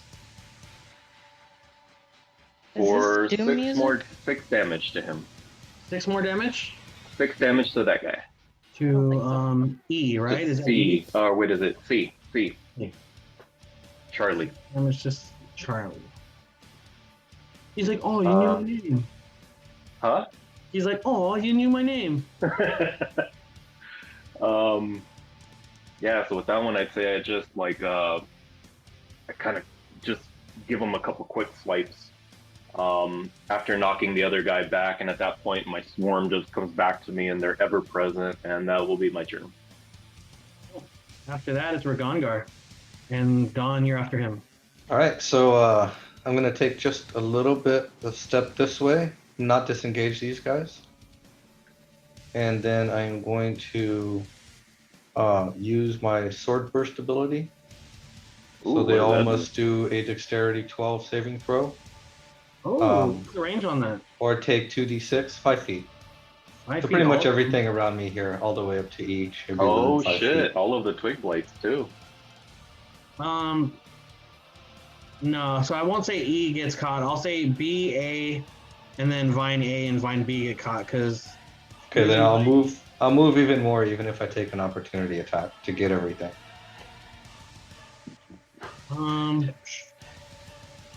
Yeah, still, dude. I'm showing 10 feet on C and E. On C, C's 5 feet. C's right Come there. on. Okay, well, I'm trying to do it from the center of you. Oh, from the center. Bottom foot of him, from the bottom south edge.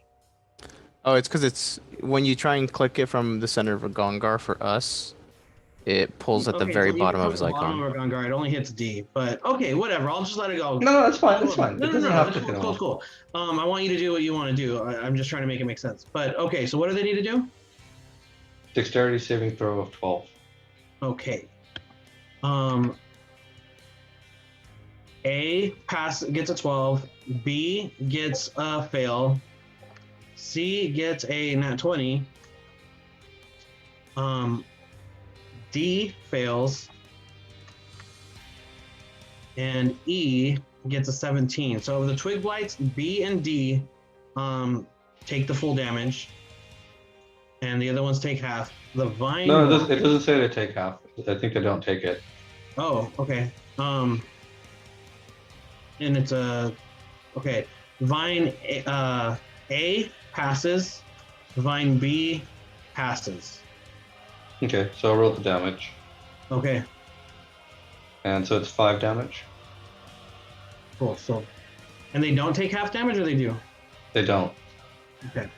So B and D take the 5 damage, and they're looking pretty rough of the twig blights, and the other ones all passed. So. Damn, that was a crappy turn. Dude, that had the potential to do really well. They just rolled high. No, there's not much else they can do. Yeah, that's it. I'm done. Okay. After that, it's Gon's turn. Yep. And Tibble for him. And so remind me what's applied besides Hunter's Mark to the vine that's in between Vox and myself? Just that. Okay. In that case, last turn this vine tried to hit me, and I was able to evade it. So now I'm staring at this dude, and as I'm staring at it, you can kind of see my face just locking eyes with this vine or whatever he has for, seeing people. Mm-hmm. And I will start to cast an Eldritch Blast. All right. 22? 22 absolutely hits. That's 5 damage for the first. And 21. 21. That hit, sorry. I was distracted by my own joke. That is 6 for the second one. Perfect. And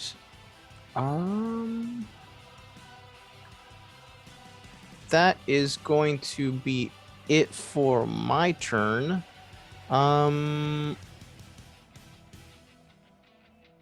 Yeah, that's it. Okay. After that, Sybil, what are you doing? All right, I'm gonna move through. Try to move around the blights so I end up on the opposite side, around like here. I would say you could. Man, Give me a strength check, and if you beat a 12, they're little. I'll say if you beat a 10, you can get through them. Okay. That's an 18. Yeah, you get through them. So like push through because I am aiming for Granok, and I'm gonna clutch my medallion and use Radiance of Dawn. Cool. And I know there's the door there. Would Vine B get hit by the blast as well? I know maybe not A and not I think C because of the doorway, but B is kind of like in the entrance there. So how does it work? It radiates from you? So it is each hostile creature within 30 feet must make a con saving throw or take the damage. That doesn't have total cover. So yeah, so I would say A probably has total cover. I would say B, probably C too. I would say B, all the twig blights, and how far is this guy from me? Yeah, I would say B gets hit, but A and C are probably behind total cover because they have walls and stuff. okay, so they have to pass a con 16 save. All right, so he. Oof. Granick fails, and I'm just going to roll for all the twig blights one time because there's too many of them. What's the DC? 16. All right, they all fail, and then B. They all fail. Damn. Okay. Here comes Edgar, bro. Fuck these fools, bro. So they're going to take 16 points of damage. Okay. And where does that leave us? Are they all still up? Yeah, let me just catch up real quick. I gotta go through and change all their health. And then B got hit, right? 16. Yep. Cool. So describe your radiance to me. So I clutch the medallion, and it's sort of as soon as I touch it, it's almost like knows what I'm gonna do, and from the source, it just like there's a flash of light that fills the room, and you just see the doorway just go like almost like flash photography, just like a quick flash, and B's sort of like you see a sort of like singe covered in his exterior. Cool. So as you do so, this radiance just shoots out from you, and you see Granite kind of just shield his eyes a little bit as his skin starts to sizzle and blister a little bit. The twig blights absolutely just erupt into flames and just turn to ash. Vine B also is just blinded by this bright light as all his focus is on Rigongar and like Zabantic. He's just suddenly blinded. You see his like vines kind of start to like peel away from like where they were as they just like sizzle and bubble as they just pull apart from the body. And he's still up, but he's taken a bunch of damage. Granick took a lot of damage. All the twig blights have been completely destroyed. Okay, my spiritual weapon is gonna fly in, rush, and hit Granick, and no one's hit him, so he still has the advantage from my guiding bolt as well. So it'll be absolutely. Advantage.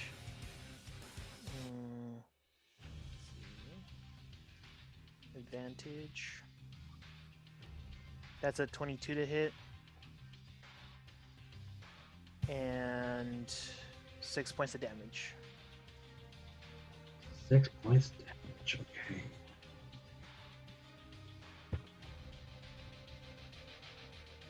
Yeah, and so as you just shoot your arms out holding your medallion, this light comes out and burns everything. And then you just like focus your attention on like Granick as this like shimmering like mace Morningstar looking weapon just like comes out of like the ether and just smashes them, doing 6 points of damage. All right, that's it. All right, up next is Granick, and he is real pissed. He is pretty pissed. Who's after that, Ronnie? After that is Zabantic. Is she still here? Okay. Yeah, I'm gonna go after this though. After my turn. Cool. I Okay, don't cool. have my zoom up, so I didn't see. Yeah, absolutely. So he is going to.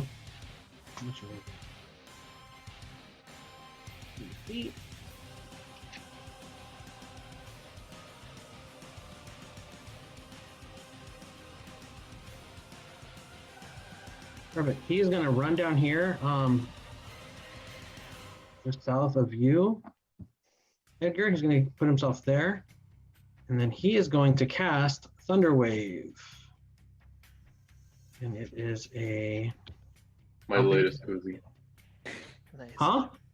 My latest koozie. Fuck yeah! All day, bro. It's from Colorado. You're My from favorite one Colorado. so far. I'll give you one of our. We have a bunch of extras from the wedding. do you Yeah. do you want green or purple? Actually, purple would be cool. Why not both? I'm trying to. I have like a collection going. I honestly have plenty. I think we have 20 of each color left. So he's going to cast Thunder Wave, and that is going to permeate 15 feet from him. So Tybalt, Ragongar, and Zabantik, I will need you guys to. What does it say? A wave of thunderous force sweeps out from you. Each creature in a 15-foot cube originating from you must make a Constitution saving throw. So all do con saves.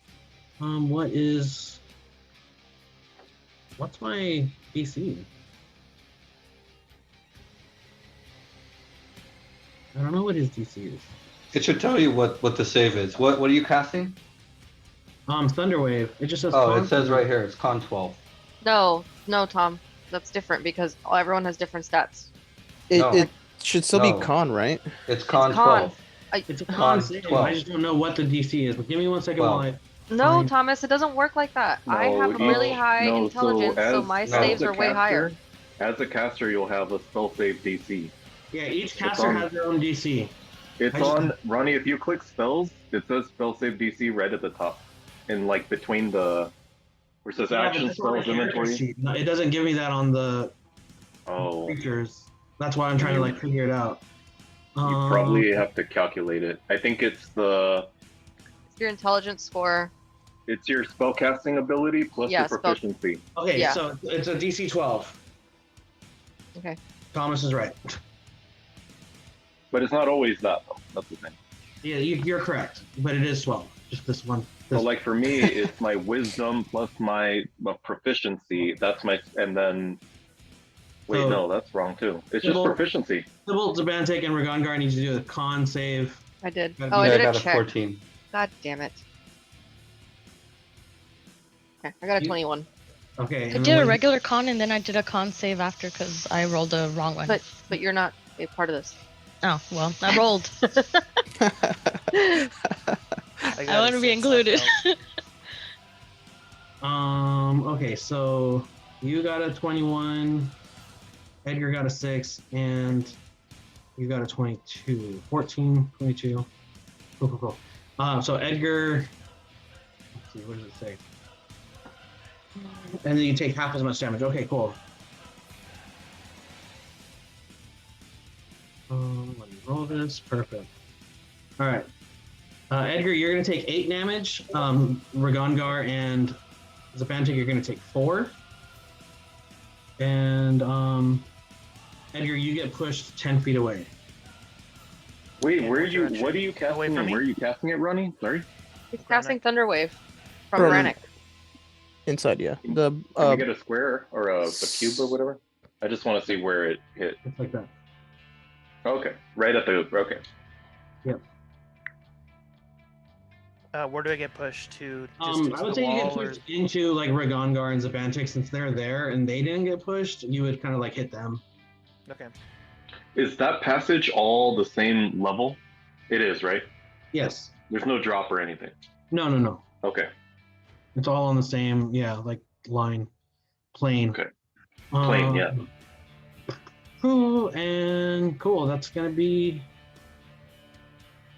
Actually, he still has a little bit of movement left, so he is going to run back up over here. And that's his turn. After that is Zabantik. Okay. With the vines going after her.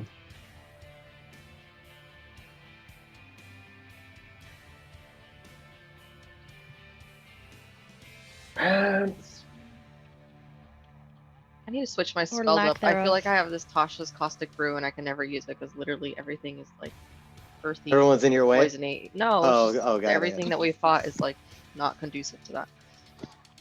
When I want to use it anyway. You could. I'm gonna do Scorching Ray Okay. on Vine A. Okay. The Do 21 you hit. also have your little pulsey boy? I do. Okay. He's out. All right. It's a 21 hit. 21 hits. Okay, for 5. 5 damage to A. Yeah, and I'm gonna hit A again. 25 Hits. for 6. All right. What's A looking like? He's looking rough. All right, He's let's like hit him. lines where they were like tight and like very form, like in a very much like a humanoid form. He's like really kind of sloppy, and the vines aren't sticking together the way they were. Still kind of like humanoid form, but kind of like jello-y. All right, so I got a crit, and I'm like, I take out my wand or my quarterstaff, and I'm like smack it a couple times, and I'm just like, all right, like ready to fucking go. Gotta make sure it works, right? Yeah, I gotta make Getting sure it like a works. Like this, flashlight. yeah. I'm like, okay, so guys, like my character's like fucking Jimmy rigs everything together, so everything's kind of jank, you know. I gotta make sure it works. I gotta change. If not, it's like you get into the shitty situation. You're like, all right, I got this. Oh wait, I don't. Yeah, yeah, backfire. So I hit for 18. Damn. Oh shit. Damn. Okay. I see you. And it That's just one goes of like 3 rings. That worked. just like blows out of there. I almost fall backwards, like unexpecting the fire like come out, but and like toasts him. Nice. I hope. Cool. Yeah, he's absolutely toast. However, when he explodes into this shit, wrong one. Same as before with blast. He just what the fuck? Okay, my throat's work. He this whole area becomes difficult terrain. I need you guys to all do a dex save if beating a 12. Okay. All right. Dex save. Just What anybody in the this green here. 20. 16. You say Very good. cunty? Cynthia, jeez, bro. This is gonna 20. sound good. Like, That's why I Francine's- asked to verify. I was Francine's like, face. oh. be She respectful. said she was like, How dare you? What's wrong with you? I know that's really harsh, but like I have That some sounds British hilarious. friends that they use it like Cussing. it's whatever word. Okay, I'm sorry. Oh, there's that one. What is it from? They're like, ooh, cunty. What's that from? That's from Yeah, no, AoE 3. Oh, No, it's from Yeah, it Power is. String. None of you guys watch that shit. sorry. Wait, what did we have to beat on that A one? 12. Okay, yeah, never mind. What'd you get? 6. Okay, you are now restrained. And you're now restrained, and you can take an action to unrestrain yourself. Okay. So with real quick, Roni, with the same way that I broke my restraint, I have 3 different things technically, but with the swarm, I can knock back. Oh, you know what? Never mind. It's the same. Sorry. Go on. I just worked it out in my head. All right, that was Semantic's turn. Is there anything else you want to do, Semantic? Yeah, I do. So my pulse cannon, I'm gonna use it again. Okay. fuck yeah. This is Aw. epic rock metal aggressive gaming music. Okay, so it's gonna be Okay, I'm 6, all for it. 6 temporary Fuck HP. it. So if that works for you, for Gon, Rigongar, Zabantic, Tybalt, and Voxer. Oh wait, it's 15 feet. Let me see how far you are. Yeah, Vox too. Me too? Mhm. What am I doing? Nice. What am I Temp doing? HP. 6 temp. temp HP. Oh, 6 temp HP. Cool. Love it. Thank you. Love to see it. All right, I'm now I'm just done. past my max now. All right, guys, I gotta go. I gotta call my mom. Peace. Alright, We're I'll gonna, go with that time too. Please. we'll fuck Alright. shit up. Don't worry about it. All right, bye. But Bye. Alright, guys. I'm gonna go bye-bye. ahead and remove her from the. You're leaving too, Tom? Well, yeah, because it's gonna be hard to go with the battle, right? If one of us leaves, Okay. so we might as well call it, I guess. Well, say we could calling finish it this and you battle. leaving are two different things. Yeah, we Yeah, can finish the we're- battle, bro. we could just finish this. I mean, Yeah. it's almost 6. I mean, 5:30. Yeah, we For could finish one this. of us, yeah. Well, that is true. I know, for real, the only one in a different time zone. She's like, yeah, it's almost fucking. No, 6 o'clock. I'm used to it because like at work, most of my team's on the East Coast, so my shit is fucked up. My lunch Yeah, breaks that's are true. fucked up. My starting times, they'll be like, oh yeah, we're doing a conference call the moment you sign in, and I'm like, oh okay. Yeah, It's, you just woke up. Yeah, and my boss is super cool about it too, but sometimes she's just like, look, we're 3 hours apart. Like for me, it's 10 o'clock. I gotta get my day going. Yeah. But anyway, Yeah, no, I mean, I'm cool still going if you guys are fine. I'd like to finish the battle. I mean, Yeah, whoever Let's needs to finish battle. this fight. Yeah. Let's finish the battle. Tom, if you got to bounce, that's cool. I think we All right, got it. guys, I gotta go. Have a All right, great peace day. out, Bye, guys. Tom. We'll see you next Bye, weekend. Tom. Later, Tom. All right, bye-bye.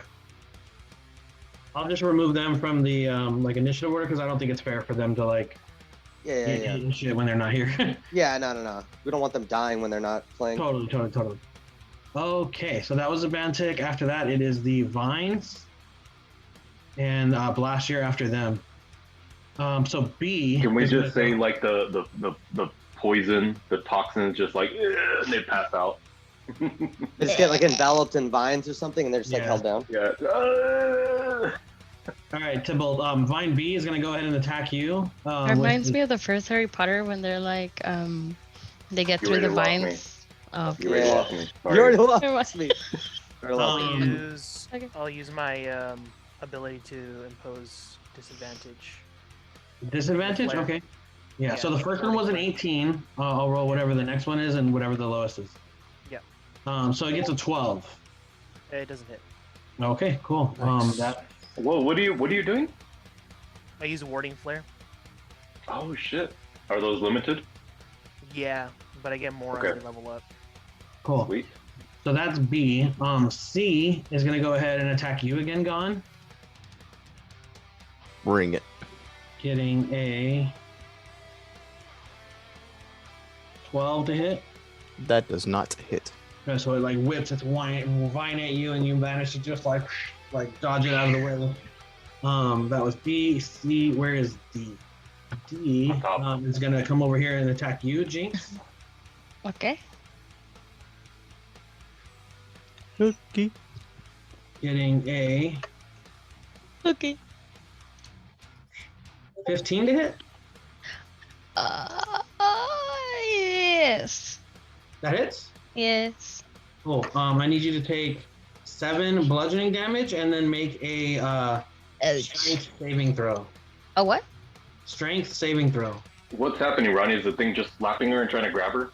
Yeah, so he shoots out with his arm, and these vines just 11. slam into her, and then just like with you, Vox, they start to like wrap themselves around her. Very Evil Dead style, where it's like wrapping around her well, legs. okay. Let's not get creepy with it. Or, I mean, get creepy with it. That's okay. Oh, really? Not You know what see Evil happens in Dead? Evil Dead? Because Oh you yeah. probably would Let's say otherwise. not get if you into knew it. what happened. No, Let's let's get not. into it. Okay, Yeah. then. Okay, not never get mind. into it. Never mind then. Just kidding. Dave, can I make a request for the battle music? Yeah, let me change it. What do you want? Deadly you can Sinners do by the 3 same- Inches of Blood. 3 inches of I blood. love that song. I love that song. It's So been a while. Yeah, you are now grappled and restrained. Eee.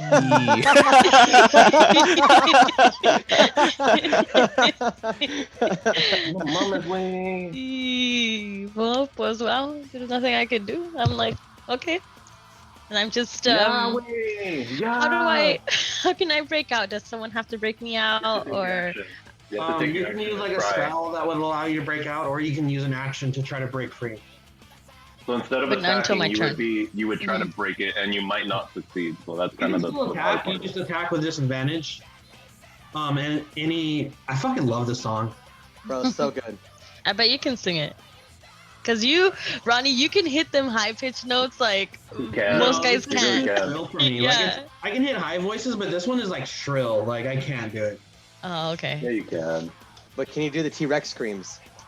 Because that Important fool is question. making the ugliest face this whole video, but he's crushing it. Yeah. You gotta like use your whole face. Cool. After Vine D, it's you Blast with Jinx coming up behind. All right. Are they done? Yeah, the vines are done. Okay, so then I'm gonna go up to. Let's go up here. Move my Echo right here. Flank D. And that gives me advantage as far as I'm aware. Because of Jinx, you're flanked, yeah. Yeah. Let's start it. Let's go. Let me take the -5. Okay. Ooh. We're going for the does big. 14 hit? 14 hits. Oh shit. Oh shit. You might break your record here. All right, so that's 22. Ooh. Got it. Let's go one more again.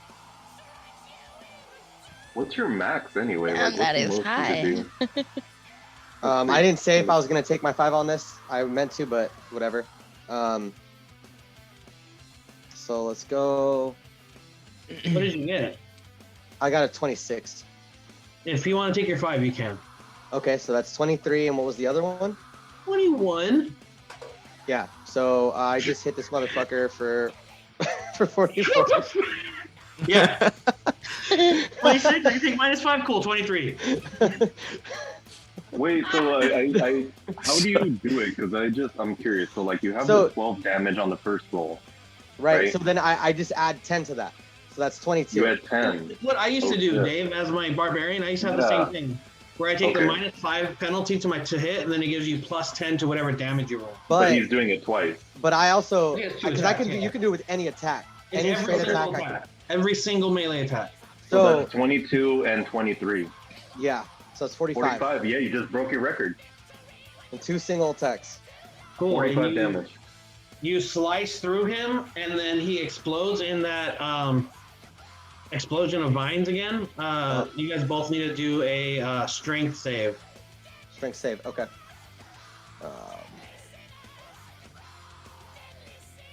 17. Cool. Jinx, you need to do a strength save. Oh, strength. Yep. Bro, we are winning 17. this fucking fight. Straight up. Yeah, and Jinx, you're no longer grappled or restrained. Yes, thank you. All right, is there anything else you want to do, Blast? Yes, so I'm going to, as a bonus action, just And give remember, my girl anything Jinx. in this green is difficult Yeah. terrain, so Yes. So, all right. So let me just see how much I moved before. I moved 15 feet before. So, you have 15 And- feet of movement still, and you can use Okay. that to teleport your guy. so I'm gonna move that. So he shouldn't be like restrained at all because I can literally make him float in the air. Yeah. Okay. So I'm going to move. Is he first, ascending like your I'm gonna friend? use. I'm gonna use my. Can I use an extra action to just give Jinx a thumbs up? Sure. You get a free action. All right, so as I fucking cleave through this fool, boom, just bisect him at the waist. I'm gonna come back, give her a fucking Mike Guy fucking. I then- love it. Push And your then bra. as soon as that happens, like as I'm doing that, my Echo already knows like what I'm thinking. So like he knows I'm fucking this fool up. He's floating behind me, and so as soon as I do that, I fucking boom switch with my Echo and teleport. So my Echo is now back in my spot right here. That's awesome. And now I give flanking to Tibble. Is that all you want to do on your turn? That's it. All right, Jinx, you're up. Okay, so the first thing I do, I dust myself off, and then I jolt back up, Again. and then I give him 2 thumbs up with my little stubby cat thumbs. You know, I have the cutest Yeah, tiny they're little just like stubby the little- thumbs. Yeah, it's just like a little. They don't have opposable thumbs. They just come into frame and all you see Oh, is a no, little clock come out. They do, but they're webbed, so they Yeah. don't look as big as they Yeah, are. they're just like a right? tiny little What is nub. it like? little What is thing. it like? Polydactyl or whatever? Yeah. I don't know, Yeah, guys. I don't think a cat's thumbs would be considered opposable. It's almost like you're just like this. They wouldn't come up. What? Anyway, go on. What would be that- their thumbs? Then? At least that's why I'm saying that her claws would like what is it called? The retractor. Oh yeah, retract. Just they'd come out. So that'd be the thumbs up. Hello, bleep. Go And with so, the nail, with the claw. And the thumbs up comes out, and then the thumbs up gets the spark. Ding. Ding. Okay, that- and then we're ready to go. So then, ¿quién falta down here? We have Big Booty B, and that's the last one down here, correct? Oh wait, is there one by Gone? Yeah, one in between Okay. Gone and Fox. There's 2 left in our room, and then there's Granok in the other room over there. Right. Okay. Just want to see if there's anyone left here, but I slightly moved Gone just to see. I'm gonna go ahead and throw 2 of my psychic blades first on B, and then the second one on C. They're already We should try right? to focus on one, Cynthia, if you can. I mean, you can do whatever you want, but usually if we try to burn one down, But aren't you guys attacking both of them? Yeah, only Yeah, because I but- have to. But if you don't have to, try to burn one down. In my opinion. Okay, then Again, Big Booty do whatever B you is want. gonna get both my attacks then. One for each Yeah. cheek. One for each- Actually, yes. Thank Double you, cheeked up. Julio. Double cheeked up, one in each cheek. I'm gonna deflate them if I can. Are you so- aiming for the butt cheeks when you throw? Yes, directly. Only butt cheek. All right, All- you have all you but have cheek. advantage. Advantage a big surface area. There's advantage, right, Ronnie, or no? I mean, No, since she's doing a ranged, no, there's not. Aw. Okay. oh, that's true. Yeah. Oh, that was almost a 20. There's oh, never okay. there's 20. never advantage on ranged, right? I've only seen it when it's like, if they're like really high up or something. 6. Okay. Looking down. Yeah. I have the high ground. So the first one I rolled a 20. It's 6 damage. So since that, wait, what did you get to hit? A 20. That hits and you do 6 damage plus your Snake. sneak attack. Yeah. Oh, you get correct, an extra correct, D6. correct. That's why I'm going rogue. 3 goddammit. d6. Yeah, Yeah. no, it's that so extra damage. 7. It's insane. So- man. Disgusting. That burst 13. is nuts. Damn, son. Honestly, Yeah. though, I think the To only one one cheek. I'm basically, One cheek. I'm basically, That's why. Yeah. I'm That's just basically- one cheek. I'm Go ahead, competing sorry. with Cynthia for max melee damage for sure. Oh, but And hers then- is ranged. It's not melee. So That's true. That's true. you have to consider the versatility of it too. That's true. Wait, I'm sorry. So you got 20 to hit, you did 6 damage. What's your sneak attack damage? 7? 7? So 13 total Yes. to beat. That goes to right cheek. Yes. And then I rolled 10 to hit on the second one. Does that hit? No, it doesn't. Okay, so I just hit the right cheek, and then I want to actually move. I'm sorry, Uh, but the visualization that I got was like the moment you hit the right cheek, it hit, and as it hit, both cheeks just went ooh, and you missed the left cheek. It clenched. Clenched. Yeah, that- it clenched. So I missed the Just left clenched cheek and you because missed it. yeah, that's exactly what happened there then. So now that we all have that lovely visualization, I'm gonna go Amazing. ahead and move. Amazing. The door is here by Tybalt. Yes, I can't see a door. Yeah. Sorry, I'm That's gonna correct. move just to see. Okay, got it. So, sorry, I didn't measure. Here. You only have 15 feet of movement because you're in difficult terrain. Oh, okay. Okay, so only 15. Okay, so only to where I am. So I'll go ahead and stay here. Okay. So Yeah. after you take your turn, Jinx is gone. On the other side of this door that's right below you that you're kind of on, you hear a very loud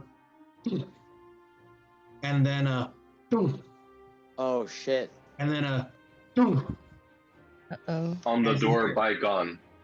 yeah, so Gon's kind of on the door on the map that there's a door there that's shut. Yeah. I remember he was like checking to see if it was locked or not, and it wasn't. You hear Okay. 8 of these 8 thuds. 8 thuds that are very loud. And then we're back up to you, Vox Aslin. I thought so. Okay, so all of these green circles, they're all difficult terrain. Difficult terrain, yeah. What kind? Vines and stuff. Okay, would that fall at all into my earth I don't. proficiency? This is more viney. So let me see. Where is it? I will say yes. I'll go ahead and say yeah. Okay, so I can move around normally in there. Yeah. All right, cool. Hey. Thank you. That's a good ruling, honestly. Let's see. I think I'm going to. Okay. Another question. Does it look like the vines are affecting these guys at all? No. Meaning, are they affecting B or C? Does it look No. like they're giving them any kind of life force? No. Nothing like that. Nothing I can see. They're Nothing just good or chilling. bad. Okay. Okay. That was a big thing for me. And then C, we've hit him a couple times, right? Yeah. Yeah. Charlie? Yeah, I remember even I hit him. Okay. Charlie. I guess I still have my 2 short swords out. I think at this point, he has a hunter's mark. I'm just like, gone, let's do this. And I reach up and I'm gonna try to give him like the overhand high five, and then I'm gonna start swiping at this guy. So I'm gonna try to hit C with my short swords. Yeah, if you're using your short sword, you get 3 attacks technically, because you have 2 attacks plus 1 bonus attack. Okay. So and they're all with advantage. Yes? Yep. Okay. So here's the first one with advantage. That is like a 25. Hits. Okay, so there's the Hits. damage. How much is I'm it? gonna Sure. re-roll that one. So I'm gonna use my piercer ability here. Why does this happen to me every time? So That's 4 damage. another one, yeah. So that's 4 damage for him on the first attack. Then I'm going to hit him again, presumably with advantage again. Yep. And that is a 12. 12 hits. Okay. And there's the damage for that one. That's another 7 damage. And then if he's not dead, I'm going again, just boom, boom, boom. Third Yeah, he's one's going alive. for him too. Yeah, so go ahead and do your third one. And hold on, oh shit. Sorry, the last one was with Hunter's Mark, and this one is 2. There's an extra D6 on it, because he's Roll marked. 2d6, and then whatever that is, we'll add that damage Okay. before your third attack. Well, I only hit him on I did hit him twice. Oh shit, sorry. There's 1. I should have done them all together. Okay, so total of 7 damage for the D6s, extra ones. Okay, he's still up. Okay, and then looking very rough. And then I deal the final damage for the short sword that actually did hit. Cool. So that is another 4 damage. Perfect. He's on his last leg, but he's still standing. Okay. All right, he's still standing. So all I really have left is my movement. The bonus action I haven't used either, actually. That would be your third attack. The bonus, okay, that takes up the bonus? Okay. Yeah, because Right, with weapon fighting, you get your regular attack and then a bonus attack. Yeah, it's an offhand. Okay. It's an offhand, Since you have 2 attacks already, you get your 2 normal attacks. You still have your 1 bonus third attack, but you use that. All right. So all I have is my movement pretty much, and then yeah, obviously anything weird, but I don't have anything weird. I don't think there's really any movement. Well, he's almost dead. I feel like we have a good grasp on him. B's taken a couple of good hits too, or no? Yeah. He has. I'm just gonna move like right to the edge of where well, no, I'm not affected by it, so I'd say I'm gonna move as far this way as I can, where Gon still has advantage. If he were to do something melee, I guess. So like pretty much as far this way as I can go. I don't know how far that is, but I figure it's around there. And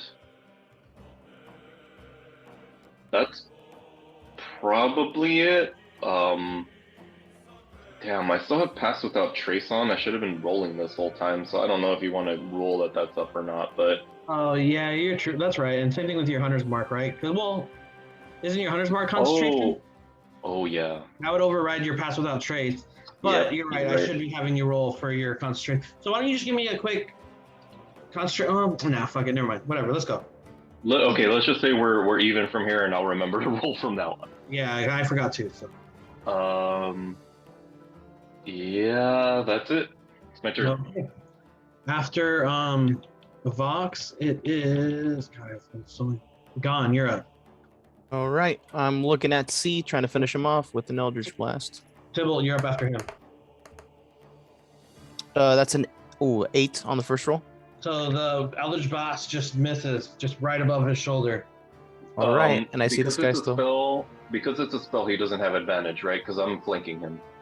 Yeah, It's a range attack, yeah. So Okay. range and spell.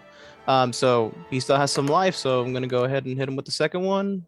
12. Oh, So as the first one just went just over the shoulder, you're just like, what the fuck? And you just like really concentrate and you hit him square in the chest. Nice. Fuck yeah. And that'll be 7 damage. And that's on C?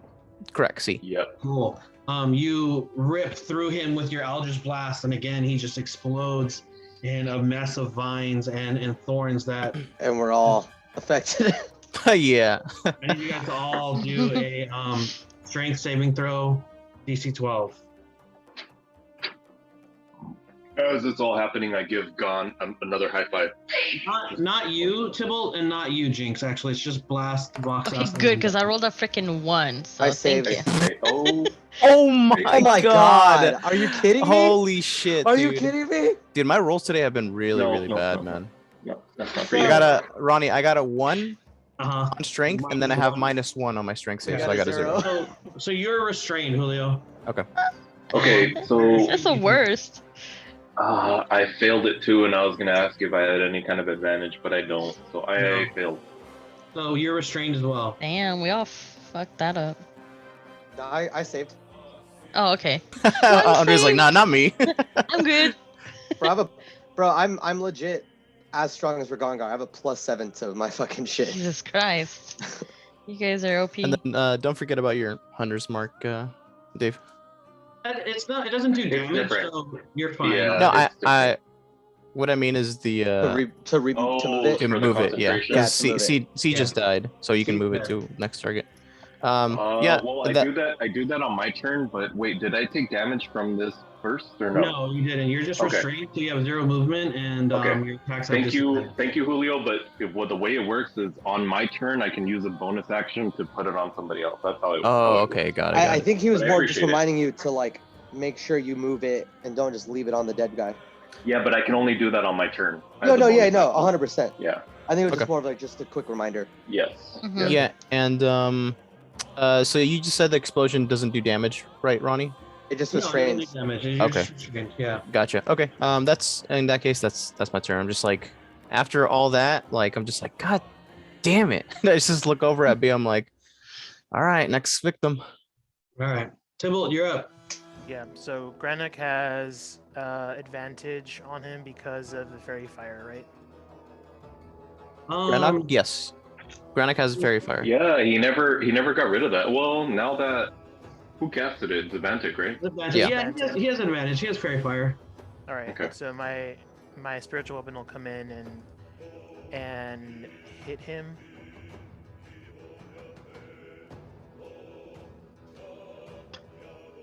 For a nat 20.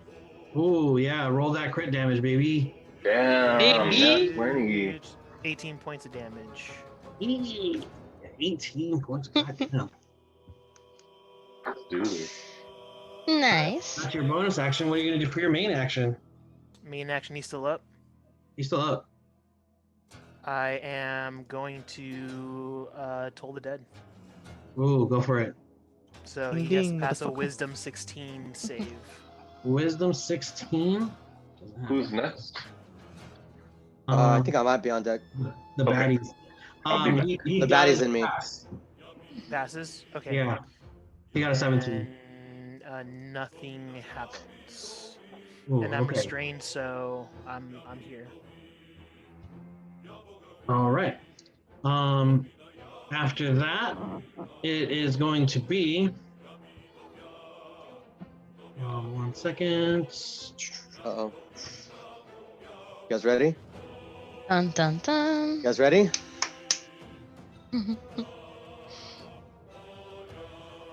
Let me see something really quick.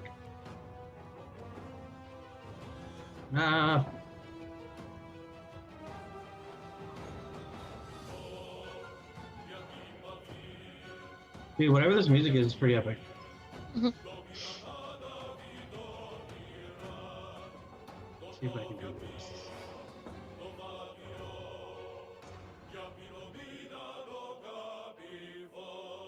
Oh no. Oh no. Orc A is gonna go ahead and open this door right here and attack you. Oh my god. And Dude. Oh shit. Roll it. he's gonna go ahead and attack you. Getting Jesus. a 19 to hit. Yep, that hits. Oh shit. Please tell me you have mostly max HP. Doing 6 damage. Okay. Orc B is going to run out here. He's going to get to about right there. He's going to go ahead and throw a javelin at you, Vox Aslan. Dave's AFK at the moment. Nat 20. Oh hit. no. Wow. Just cut back and right at the wrong time. Nat Right 20. after Yes. Nat 20. Take a look at the map, fucked up. Dave. 15 damage of piercing. Fuck. Okay. So first attempt HP goes, and then I deal another 9, so I'm at 35. Cool. Orc C is going to run out, and he's going to throw his javelin at you, Vox Aslan. No.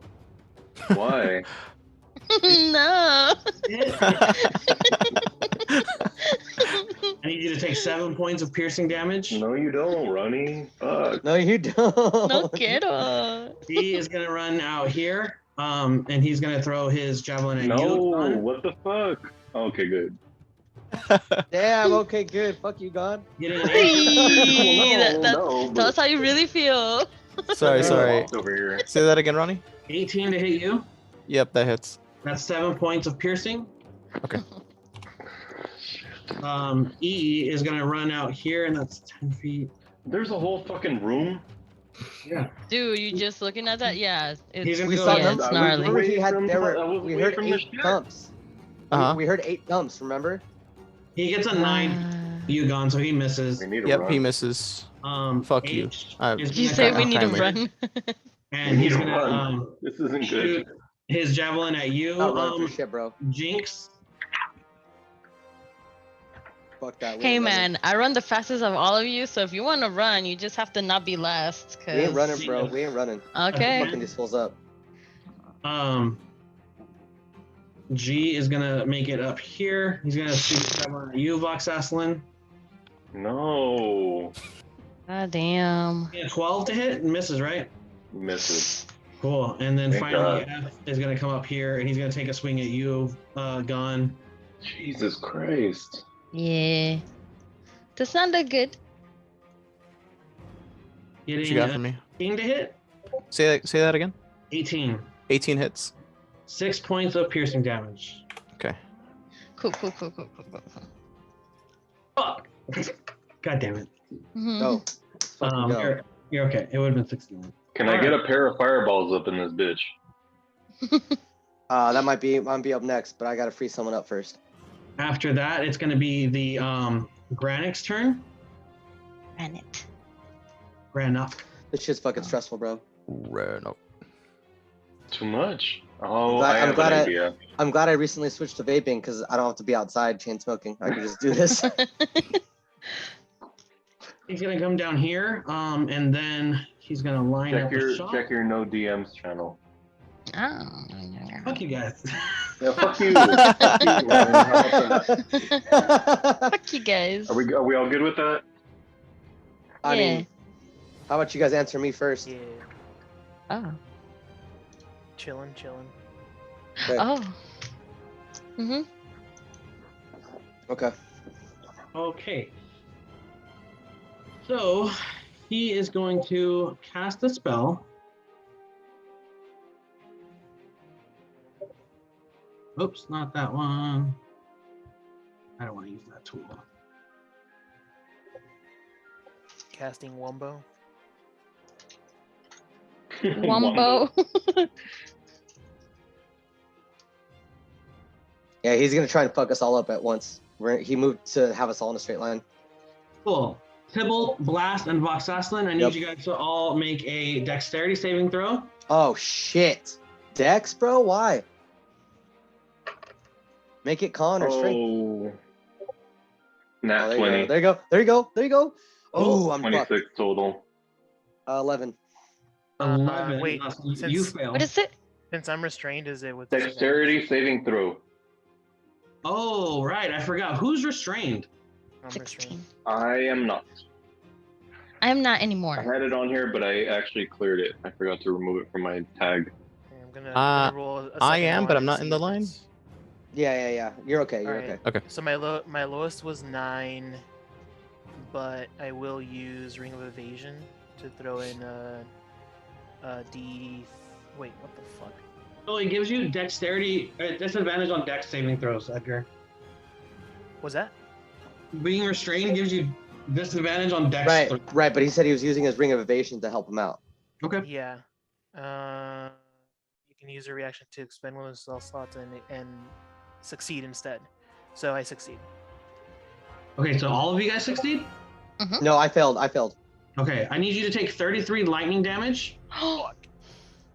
Okay. I need the people What? that failed, or that succeeded, sorry, to take, what is half of that? Oh my god. Motherfuck. 16, 17? 16? 17. Round it down. 17 damage, yeah, because you round up. Chinga su madre. Ow. Ouch. Ouch. Okay. Ouch. All right. This motherfucker. You know what? Shit. I was gonna help with the orcs, but fuck that. Okay, that's his turn. Then he is going to run back over here. And Oh, that's what a gonna little be bitch. his turn there. After him, Wait, how much movement does that It's full me. What a little Yeah. bitch. It's actually it's tight quarters in there. It's tight From quarters in Because there. he moved back. I was making sure. Yeah, that's less than 30 feet to do that. I just checked. Alright. All right, so after him, Vine B is going to go ahead and where am I? He'll attack you, Jinx. No. He gets 20 to hit. Yeah. And I need you to take a 9 points of bludgeoning damage and make a strength saving throw.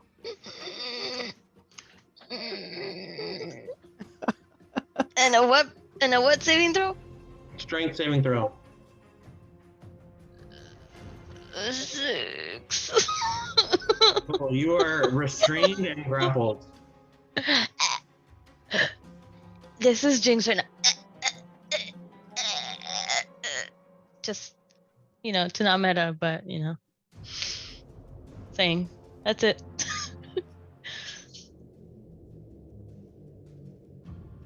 You are aware. Okay, so that's his turn. Is it finally my turn? Goddamn. After that, yeah, Blast, you're up. With Jinx Alright. following you. Look, motherfuckers. Okay, so I know there's people in this doorway, but I should be able to see into the room from where I'm at, right? Oh, yeah. Okay, here's what I'm doing. Echo coming here, Mm-hmm. teleporting in. So you have 15 feet movement left. Yep, and I'm walking up to Granik, and I'm fucking him up. Okay, He's fairy fired. He's fairy fired, so automatic advantage, right? correct. Okay, let's go.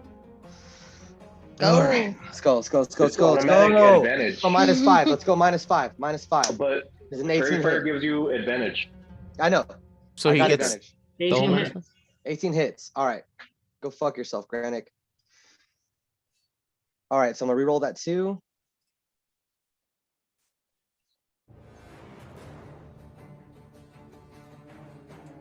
So 4. So that's 11. So that's 21 damage. Okay.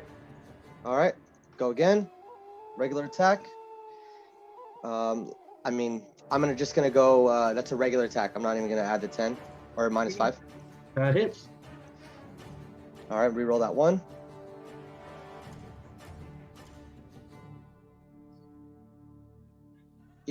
That's 15. 15, all right. I'm gonna action surge. Okay.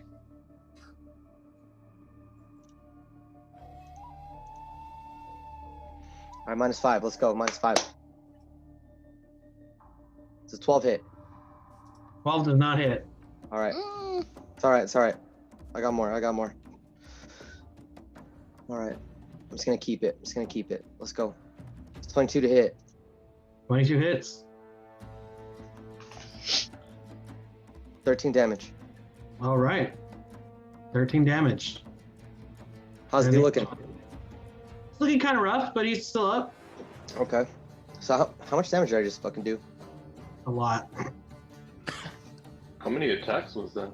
4. How? I would have had more, Yeah, but I left my echo. Oh, because your reaction surge. Yeah.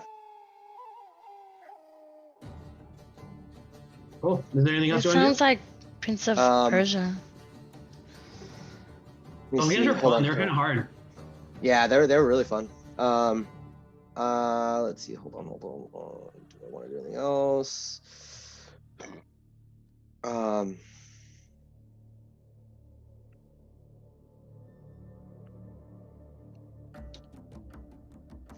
No, that's it. I use my bonus. Okay. So I'm just gonna yell to the rest of the group. So after I land my 3rd attack, so I miss my 3rd, I land my 4th. I'm just gonna yell over my shoulder. I'm gonna take care of him. I might need a little help. Stay safe until I'm done. Okay. Wait, can I do one more thing? It's not like an action, but I'm just gonna like,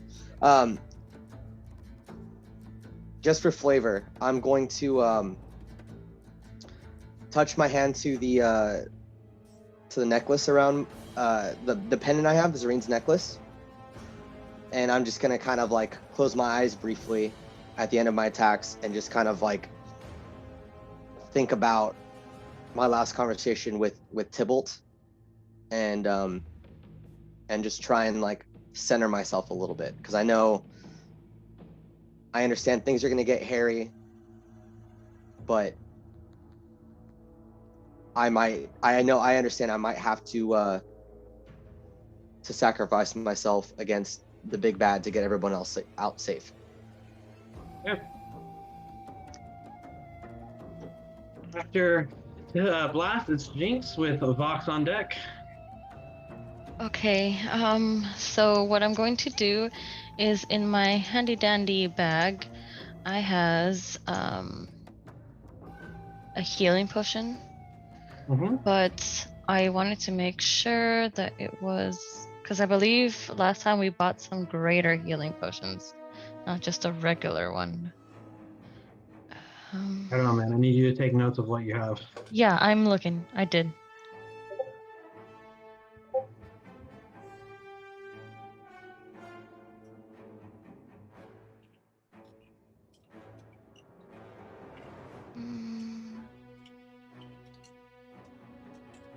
Potion of healing greater. Yeah. So I'm gonna go ahead and consume that mother trucker right now. How do I'm clicking on it. How do I don't take these very often. Do I have to roll and then that's how much I heal? What does it say in the description? Yeah. You regain 4d4 plus 4 hit points when you drink this potion. The potion, yeah, red. So in the bottom left corner, you see this little like D20. Yes. You can do. It opens up a menu. Click on the D6 4 times. Yeah. And then D4. hit roll. It's D4. D4. Oh, sorry. I mean, she can do a D6. No. Click on the D4 4 times, and then just roll that. Yeah, and then roll it. Add 4 to whatever you get. Yeah, I love being able to do that. That was what I loved about Fantasy Grounds too, because Fantasy Grounds lets you. Oh, you can flick add it. all 4 together, too. Oh, sorry. No, you're fine. You can do it that way for now.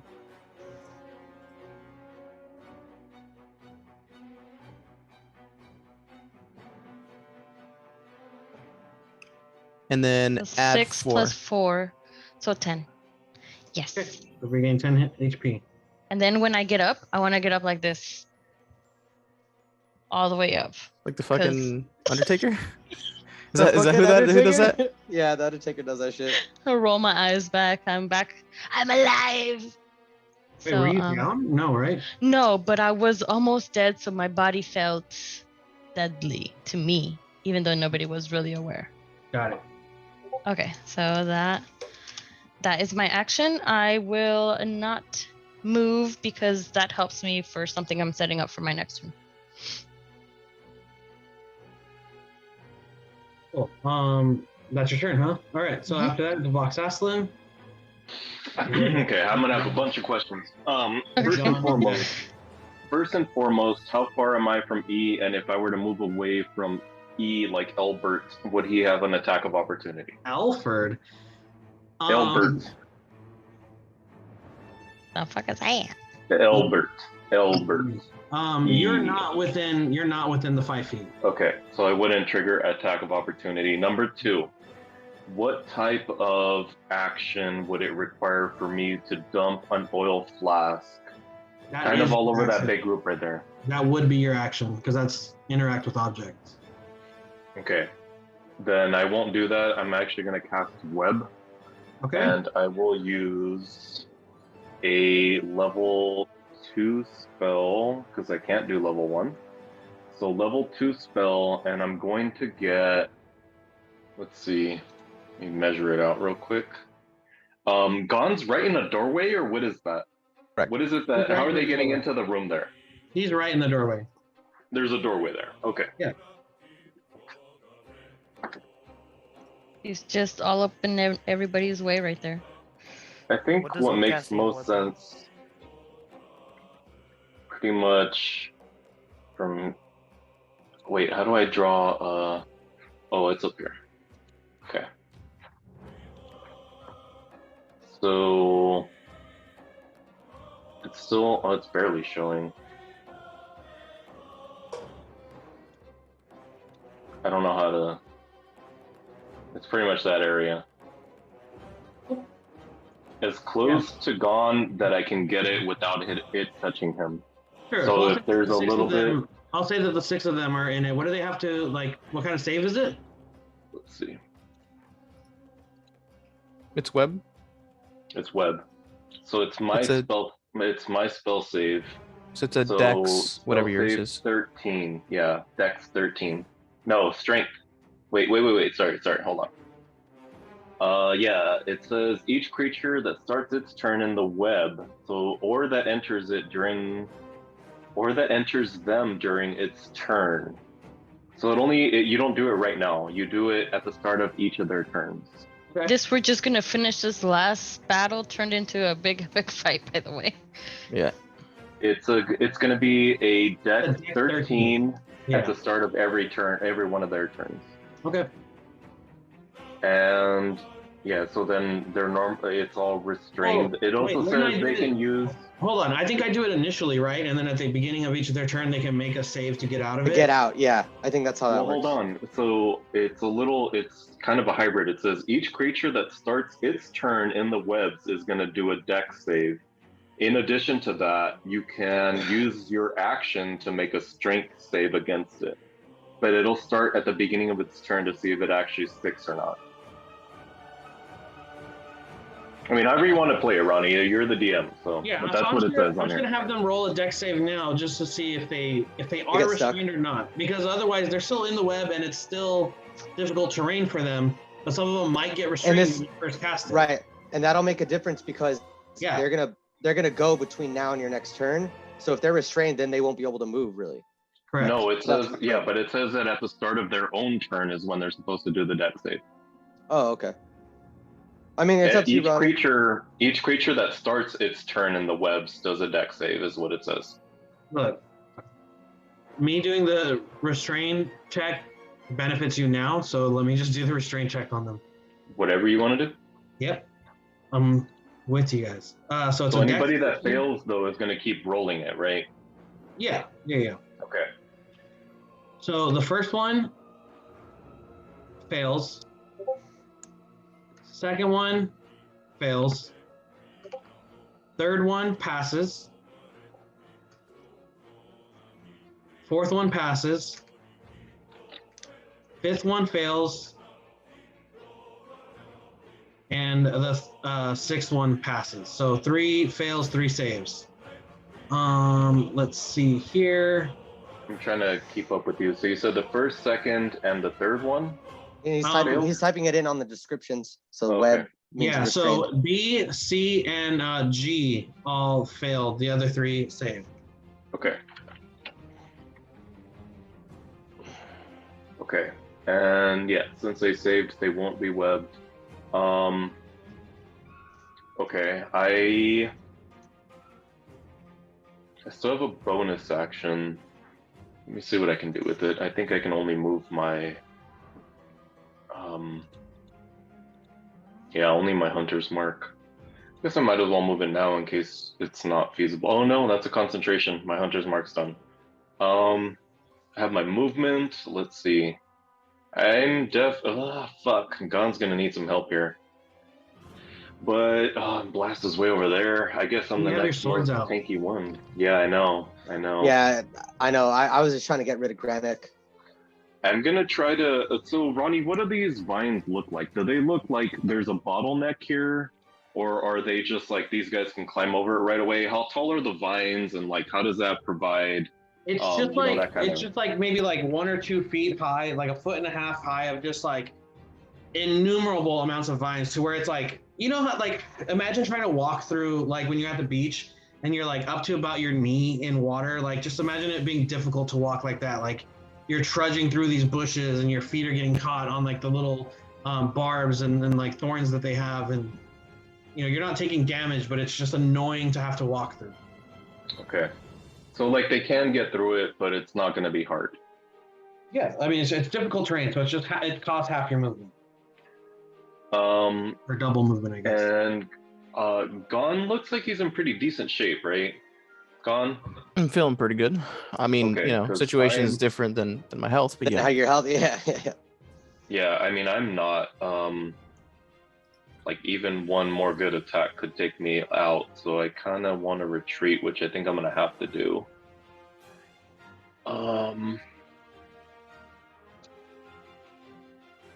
Fuck.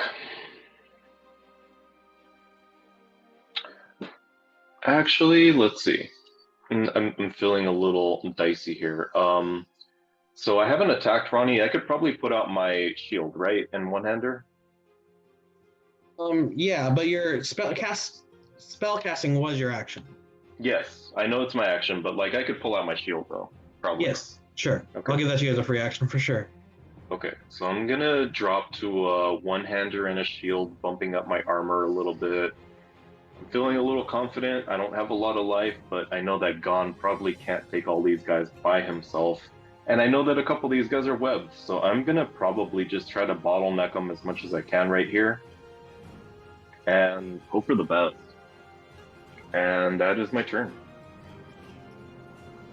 Okay, so add your shield so that you have the DC up. Yeah, I added the shield, and now I'm just like shoulder to shoulder with Gon. Couldn't really do much more to prepare than that, but I'm ready to go.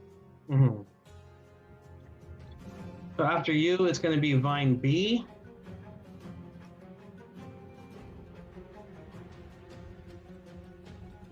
And Vine B will go ahead and attack you again, Jinx, because he still has you grappled and restrained. Oh, shit. So he does that with advantage. Is there, while we're kind of waiting, or like, is there a way to modify that area that I dropped for my web? What do you mean? Like, is there a way to change the purple surface there? Because it should go a little bit farther than that, technically. I don't know, man. You're the one that drew it. What do you mean? I know, but I'm asking you if there's a way to modify it. I don't know. Truthfully, okay. I really don't know. All right. Well, that's what I was asking, to see if anybody knew. Okay, yeah, sorry. If anybody knows, then I'll just mess with it. Yeah, sorry. Okay, sorry. So he attacked you, Jinx, getting a 16 to hit. Yes. All right, and I need you to take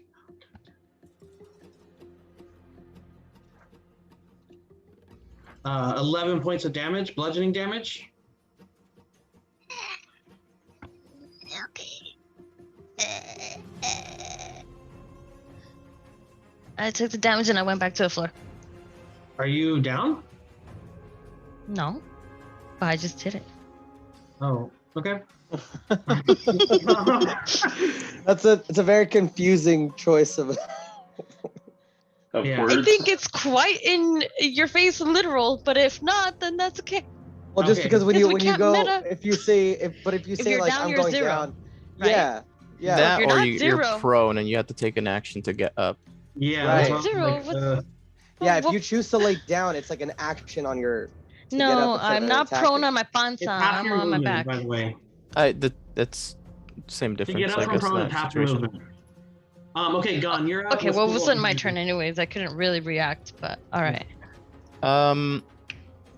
What's my line of sight on the big group, Ronnie? You can get all of them. Yeah. Okay.